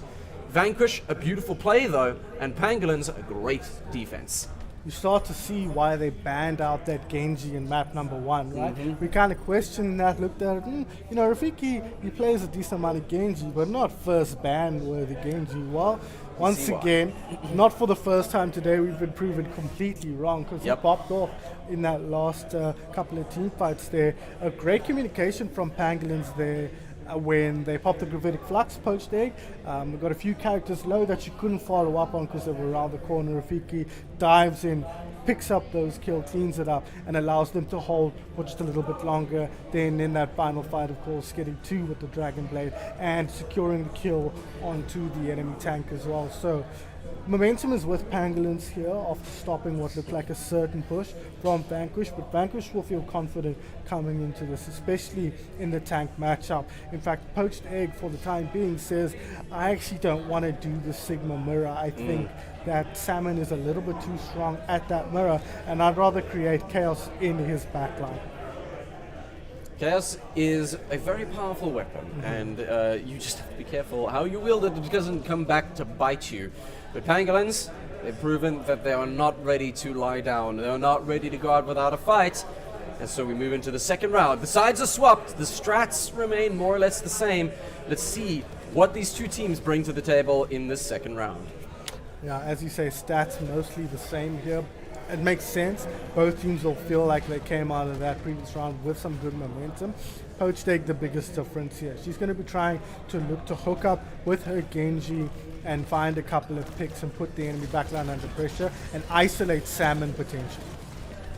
Well, speaking of being isolated, she is far in the backline, but Solaris wins the Ash duel, and they're looking to now escort the payload already in their favor and rocking and rolling. The Ash proving very instrumental, and I know that in terms of the long-range damage, jeepers, that's a rock to the face. Solaris still alive, that Kiriko, beautiful plays, well done. You gotta hand it to Jules, she really does know what she's doing. I think the TP was a bit unnecessary there. I don't think Solaris was in any danger at that point. He'd already gone to cover. Here we go. Can we find any kills? No. But Poached Egg, she's a problem right now. She's forcing Salmon to take note of her, and she's isolating Salmon. He does get taken down by her hand as well. So really good start for our blue team. Hugely successful, even if she's not capitalized. Jabba. Oh my word, Jabba. Beautiful use of your balls, I must say. even if the ball themselves is not Yeah. capitalizing in terms of taking those kills, that's hugely disruptive, Yeah. massively disruptive. And if you can keep that up, you'll continue to move. And hello, Salmon. Salmon's had enough. Yeah, he's had enough. He has had enough. And I just want to see this, you know, I want to see him Killing. come out swinging. Poached egg, please, get away, you're okay, you're fine. That Tracer chasing them down. Are we going to see the aerial down? No, not in time. Fable takes them out. Fable just still a demon on that Tracer. Solaris taking out Nevi, and the Tracer finding their own kills. There we go. That's what we wanted to see. Fantastic moves by Pangolins with the Kitsune Rush, and still 3 ultimates in the bank. That is a lot of dead on the side of Vanquish.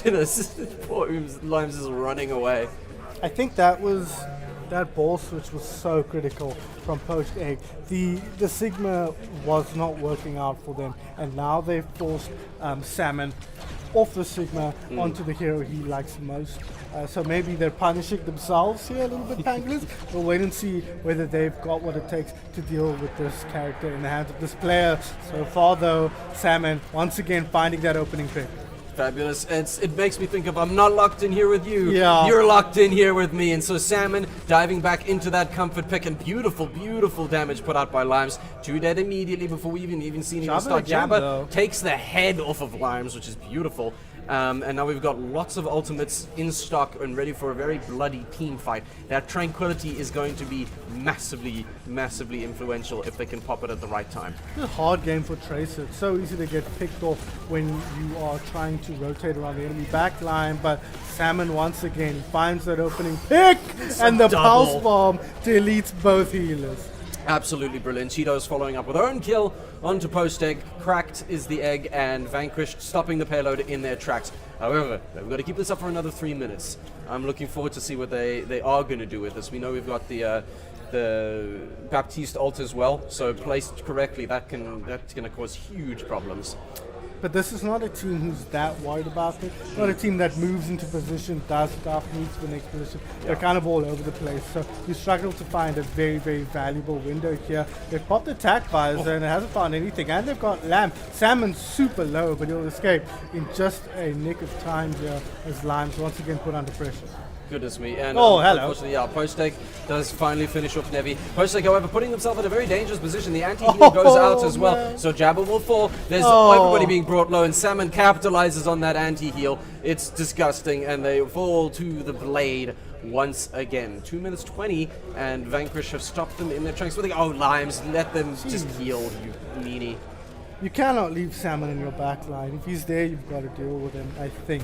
And I think Poached Egg, that is her instinct, but I think she also feels that she needs to be getting more out of the game. So she's trying to pressurize Limes and the enemy supports. Because I've played against good, all right, Junker Queens before, and if their healing is good, they feel unkillable. And so you feel like you need to kill their healing.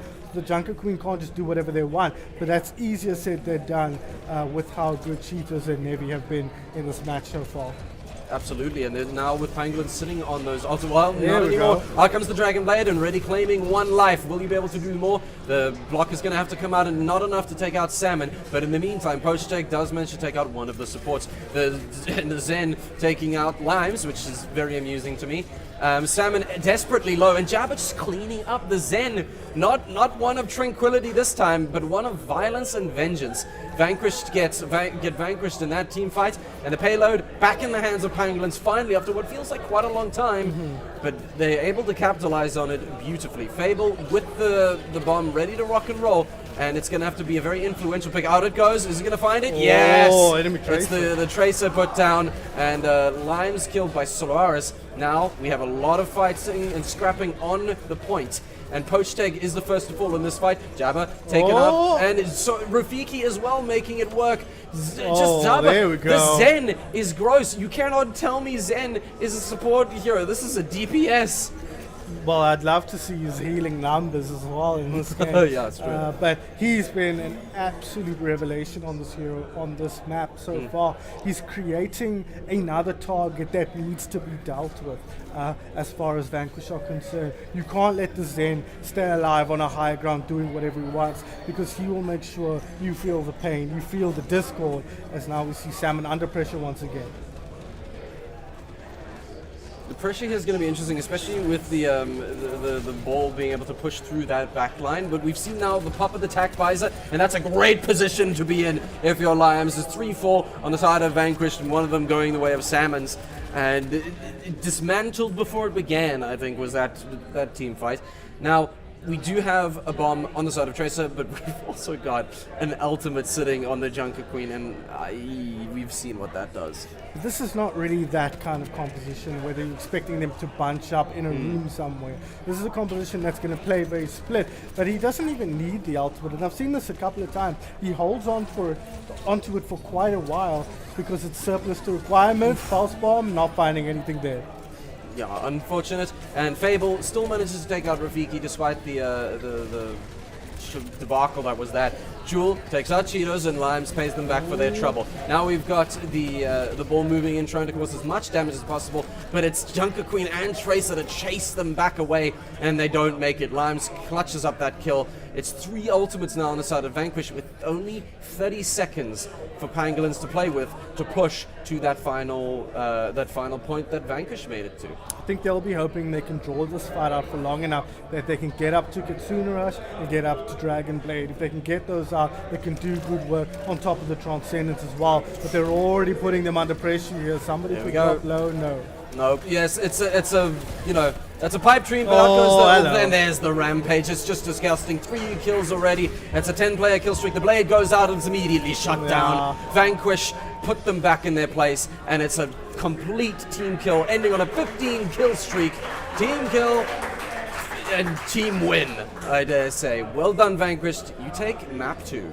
Panda City, Vanquish, just finding their rhythm there, I think Pangolins kind of played into their hand by switching to a comp that did want a bunch up and then getting countered out by the Blade. But they're struggling to find solutions for the problems that Vanquish are posing in Salmon and then in Lions. Those 2 players in combination are really, really difficult to find answers for, because if you counter one, the other has space to work with, and that's been a problem that Pangolins have been running into. You can see Poached Eggs is trying a lot of stuff to try and figure out how to deal with that, and unfortunately it's just not coming off. These have been close matches though, not one-sided by anyone's estimation.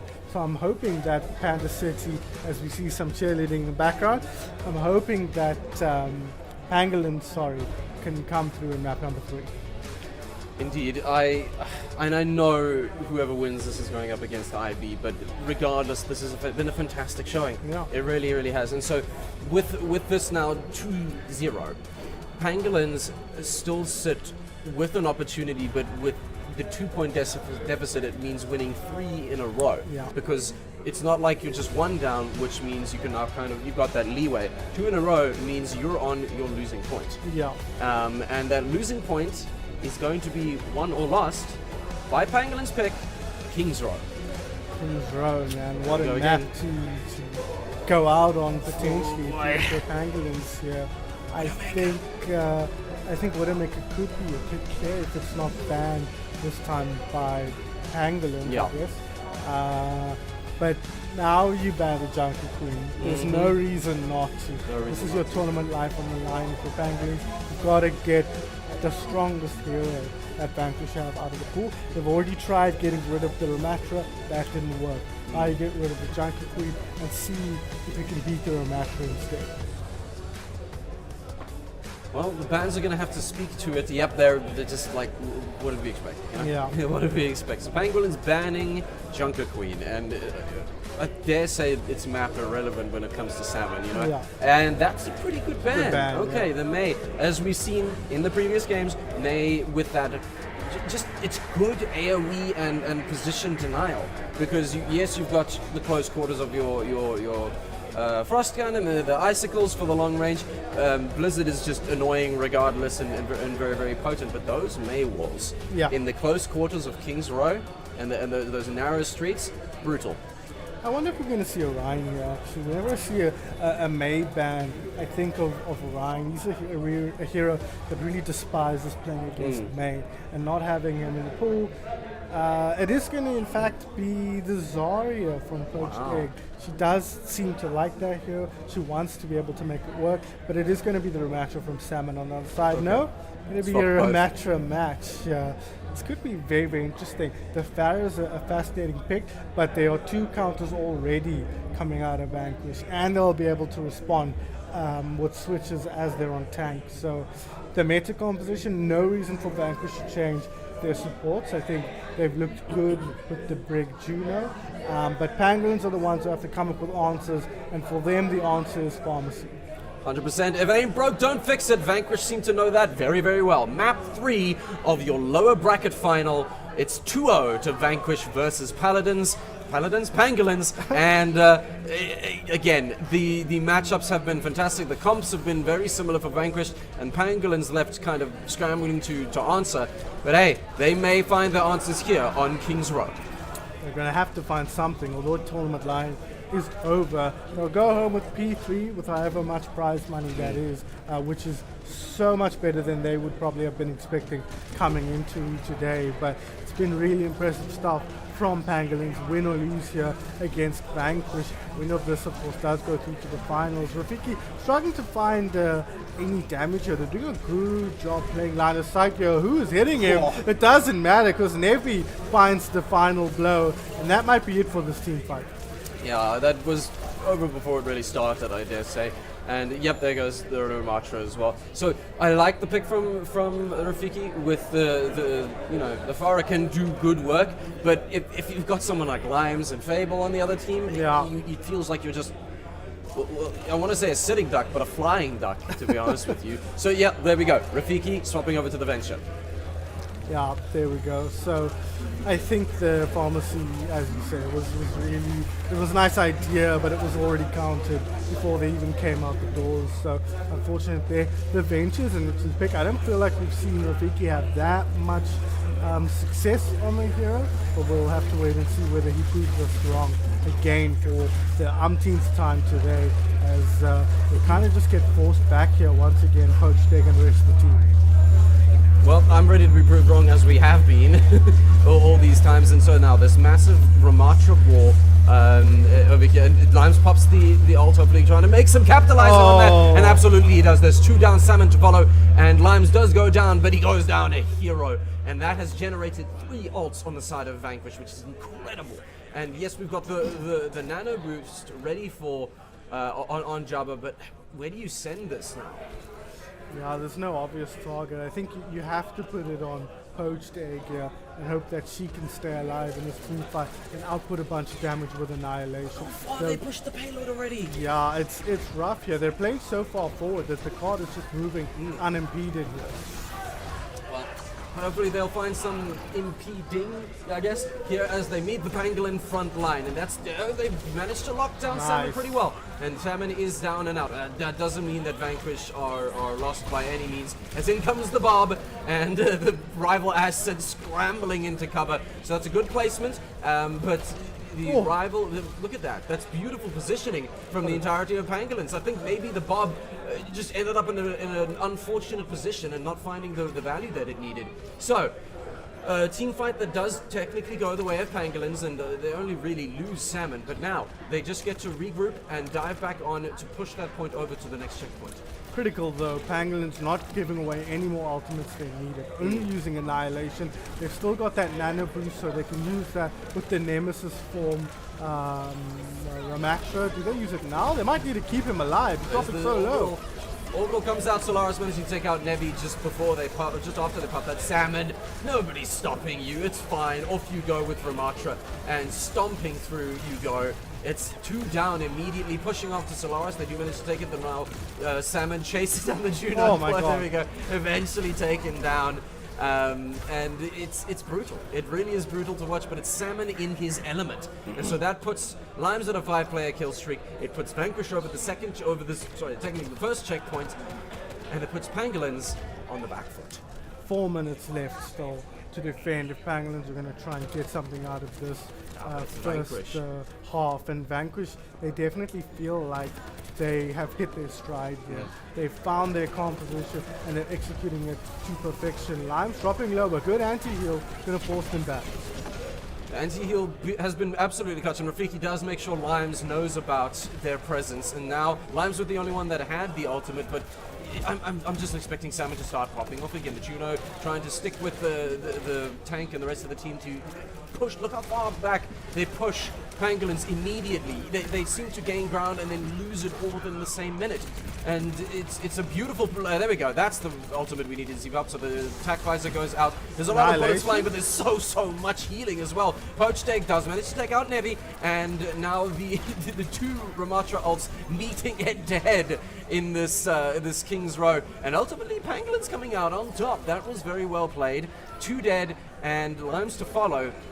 Well done, Paladins. A solid defense from 2 Ramachas wailing on each other in the middle of the road. Yeah, both Annihilations popped there, so Pangolins will be very happy that they came out on top, because that's a big ult commitment. You feel like that's a team fight winning ultimate if you can find any value. Rafiki on the Hanzo again, he loves this hero, it feels like. He loves his Shimada, bro. He needs to be careful, dropping low. He does get to safety, so he'll be kept alive for just a little bit longer. I think this is honestly a nice pick, because yes, we get the intel and not only the long distance pick, but you can get in and burst people down. But now, if they're all grouping up on the point and you've got your ult, that's an immediate like reposition or die. Yeah. So that's great. Now, Vanquish have both of their support ults, Kill but him. they take them out. It doesn't matter. That's 2 dead on both sides, and the payload's still in their hands, but it's not the momentum that Vanquish were probably looking for. However, they're holding onto those ults, they're ready to rock and roll. They're pushing Pangolins back further and further. Rafiki for nice. Solaris makes sure Nevi doesn't get much more than they bargained for. So, Juno holding onto that ult, as well as Brig on the side of Vanquish, and I know Fable's ready to use that the Bob as well. If they can execute this properly, it's going to be big problems for Pangolins. And look, I mean, look at just the Jewel's just fearless. The Orbital Ray does come down, which is fantastic, and it keeps them away. But there's the Bob. That's exactly what we were expecting. The other Orbital Ray, and there's plenty to be found. Lime's taking out Solaris, and the arrows flying from Hanzo's bow. But ultimately, there we go. We're waiting for that, and it's a quick trade back and forth. But the cart is solidly in Vanquish's hands. They eke it ever forward. This is going to be your nail biter. This is the ultimate popped. It doesn't look like they're going to be able to make it back in time. I'm not sure that they can do it. They've eked ever closer. The Annihilation goes out, and now it's a massive scrap as Vanquish push towards their final point, towards their victory, towards their grand final, and Pangolins doing everything they can. The Ramach are throwing lefts and rights and haymakers. It's not enough. Vanquish, they push it forward. They're mere centimeters away. They crawl over the finish line. They knock them down into 3rd place, and they claim their place in the grand final at the end of this map 3. It's round 1. It's round There's still another round to go. I'm losing my mind. Pangolins still in this. They've got their own attack to try and get the job done now. So we're not quite there, but Pangolins are definitely on the back. Scrambling, I believe is the word we use. Yeah, Vanquish are, in spite of how dominant that felt, only 39 seconds on the clock here. They only just barely managed to get over the line in Overwatch terms. So we're looking forward to seeing if Pangolins can stop them, but it definitely feels like they're on the back foot here, Pangolins at all times. They're struggling to get the picks they need to. They're struggling to outmuscle Salmon on that Ramatra. So it's really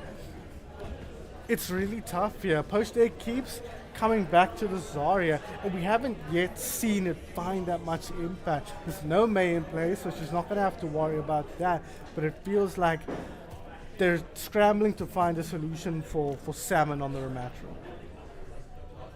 And their answer, I thought was going to be Reaper, but now, look at that, it's your Genji Rafiki, which we've seen do much work, and I'm happy, there's your Widowmaker on Solaris. Yeah, very interesting here. It might just be for this first team fight, he might just look to get a pick from the high ground window here, and then switch on to something more stable, maybe back onto that Ashe, which has been working quite well for them so far. But Sojourn. This is going to be Sojourn, okay? This is going to be really a tough push here to dislodge Limes and Co. from that high ground. Again, look at that just dominant start there. Limes is the first to take a life here on the second round. Fable soon to follow. Which is, again, it shows the confidence that they have to move as a team with some Ramatra Salmon on Ramatra. There's already that gusto, that brawl. But Fable and Limes just walk around and decide, I'm going to take that angle, I'm going to take this person. And they kind of separated them out there. It looked like there were two supports around the other corner, and the tank was still at the main choke, which is kind of backwards from what you're hoping to see. And you can't leave anybody alone on the back line, because this will happen. He's between the couple of players from the team here, and he's going to get out. The anti-heal keeping him healthy, and kills galore for the Ramatra. That was this guy. I was like, oh cool, Salmon's caught up. Nope. No, he's not. I'm not locked in here with you. Yeah. You are locked in here with me. Yes, 3 kills on either side, but it is Vanquish that are coming out pretty healthily at the end of that. As the time ticks down for Pangolins, they're going to have to regroup and reanalyze as we go into this. That was some sick tech from Soldier. I believe rocket jumping to get up onto that high ground there, and it's going to allow him to get out. Jewel, though, finally finds the opening pick. Limes ends himself with the rockets as well, so finally Pangolins getting some momentum. Pangolins, the momentum that I dare say they need. So, they managed to push Vanquish back, and ultimately, there we go. I was about to say, it's not going to matter unless you take out Salmon, but Salmon's dead, and now they can, look at that, pushing them back. That's exactly what we need to see. The healing does go down, but Rafiki's like, I don't care. I've got a sword, and if it bleeds, I can kill it. So, they capture the point. It's time to escort the payload. Pangolins on their way, but there's still a ways in this journey to go. Yeah, they've got the Nano Blade for the next team fight, though. No defensive ultis on the side of Vanquish either. So if they can find value out of these two ultimates on Pangolins, it should sit them in good stead. But Solaris caught out, tracked down by Limes. Graviton Surge, not enough here. A huge team fight win for Vanquish. Massive, without even committing a single ult. And like you said, there were no defensive ults, but they were offensive, and they managed to take it out. So now we see Vanquish able to kind of regain their ranks and stop the push. This next team fight probably going to be a lot more messy. We've got 4 on each side. Well, here we go. Here's the Nano and the look at that. That's disgusting. That is incredible damage to the Ramatra. Just powers through, stopping Pangolins dead in their tracks. They didn't even get a choice whether they wanted to pop their ultimates or not. And now, one by one they fall, they will be sent back to respawn, and Vanquish will stand firmly on top of their point. Interesting decision to nano the Ramatra there, given that they also popped attack visor, so not choosing that well-known composition of the nano visor, instead deciding that Salmon is a lot more dangerous, and the evidence was clear to see there that that was absolutely the right call. 2 punches to kill a 250 HP hero. That was pretty much the end of the team fight. Expect the unexpected as well. Well, here we go. Here's the Nano Blade. Let's see if we can make some good cuts into the enemy team. Yes, it's 2. That's fantastic. And Solaris managed to grab one as well. Bob, however, deployed in response, taking out Solaris at the end of that, and hopefully halting the push just a little bit, as Pangolins do manage to take control of their point once again and push that payload forward. It was a good fight, and I was about to say, Fable, I'm going to be surprised if you get away here, Chief. Rafiki on the Genji. We need to remember this, like, for moving forward. We're like, the Genji. Yes, the Genji, the Rafiki Genji. Beautiful plays. Salmon, look at your beautiful aggression. We know this. We're trying to get some of this info, I guess. That's a bit bold. Let's maybe not. Let's calm down there, little Rafiki. I like that late kill so good onto Fable. Means they can take this fight 1 up. And there's Limes, there's Salmon. If you picked any 2 heroes to kill on the Vanquish team, those would be them. And with 2 minutes left on the clock, they're sitting pretty here. Pangolins, they've gained a good amount of momentum. They're shutting down this Ramatra really, really well, using their ults and managing their ult economy so effectively, and that's allowing them to push through. And another late pick that should secure them the cap on second point. And now we see the monkey from Salmon. That is a completely new look. Absolutely. And again, I'm proud of the progress that Pangolins has been making here as they push over the point. But now, I don't know what your name for it is, but I'm going to call this Dead Man's Corner, because this is where reputations, ranks, and hopes go to die. And look, we saw Vanquish that corner. We can only hope that Pangolins can do the same. Here's the monkey. Again, a very interesting play. That's so aggressive. But look at that amazing support play. They're keeping the monkey alive just for a little bit. But hey, it's maybe it's not enough. Nice, for them huge to grab. I lied. There is the grab. And it's, oh my goodness, it's 3 down. Pangolins is exactly what they needed.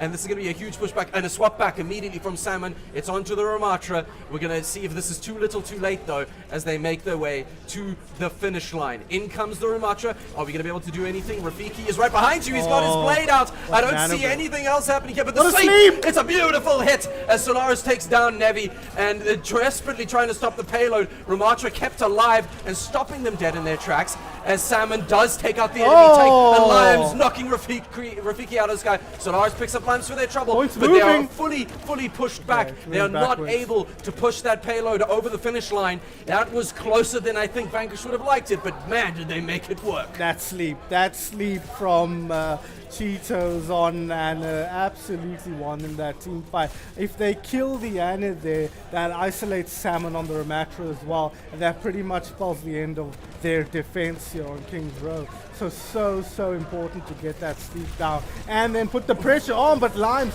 caught out of position, taken down, and all of a sudden Pangolins with momentum once again. Massive momentum as Rafiki does take out Limes, like you said. Solaris and Jabba with their own to follow as there we go. We go. It's gross. It's disgusting. One by one they fall to the railgun. It's all but over. The points tick down, the meters add up, and it's round 2 over for this payload. Oh my word, that was incredibly close. But now, I need to see this again from Pangolins. I need to see this again. I mean, they do exactly that, now. they're bringing this home. They're in the lead now, right? 30 seconds can be a team fight, but it's more often just a little bit of extra time between fights, right? So this is really all in the balance here. I think if either of these teams, Vanquish attacking first, if they can cap this first point, they'll feel like they should win, because it's so hard to push this first point with only one team fight or a team fight and a half. So we could be on for a draw here, worth remembering as well. It is first 2-3, so a draw will just mean this map basically didn't count, and we go on to the next one. But Pangolins will feel like, it felt like Poached Egg was kind of ramping up on the Zarya, and as we got to the end of the map, she was really strong, and she was able to punish Salmon for any movement. Now deciding instead to move on to the Diva. I like this pick on the defense. I think you want to be able to respond to what's happening around you, and Fable says he's going to try his hand at the Widow. Again, I think you go for 1 or 2 shots and then you switch back onto whatever he was playing before that. Absolutely, much like that, the Symmetra TP, you kind of like, do that and get out of here.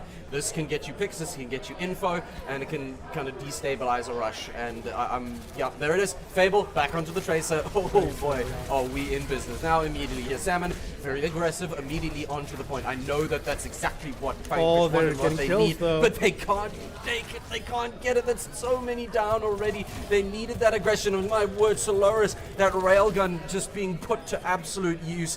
One by one they fall. Vanquish, that initial aggressive push was just not enough, and it's only 20 seconds left on the clock. That was fast though, that was good. It means they've got another team fight to try and take here, but Solaris, if they don't dislodge him from that high ground, he's going to be very dangerous. And Salmon, he's onto the Diva now. He recognizes that the high ground is key, and he's immediately going to get on that. If he gets this kill, it might be team fight over, but good work from the backline, keeping each other alive. Keeping each other alive and keeping the teammates in the fight. And Rafiki and Jabba take down 2 immediately, followed by Limes. Rafiki will fall, but it feels like just Salmon? too late. It's okay, Salmon, well played. We're fine, we're there. What can you do now, baby Diva? Is it just going to be a fight to the death? That feels brutal. That was bullying, and the overtime ticks away, and that will be the end of round 3. Wow, we are at a draw at worst. We are guaranteed map number 4, but they'll want to go into the next map 3-1. Imagine you have to play 6 maps and win 3 of them. That's a thanks. worst case scenario if Pangolins are going to qualify for the grand finals here. Look, I love my Overwatch, but my throat could really deal with slightly few maps. But Pangolins are going to want to win this one, and they looked so good on that defense here. A long way yet for them to go, but they've guaranteed themselves at least one other map. So hopefully for their sake, for our sake, for everybody watching's sake, they get the job done here on King's Row and go into the next map with a 2-1 deficit. So they've got the Genji. Solaris has been so good on that Sojourn. He'll bring that to bear. Post Deck says, I don't have enough time to get the value out of Zarya. I'm going to go for the Diva instead. The Ana is something they've been using a lot, and if they've got the difference between these two teams might be that Pangolins has enough time to build a few ultis and use that for their final push, whereas Vanquish did not have that same opportunity. Well, like you said, worst case scenario, it's a draw. And this map just doesn't count. But the best case scenario for Pangolins would be to at least be moving forward with 1 under their belt. They've got 90 seconds to make that a reality. As we see, Salmon have swapped to the Sigma, and the Rafiki sticking to the Genji. Yep, I was about to say they're going to swap over to the Sojourn as Solaris. Here we go. The forces meet, and the seconds tick by. Fable, I'm sure, hoping to disrupt this as quickly as possible. You cheeky lurking Tracer, you terrify me in pubs, you terrify me here. Yep, Anna's caught out. That's in a lot of terrifying position. The Juno there to try and keep them alive, and it's just not able to finish that kill, is Fable on the Tracer. However, there's a lot of trades happening, Fable. and Rafiki does take out Fable. Beautiful hits there. But Sigma holding that front line just beautifully and stopping Pangolins from making it there. 45 seconds on the clock. The Sojourn ready to rock and roll. If they can find these picks, that is going to be the opening they need. Out it goes. Is that enough? The Immortality Heals goes down as Baptiste has to run away, but they're forced off the point, and this is now 30 seconds. 30 seconds for Pangolins to make their move, but Salmon not backing down yet. Oh, they got it. They got Nevi down. Solaris once again coming in clutch for his team. No supports for the defending side. Vanquish in big trouble. They have taken down Rafiki, but they're losing players left, right, and center. Limes goes down. Last man standing is Salmon, and we're going to go to a game 4 here with a 2-1 deficit for Pangolins as they clean things up here. Last man standing. Only a couple of stragglers trying to make their way in, and when it's all said and done, Pangolins get the job done on their attack.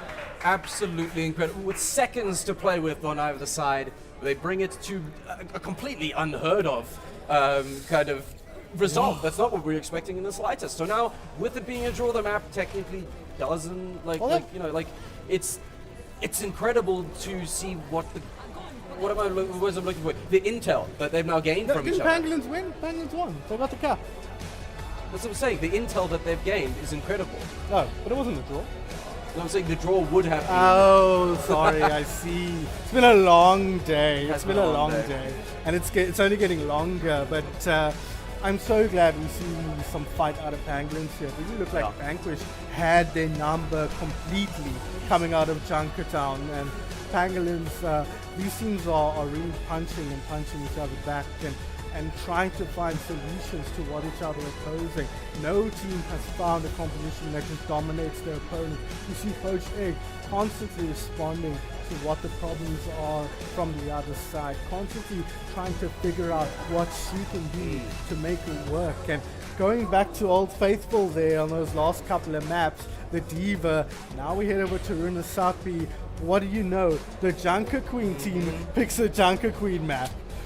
Go figure. And it's push, and we know how back and forth that can be, and how, I mean, a team fight is instrumental regardless of the map and the mode, but when it comes to push and it comes to, you've now gotten points on both sides, it's even more so. But hey, Vanquish just had enough. That's They've a respect had enough ban. of that That's Sojourn. a respect ban, 100%. I think Solaris, Sojourn's not a hero any of us were thinking of. And all of a sudden, after King's Row, Solaris made that hero look overpowered. 100%. And so Vanquish is saying, no thanks, we've had enough of that. We'll do that. And what do pangolins ban? I mean, I'm not sure. Maybe you take the soldier out here and say, force Limes onto something he doesn't want to play. Okay, they go instead for the Juno. I like this. Disrupt the support line in terms of what they've been running.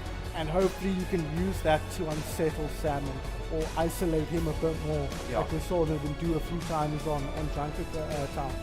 So, yeah, I think these are both logical bans, but I think this Sojourn pick might be the turning point in this series in terms of pulling bans away from Poached Egg and allowing her to play what she wants to play, because there's every chance they ban the Zarya or the Wrecking Ball here, and all of a sudden it's a lot harder to play, because you know that Solaris doesn't only have the Sojourn in his pocket, he can play any number of heroes, and while he looked great on the Sojourn, it's not the only thing he can bring to the table. So that Sojourn pick could end up being quite critical for the flow of this series. Absolutely, especially considering that technically Pangolins, to take this home, it's needing to be a reverse sweep. Yeah.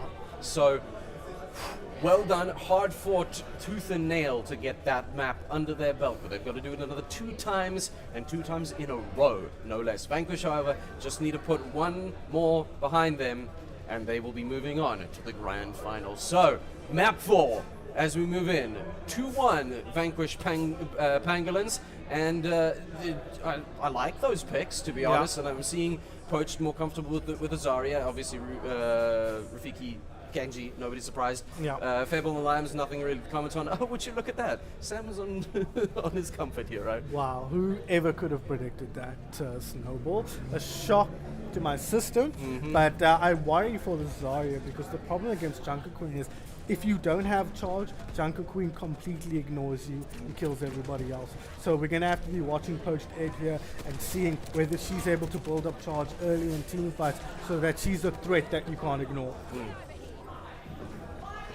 Now, as we come to our first clash, and it is Vanquish taking control of the robot initially, to nobody's surprise, with the aggression from Salmon. hello, There we go, hello. straight away, pushing it forward. The anti-heal, forcing him to just take a breather real quick, as the Pangolins manage to get healed back up. And now we're going to start looking for these picks. Everybody's ready to rock and roll. Are you trying to sneak? Was that Jabba trying to sneak? That was incredible. Sneak level 100 has been unlocked. Solaris takes out Nevi, and hello. Jewel takes out the Limes, and finally Salmon takes out Jewel. Now the Ashe taking out the Lucio, as the Zarya is just trying to keep the team alive desperately. But look at that, Salmon and Fable fall, and now Pangolins, this is your time. Again, Poached has a very support-centered, off-tank type mindset where she's using her bubbles to protect teammates, and while that's obviously a big part of this character's kit, my feeling as a person who plays a lot of Zarya is I need to generate threat myself, and to do that I need to be high charge. So I'd like to see her focus more on keeping herself high, but Limes, he's already picked off 2 here. They haven't got much push here, they're already on the back foot, and Zarya might be a late casualty as well. It's just beautiful to see Limes go to work, and the tracking is so devastating to fight against. And eventually, okay, that's interesting, I guess. Zarya just melting themselves. It's a bomb. She killed herself with a bomb. Yeah. You know what? It's probably just a psychological tactic. Like, no, you don't get the kill. You don't get the kill. Sorry. Sucks to suck. Now, back in the hands of Vanquish. They're ready to rock and roll. Fable's lurking, you cheeky little bugger, waiting for that to pounce. And who are we going to pick out for this? You might be able to just kill them regardless. Kimiko's taught completely out, but Limes is actually one to take the kill. That bomb is ready and waiting to happen, but Solaris falls to Limes again. A lot of low health enemies as Limes just continues to clean up. It's disgusting. Absolutely brilliant. An amazing wipe from I want to say from Vanquish, but damn it all, it was Limes. And that's very well played, and would you look at that? Poached Egg. Swapping out. Yeah, I worried about that exactly. She never got high enough charge fast enough to be a big threat that anybody had to be afraid of. And if that's the case, they can just ignore you, kill your team, and kill you last on the Zarya. So the ball makes a lot of sense. Look to disrupt, look to put pressure, but Salmon with his ulti, what do you know? Kills for the Fishman. Kills for days, and Pangolins immediately brought to heel. And this ball left all alone to fight for themselves, desperately trying to get away. You're lucky you're mobile, because Salmon would have cut you up and eaten you for breakfast. It's brilliant plays all round from Vanquish, and now Pangolins regrouping, and Poached Egg looking to build her charge and keep disrupting that front line. But it's over 100 meters already on the side of Vanquish. Yeah, this is a disaster for Pangolins here. To win this, they'd have to do something absolutely unbelievable, but it all starts here with this team fight. They've thrown the bomb out, they've picked up 2 kills, and now they need to clean this up swiftly so they can get the cart moving back in the right direction. But Absolutely. they still need to get rid of Salmon here, which is no mean feat, as we know so well. He's still got a couple of healers as well, but should get taken down. Not quite. There we Never go. does. Brought so low, but the healers all just rallying to his side, making it happen. Still Rafiki alive. having swapped from Genji to our beautiful Bluebird. Salmon There we was alive. Was alive. And so that is one down. Rafiki managing to take yet another one down. So Lions is out for the count. And now we see Poached Egg going a hunting of their own. But look at how far that robot has to move. Plenty of time for Vanquish to regroup. Yeah, that's the problem. Look how much of a lead they've got here on Vanquish. They need to lose 2-3 fights, and it just doesn't seem like this Vanquish squad is going to give you that many team fight wins. We're going to need to see something special from this Pangolin squad. A team performance, a single moment of brilliance won't be enough, but it starts here once again. This is step 2 of a 5-step process. Fabulous. It's not one step at all. It's multiple of them fall. Salmon does get taken out, dying to the area denial of those minefields. That's good. That's the response that we want, because they were already on their own point for the robot, and now the progress can be made. The nano goes out, There and we in go. comes that beautiful rocket barrage. Hold on. That's an airstrike AC-130 above. A very, very good choice, I dare say. Like that, if you spot the opportunity, take it. And so Yeah. Lime's forced to retreat and not able to capitalize anymore. And as they heal back up, Vanquish now have 3 ultimates ready to rock and roll. If they were going to make a play to come back, it's now. I'm watching Salmon. That's very Yeah. aggressive. I'm waiting for that pop of the ultimate. The extra healing boost is there. And Fable drops the hey, there we go. I was about to say, I don't know Yeah. if that connected. Jabba's taken down. And then so does Solar. So one by one they fall. There's no even need for an what's the word? An ult committal. Poached Egg desperately trying to run away, but that's a team kill. Vanquish showing that they can do what they do without committing everything in their arsenal. Yeah, that was key. They still have Salmon's ultimate. That's going to allow them potentially to neutralize another team fight. And then we're back to square one as far as Pangolins are concerned. Yes, they got a good bunch of progress there. Yes, they got their forward spawn.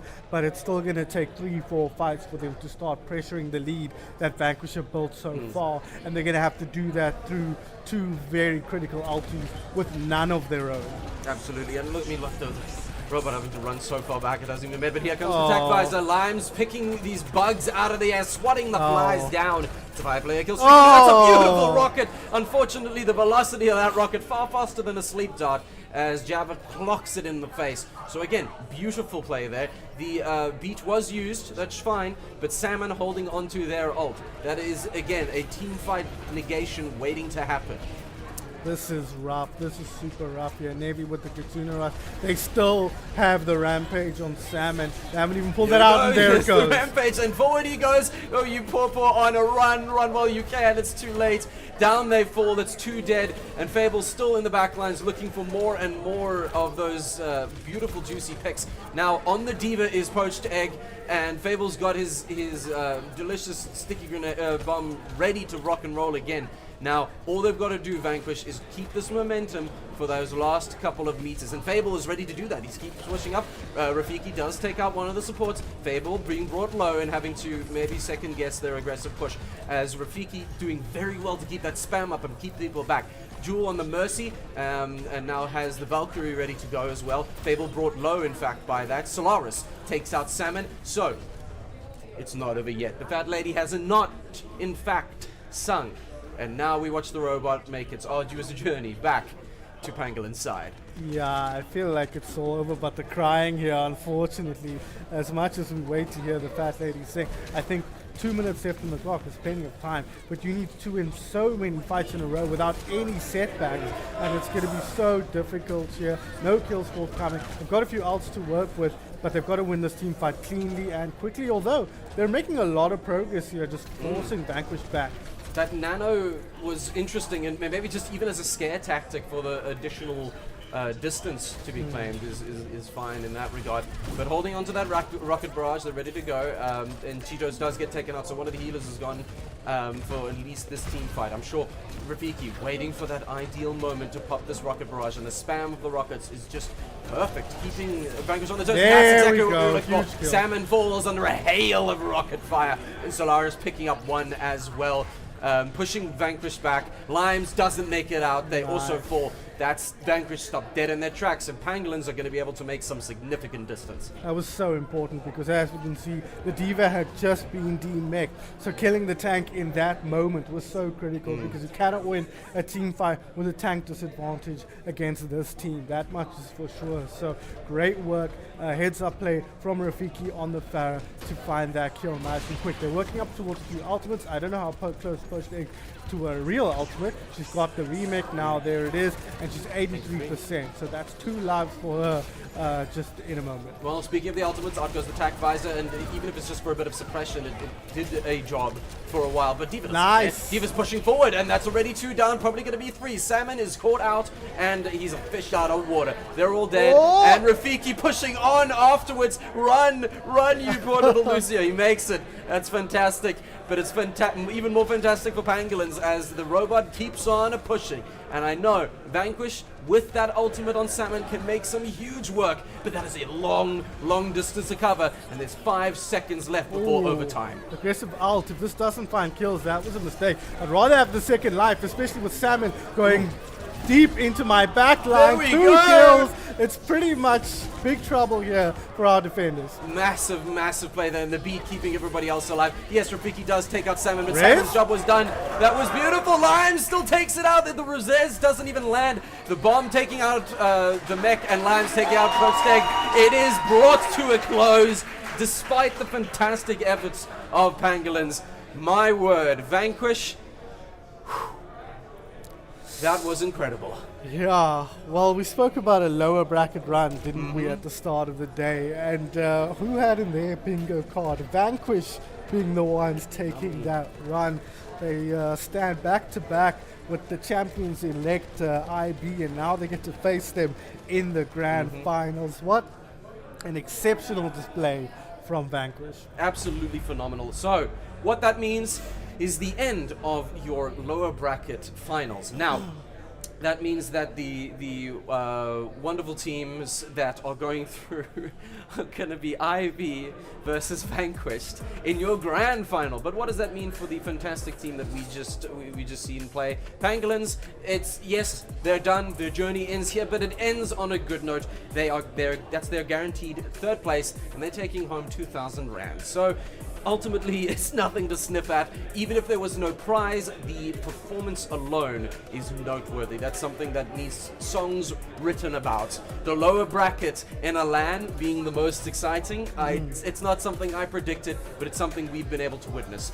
Brilliant plays from Pangolins, and now it's all coming down to one flippin' matchup. IB versus Vanquished. Grand finals right here, very shortly.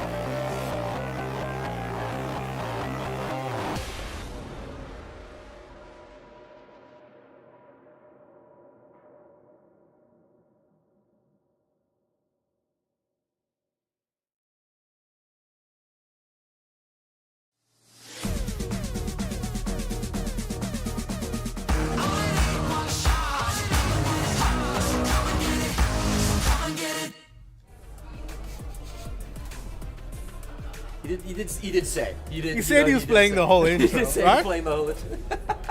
Okay. Regardless, it doesn't matter because the time is upon us. Whether you're ready or not, it has arrived. This is the Ethereal Tournament Grand Final, and it is between two teams. Well, one team that we just didn't expect at all, and we are very, very happy about that because we love coming up with the narratives, we love having our predictions for the narratives, and then we love having them tossed out of the window completely, because would you look at that, it is IB versus Vanquish in the grand finals. Yeah, to call it unexpected, it feels like such a laughable understatement, doesn't it? IB, if you'd given me two teams to pick, IB would have certainly been one of them showing up in the grand finals.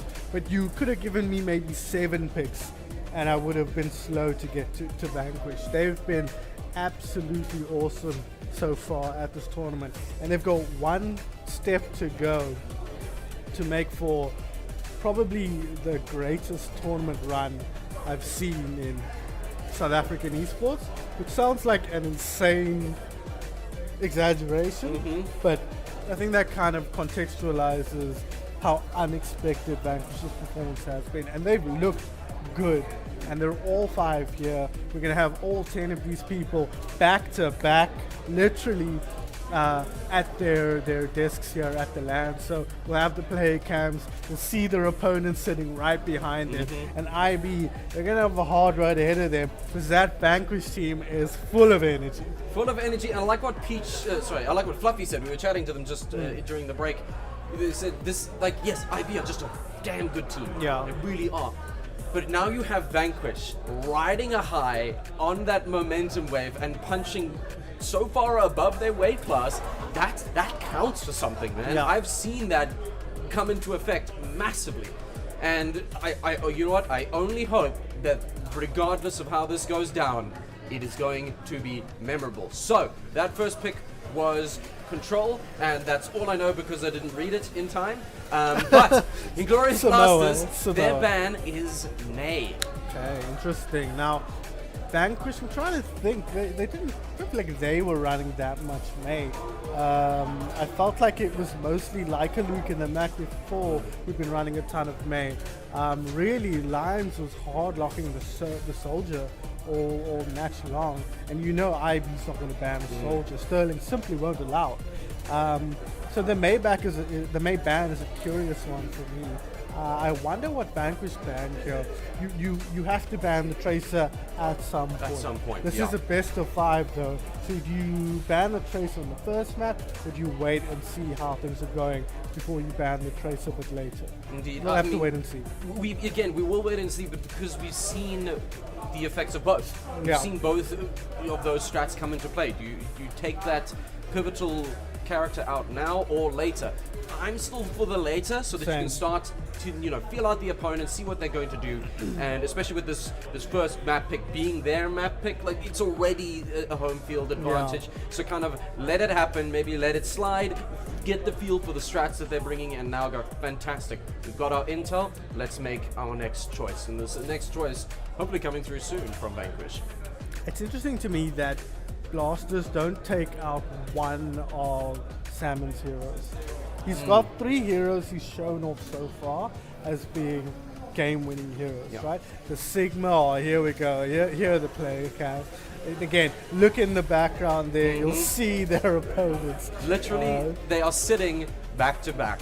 In the 80k arena here in Cape Town, they are sitting back to back with these rows. They can look into the cameras and see each other, which is just fantastic. Like, how we couldn't have planned that. No. That's phenomenal. And I think it just makes for an even better narrative at the end of the day, because you can feel your enemy at your back as your hackles raise, as the sweat starts to drip. It's just this visceral experience of being that close to your competitor.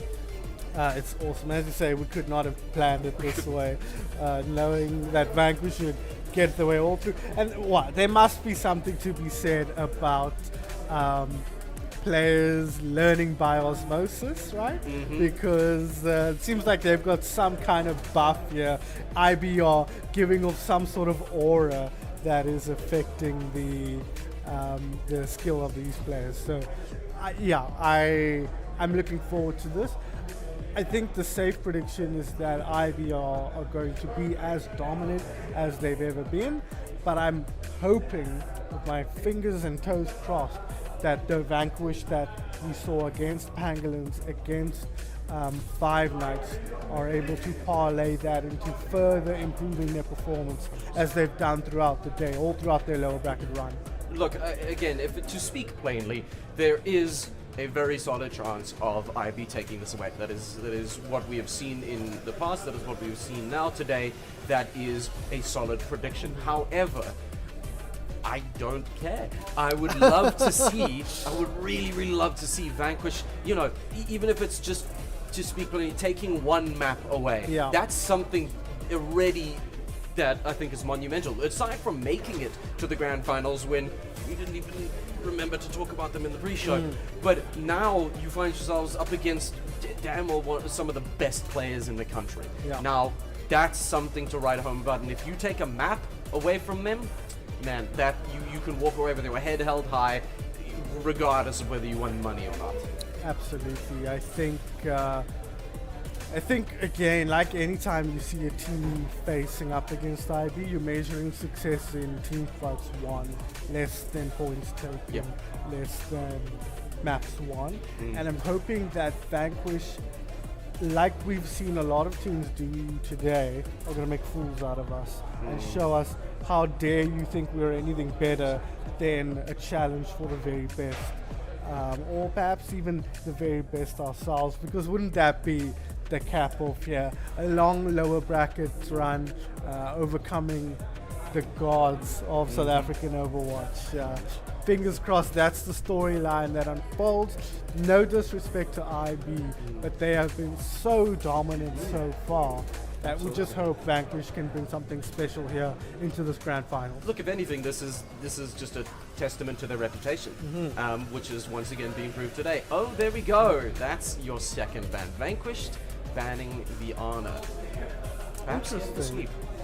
Say again? Perhaps scared of the sleep against their, ever aggressive tank, Salmon. Yeah, I think that the anti-kill as well. We saw a few clutch plays on King's Row with anti-nades, so perhaps just deciding to get rid of that. There's no one hero outside of the Tracer maybe where you're like, this is the must-ban hero when you're facing IB.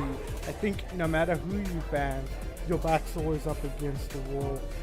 Zoom's hero pool is too deep to worry about anything you're going to do. On Diablo will punish you if you ban his Tracer, and the support line is got enough depth that they're not relying on any single hero or combination. So yeah, they're a hard team to ban against, and that's kind of the benefit of being the best. Absolutely, and for me, I know that there's so many strong players in IB, and we talked about it again, but I think it needs to be brought up. It's just, you can tackle one element, then you've got another 4 more still to deal with, and it's potent, it's powerful, it gets results. And yeah, so you ban the Tracer, you say Ontario's going to punch you, but he'll punch you in the face with a Widowmaker sniper rifle. Like, it's just to be expected at this point, and I dare say this has been a day of subverted expectations. Yes. So we can go into this with a whole bunch of high hopes. I want my predictions to be knocked out of the water yet again. We can only hope, and that would be typical of how the day's gone so far. So fingers crossed Look at that those happy faces. pattern holds. Love from Montiablo there, second from the left on the top row. A lot of new faces, especially on that second row that we would never have seen before. As I said, Salmon took the time to fly down from Norway. Actually, to come and play alongside his teammates here at the LAN, and there's something to be said for a LAN buff. Is that Apricornicus there rocking the shades, looking his very best in the grand finals? We absolutely love to see it, and again, I think that speaks to Vanquish as a team as well. Like, you've got a player that's willing to come down and be with you guys in person. Like, Yeah. yes, it's that LAN buff, but man, that's wonders for morale. Yeah. Like having this person now here ready to rock and roll with you. And we are very much ready to rock and roll. Ladies and gentlemen, this is your grand final of the tourney. It's Inglorious Blasters versus Vanquish, map 1 and first to 3. Your bands, May and Anna, and may the odds be ever in your favor as we take a look at these comps. Zoom on the monkey. Now that is a hero player combination. Never mind. Fixed.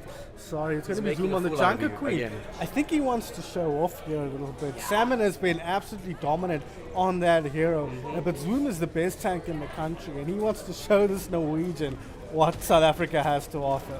Indeed. Well, maybe that foreign flavor is going to work in his favor as we find ourselves in our first clash, and immediately it's a beautiful eruption of chaos. Salmon, that brilliant aggression as we've seen right out of the gate, and now I guess Vanquish suddenly and very quickly realizing the team they're up against definitely stronger than what they've been used to.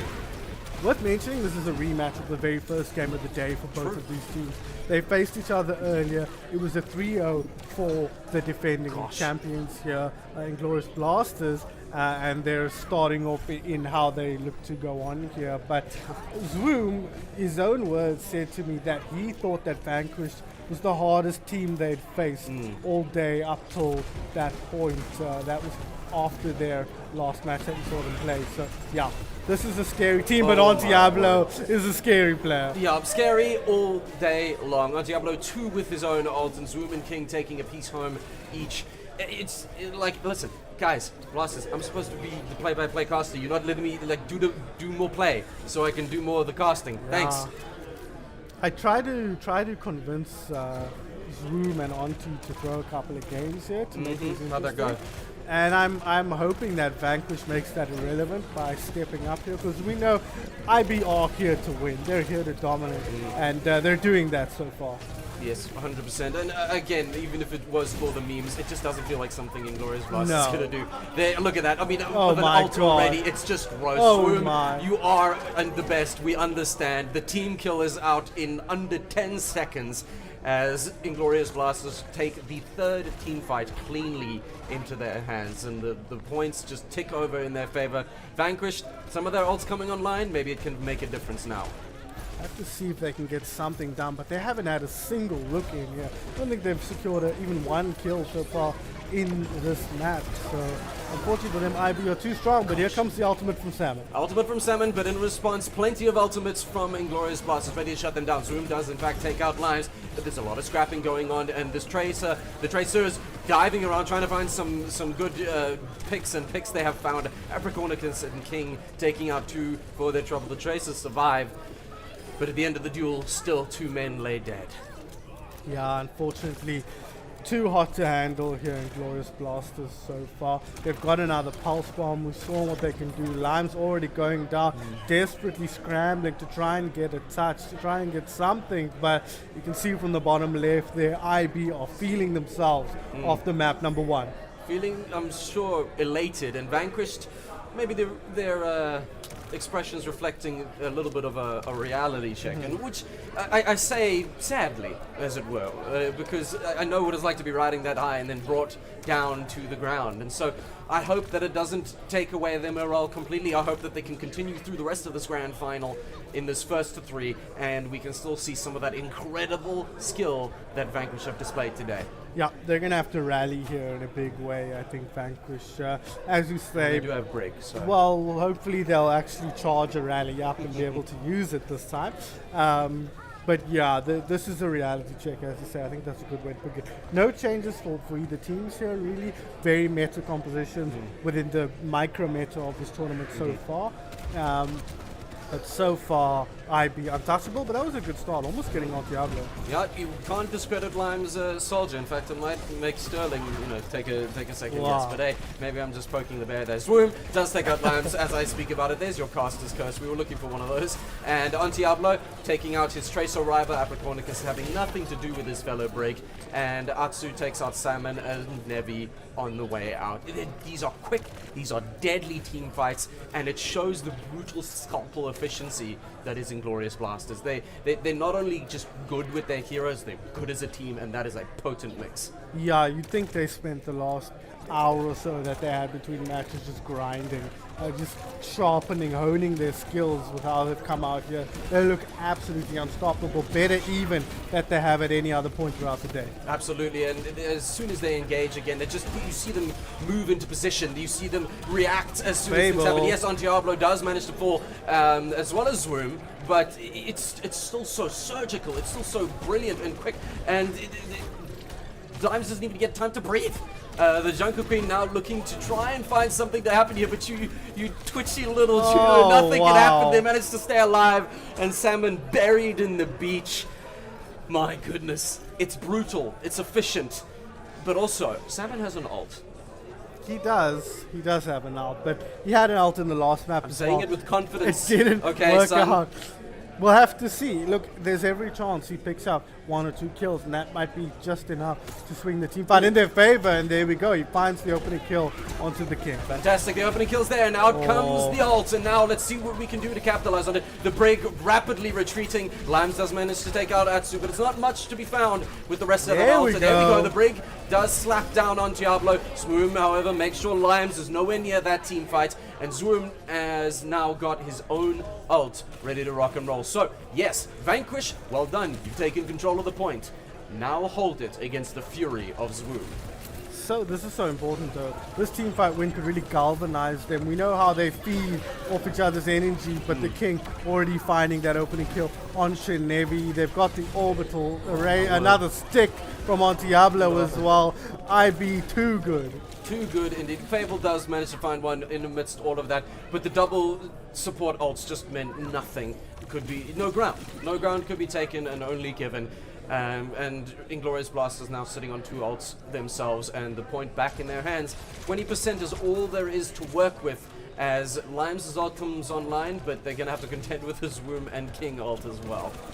Yeah, they've got a lot of work to do here. Almost up to a rally on Diablo. This That's dude just is mean. It's not okay. It's not There okay goes as the Limes, blade there gets goes popped and Cheetos. the katana slashing away at the Junker Queen, desperately holding on for life. Zwoom does take out Nevi, and the Junker Queen all alone on that point. The overtime ticks down. The 99% turns into 100, and it's a very quick, very succinct, and very brutal win for IB on map 1.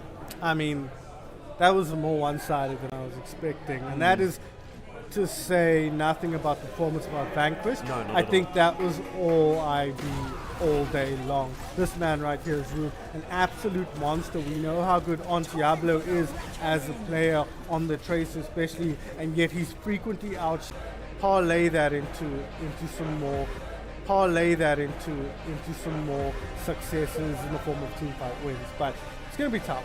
It's going to be tough indeed, but now they have had the chance to fight their opponent. I'm talking of Vanquish here, and now maybe they can bring in something like that Tracer ban or something that will hopefully upset Zwoom or anything like that.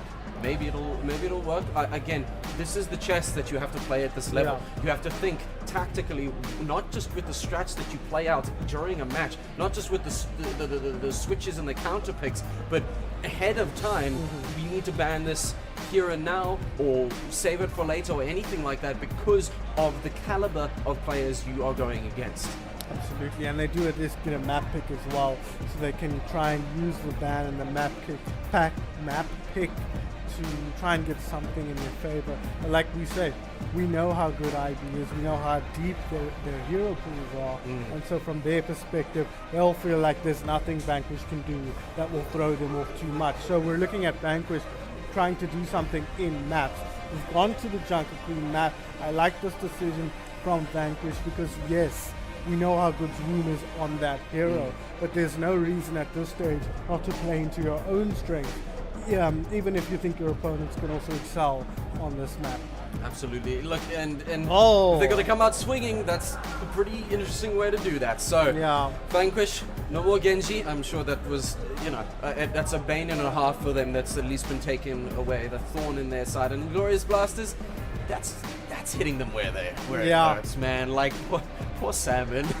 At least You- let the man enjoy his final moments if they are to be his final moments. You picked the Junker Queen map and then they banned the Junker Queen. I actually would have liked Vanquish to ban a tank here. That would have blocked the Junker Queen ban from coming out because you can only ban one good hero call. from each role. So unfortunately missing a trick there a little bit.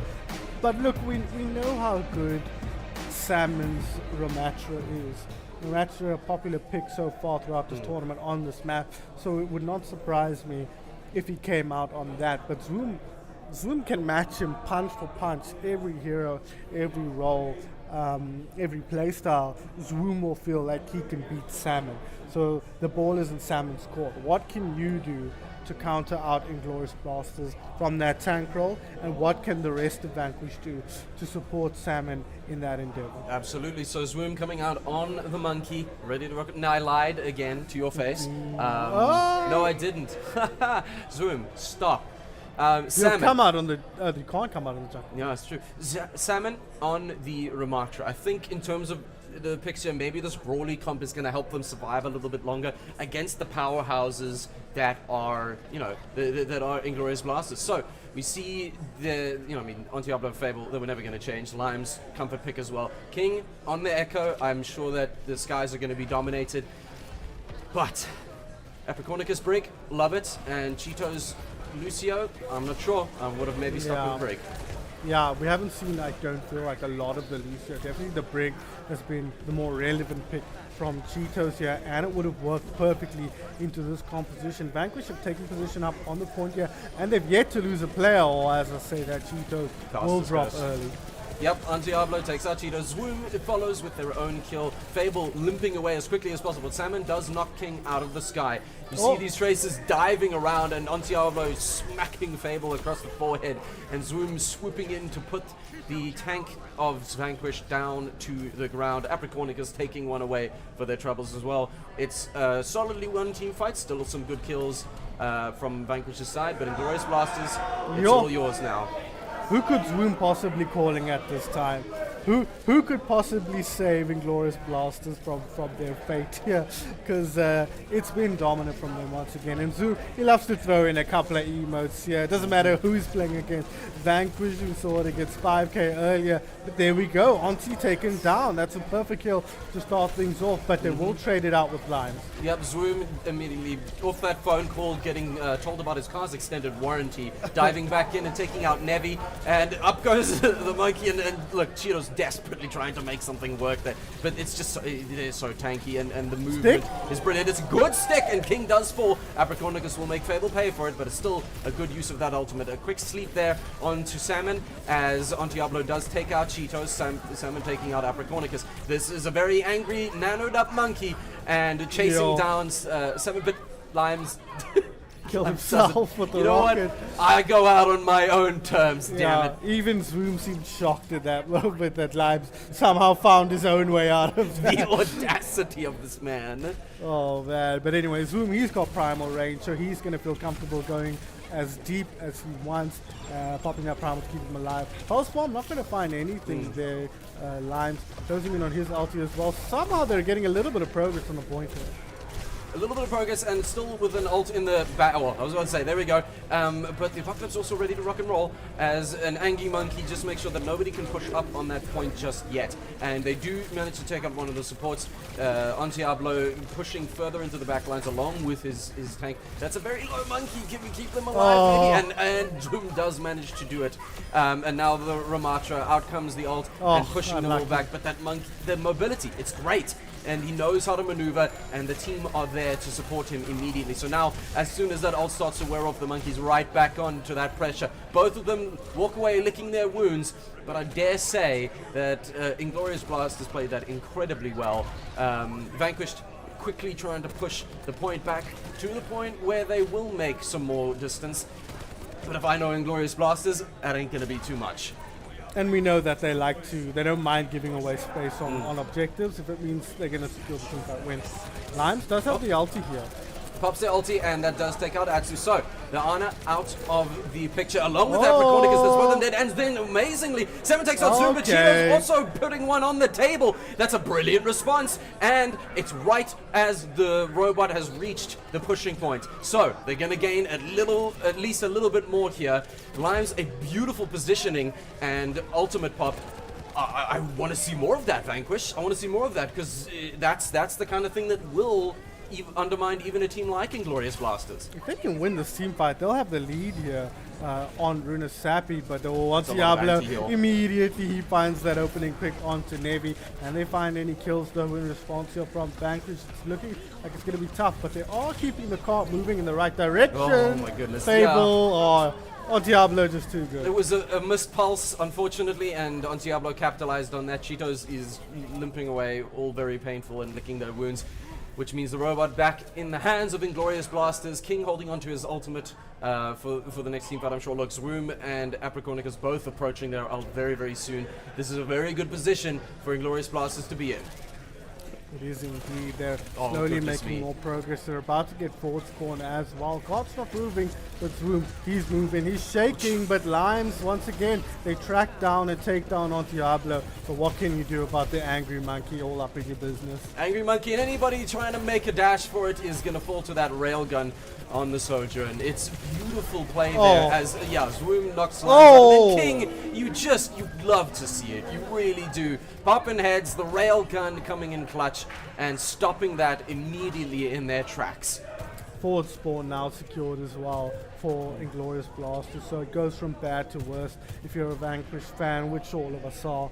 No disrespect to the Blasters, but Zoom once again jumping high ground, putting on pressure. They prop the orbital ray here from Navy, so a lot of damage coming out of the red squad, and they find Apricornicus as well. Yeah, Cheeto does go down, but it's interesting to see how Diablo and Fable are having their own duels here, and oftentimes that's keeping Diablo's, look at that, I was going to say, it's keeping his attention, but Fable manages to keep it for a while longer. They knock them down, they take the robot back, and it's a arduous march back towards this point. But now they're posed in a good position, and if they can win this team fight, that's going to be some good progress to be made. Limes, however, will not be a part of it. He took a nap, and now he's taking a forever nap. He's playing a dangerous game, Limes. He spends a lot of time looking for flanks, looking for opportunities to steal a kill before the team fight starts, and I don't hate that idea, but unfortunately it's not working out for them on a lot of these occasions. But he does have ulti, but really without even winning a team fight, Vanquish are forced back once again. IB gonna look to start building some more progress on the card. Absolutely, and they're sitting on 3 ults, and 2 of them are not even able to use right out of the bat. It happens. Salmon pops his ult, taking down at least 1 for his trouble, but this ult might, it's very defensive. It's 2, so now it's becoming offensive, and they're forced to at least take a breather, IB. King knocks Nevi down, and now the Ramach are forced to duel it out on the point between the rest of the players. Ultimately falling is Salmon, and back in their hands. And there's the Ramatra play change coming into play right there. I think he could have secured that kill onto June if he was bypassing the shield, but he had to kill the shield before there's the visor, but that's an angry monkey, and that's just not enough bullets. Man or monkey literally too angry to die. Diablo dives on that, and there's the stick, and it's great. Apricornicus, well done. Oh, sorry, Fable, well done. Take out Apricornicus, but Diablo and King ready to respond. And again, these are still very good plays from Vanquish. There's individual plays that are working incredibly well. Just Inglorious Blasters seems to continually have the edge in a lot of these fights, and ultimately that means they're making progress where Vanquish is not. I mean, this is, as you're saying, impressive stuff from Vanquish here. Pulse Bomb at the ready for Diablo. They've looked better than a lot of teams have looked against. IB, not paying attention. They do draw out the Pulse Bomb. They're out of position. No recall. Won't get taken down, though. Unlucky on that missed Pulse Bomb, but at least they're trying to keep IB on their toes. Here comes the Nano. There's a slightly angry monkey, I guess we call that, as he's just chasing down the Lucio. Lucio's stuck on the wall. Very unfortunate. 2 of them fall for Vanquish. Salmon does take 1 for his trouble. Diablo makes sure that Nevi is out of this fight, and now we see them pushing them back hard against the wall that was Vanquish. The rally from the brig almost feels unnecessary, as it's carnage on the front lines. The beat goes down, trying to keep the rest of the team alive and to keep the pressure up, maybe forcing out some more plays from IB, and one of them being the ultimate from King. Ultimately not able to find anything from that. On Diablo does take out Cheetahs, but Fable knocks King down as well. Zoom almost fell, and I think that's pretty good. Ramatra can sense the blood in the water. It's a beautiful sleep, and will Honor be able to make it away? That's disgusting. Wow. What a play. The synergy from IB. Zwoom survives along with his healer. What an amazing play from that, and Diablo will take out Cheeto as well. Fable does knock down Diablo at the end of that, and now we've got Angry Monkey pushing right back again. Lambs falls to the Monkey. There's 2 ultimates on the side of Vanquish, and they're going to have to capitalize on them real quick, real fast. There goes the stick. Is it going to be worth it? It's not, unfortunately. Apricornicus taking out Salmon. That's the tank dance. So, Limes holding on to that ultimate. The tank visor could be able to find some really good work, but they're going to have to time it perfectly, as this Monkey is putting the pressure on immensely. And you see the difference between IB and a lot of other teams in that moment with the Ana and Zwoom just getting out just by the skin of their teeth, barely managing, keeping each other alive. And a different team would have lost one for Salmon there, but Onti once again finds that opening kill. Oh my goodness. And I saw Limes pop the ult, and ultimately nothing coming from it. It's just, they're pipping them just at the peak, at the apex of their ability is where the Inglorious Blasters keeps shining. That's yet another nanoed Monkey, by the way. Yeah. So the ult economy has just been insane, and look at that. Yes, Limes does manage to take one out, but the overtime is here. It's ticking down. The ball in a desperate play to keep the dream alive on this map too, diving around and trying to hold on. Salmon beaten to a pulp as one by one Vanquish keep throwing their bodies at the payload, but it's not enough. It's not going to be enough. It's delaying the inevitable, son. It's just good men dying out here, and it's all over for map 2. Inglorious Blasters bring it home once again, and Vanquish teetering on the edge of elimination. Happy faces in the bottom left there for IB, as you would expect. The real stellar play once again from this man. We call him the best tank in South Africa for a reason, and he shows up every time and dominates. His best hero, in my opinion, is this hero, the Monkey, and he shows off here once again. Dominant performance from IB. Dominant performance from Diablo. Dominant performance from Zwoom, as we've become so accustomed to seeing. So, again, Vanquish, back to the drawing board. Look better though, much better. Performance. Yeah. I'm happy. I'm happy with what Vanquish are doing. I would love for them to win a map, sure, but the fact that they are going up against the best team here today and still just at least making them work for it a little bit, that's something that needs to be said and needs to be. I think they need to be proud of.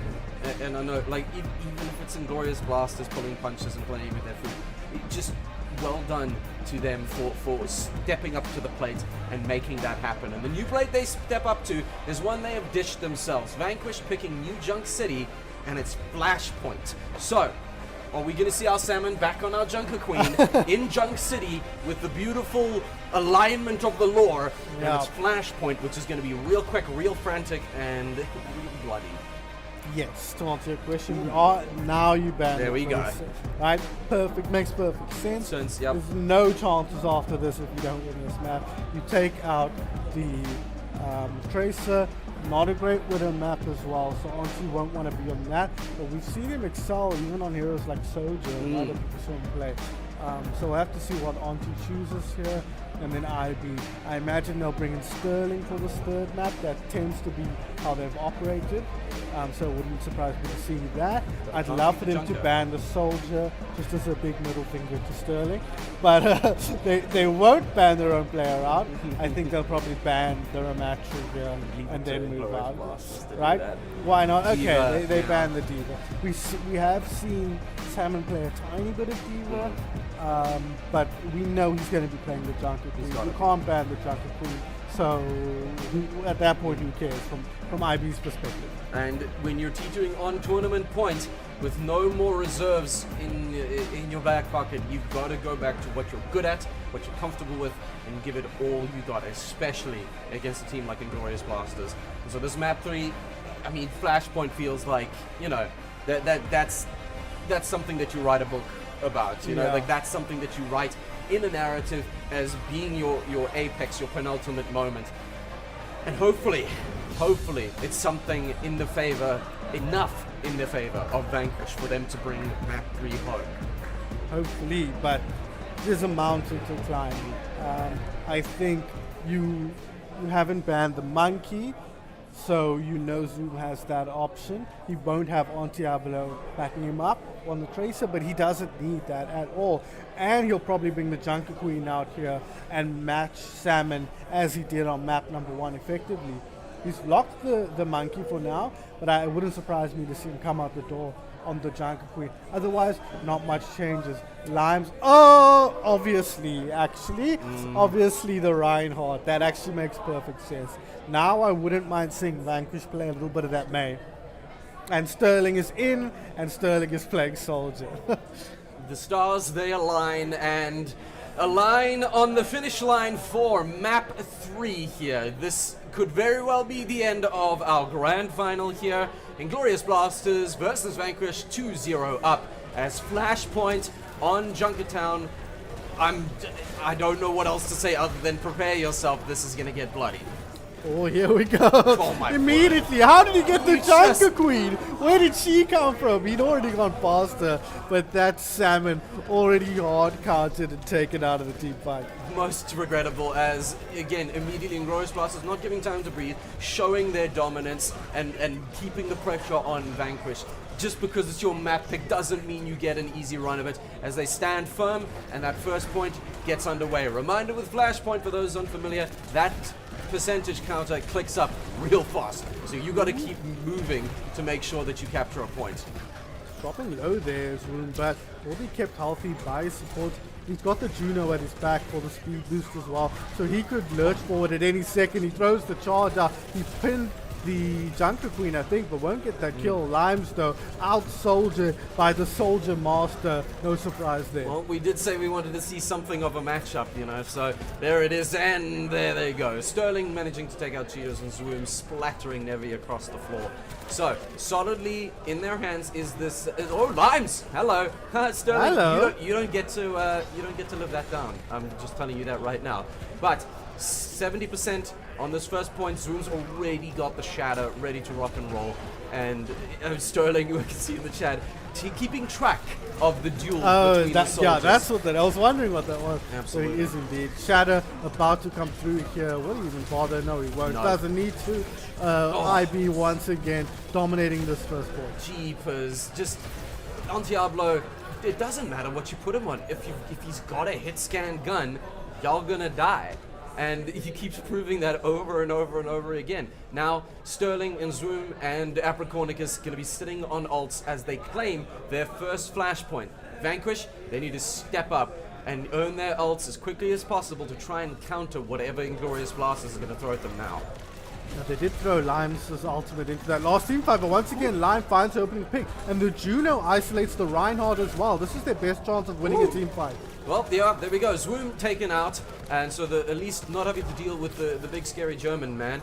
But the flashpoint opens up. Vanquish in a position to try and take it, but we know that doesn't mean too much against Inglorious Blasters. They'll give you ground if it means they can take your heads in the process. So, Salmon, Cheetos, and Nevi have their ults. Sterling pops his, trying to chip away at the backlines, and it's good. It's good. It stops them for a while. Zoom managed to take out Fable. Sterling does finally put Cheetos down. Juno caught completely out, you poor thing. And Apricornicus knocking Limes out as well. So the Shadow hasn't even been needed as Junker Queen once again just gets obliterated. And the emote and the showboat is coming out. I understand it. I do. It is well founded. But now, back in their hands, the flashpoint ticks up. We're going to need to see an impressive team fight from Vanquish here. Yeah, and they threw Salmon's ulti into that last team fight as well. So losing that resource again. They've got the Juno ultimate here, the Orbital Ray, they've got the Rally, so they've got a couple of tools to work with, but the Earth Shatter might just shut everything down. Absolutely, that potential is itself is terrifying. Well, both of those come out, ready to try and disrupt everything. The anti-heal's down though, and Apricornicus will still fall to they Nevi, got and Limes him. manages to make it happen as well. That's beautiful plays from them, so no ult player left alive, and they recapture the point and will very much overtake IB in terms of points here. For how long? I'm not sure, but hey, write home, tell your mum about it. I think if Limes can find another opening pick, they've been working so well off that, especially if you can take out one of the supports that isolates Zoom on the Reinhardt. I think that's the key, but it still has the Shadow here, so this is still going to be a tough fight. In fact, 4 ultis available, 3 now, as Odyssey pops the overclock. There we go. Yeah, the overclock pops as well as the orbital, and down go the 2 supports immediately. Fable not even going to be remotely able to help. Salmon not long for this world. Limes trying to run away, just not enough. Yes, they get them to the 99%, but that's a team kill, and they're going to have to run back here to try and stop Inglorious Blasters from taking it away from them. Yeah, they need to be careful not to get picked here either. Ooh, dropping low. Yeah. Very low there, Cheetos. Has to back up here. 80% on the clock here. Enough time to get through without having to scramble too much. But they're fighting into a nano boost. They're fighting soon into the tactical visor as well. But once again, Limes finds the opening pick.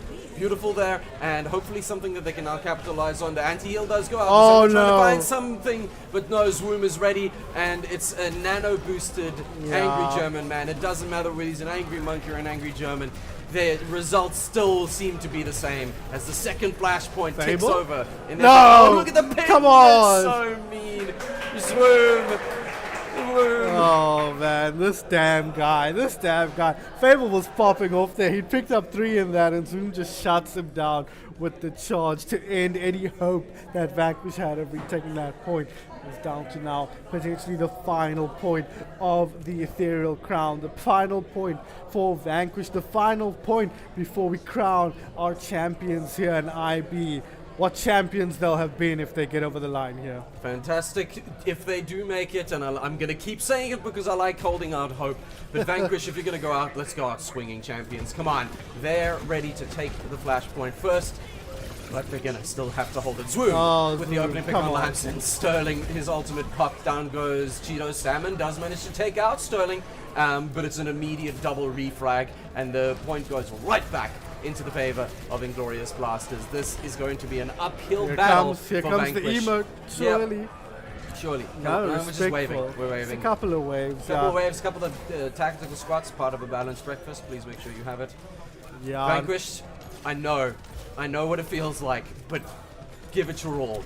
Give it your all. If you're gonna, quote Reinhardt. Fight with honor, die with glory. Let's see what you can do. Here comes the orbital ray as they make Oh, their attack. no. Sterling just doesn't want any of it as down goes Oh. Cheetahs. But Salmon makes sure that Zwoom pays for it. Diablo does take out Nevi, but look at the scrap that's happening all over here. Salmon does it, but Diablo, for their trouble, takes out Fable. It's a beautiful kill here, and the ulti. ultimate's ready to rock and roll. That anti-heal's scary. It's taking him down. 5 He's at 5 HP. HP, but he survives, and Salmon puts Sterling into an early grave.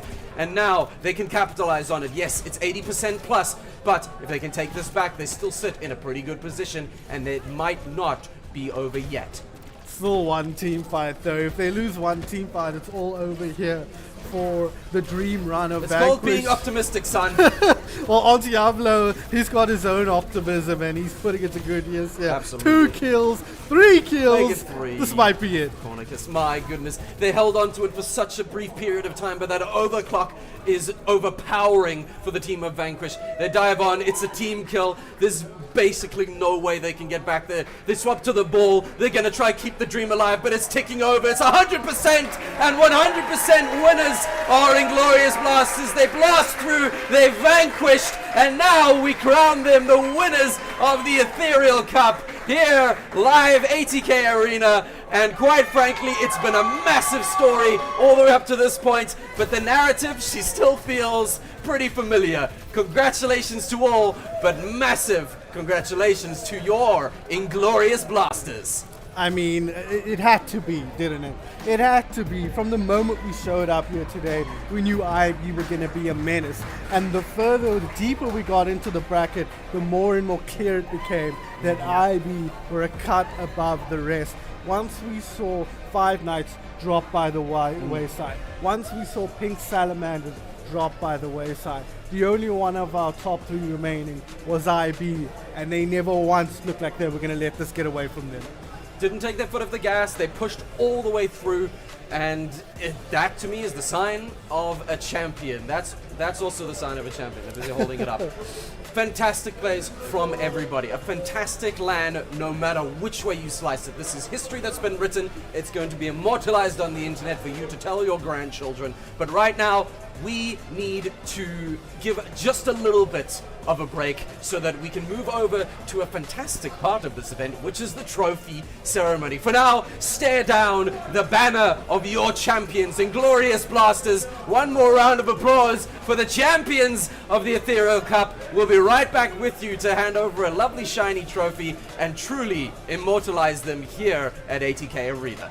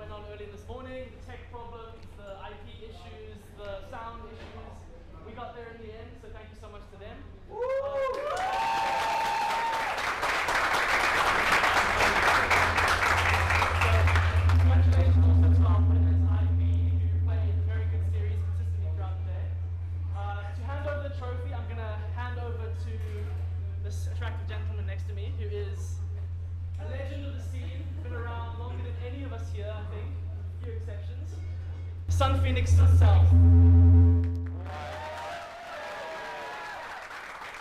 Right, thank you so much, everybody. Well, I'm not going to be alone up here just spitting words at you. I've done enough of that today. We're going to have Ontiablo here, captain of our winning team.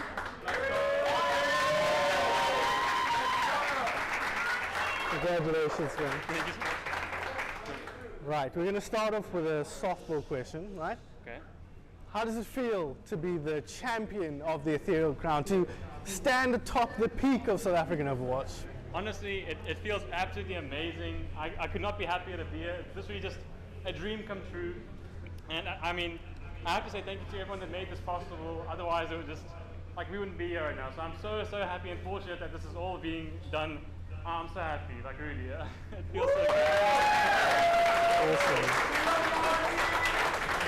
Awesome. So I mean, how long have you been playing now? I mean, I've obviously seen you around for ages. I think this is your first championship. I say that standing on correction. You know, what's it like to finally come over the line after such a long time, especially playing along people you've played with? I know a lot of your teammates went to school with you.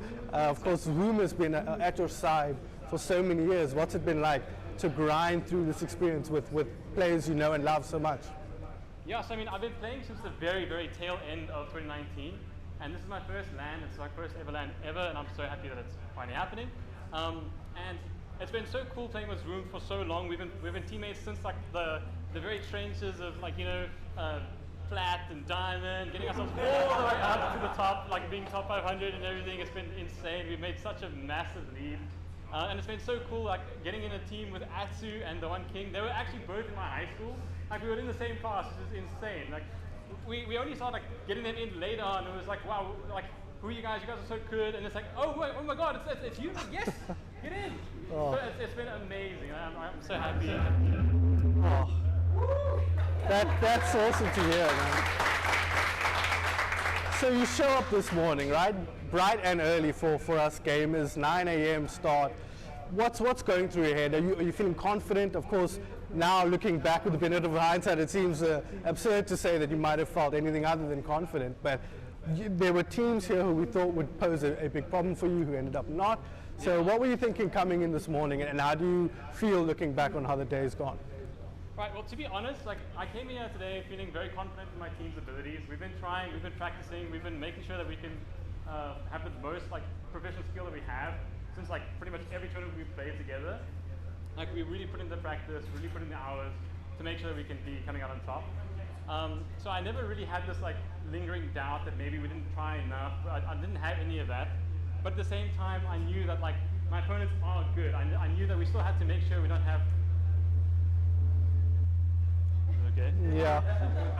We didn't have too big of a head going into it. So I made sure, like, every time, lock in, get ready. Like, these people are good. We still have to try our absolute best to make sure that we win. So very, very pleased with my team's performance, and I knew from the get-go we were able to do this. So I'm happy.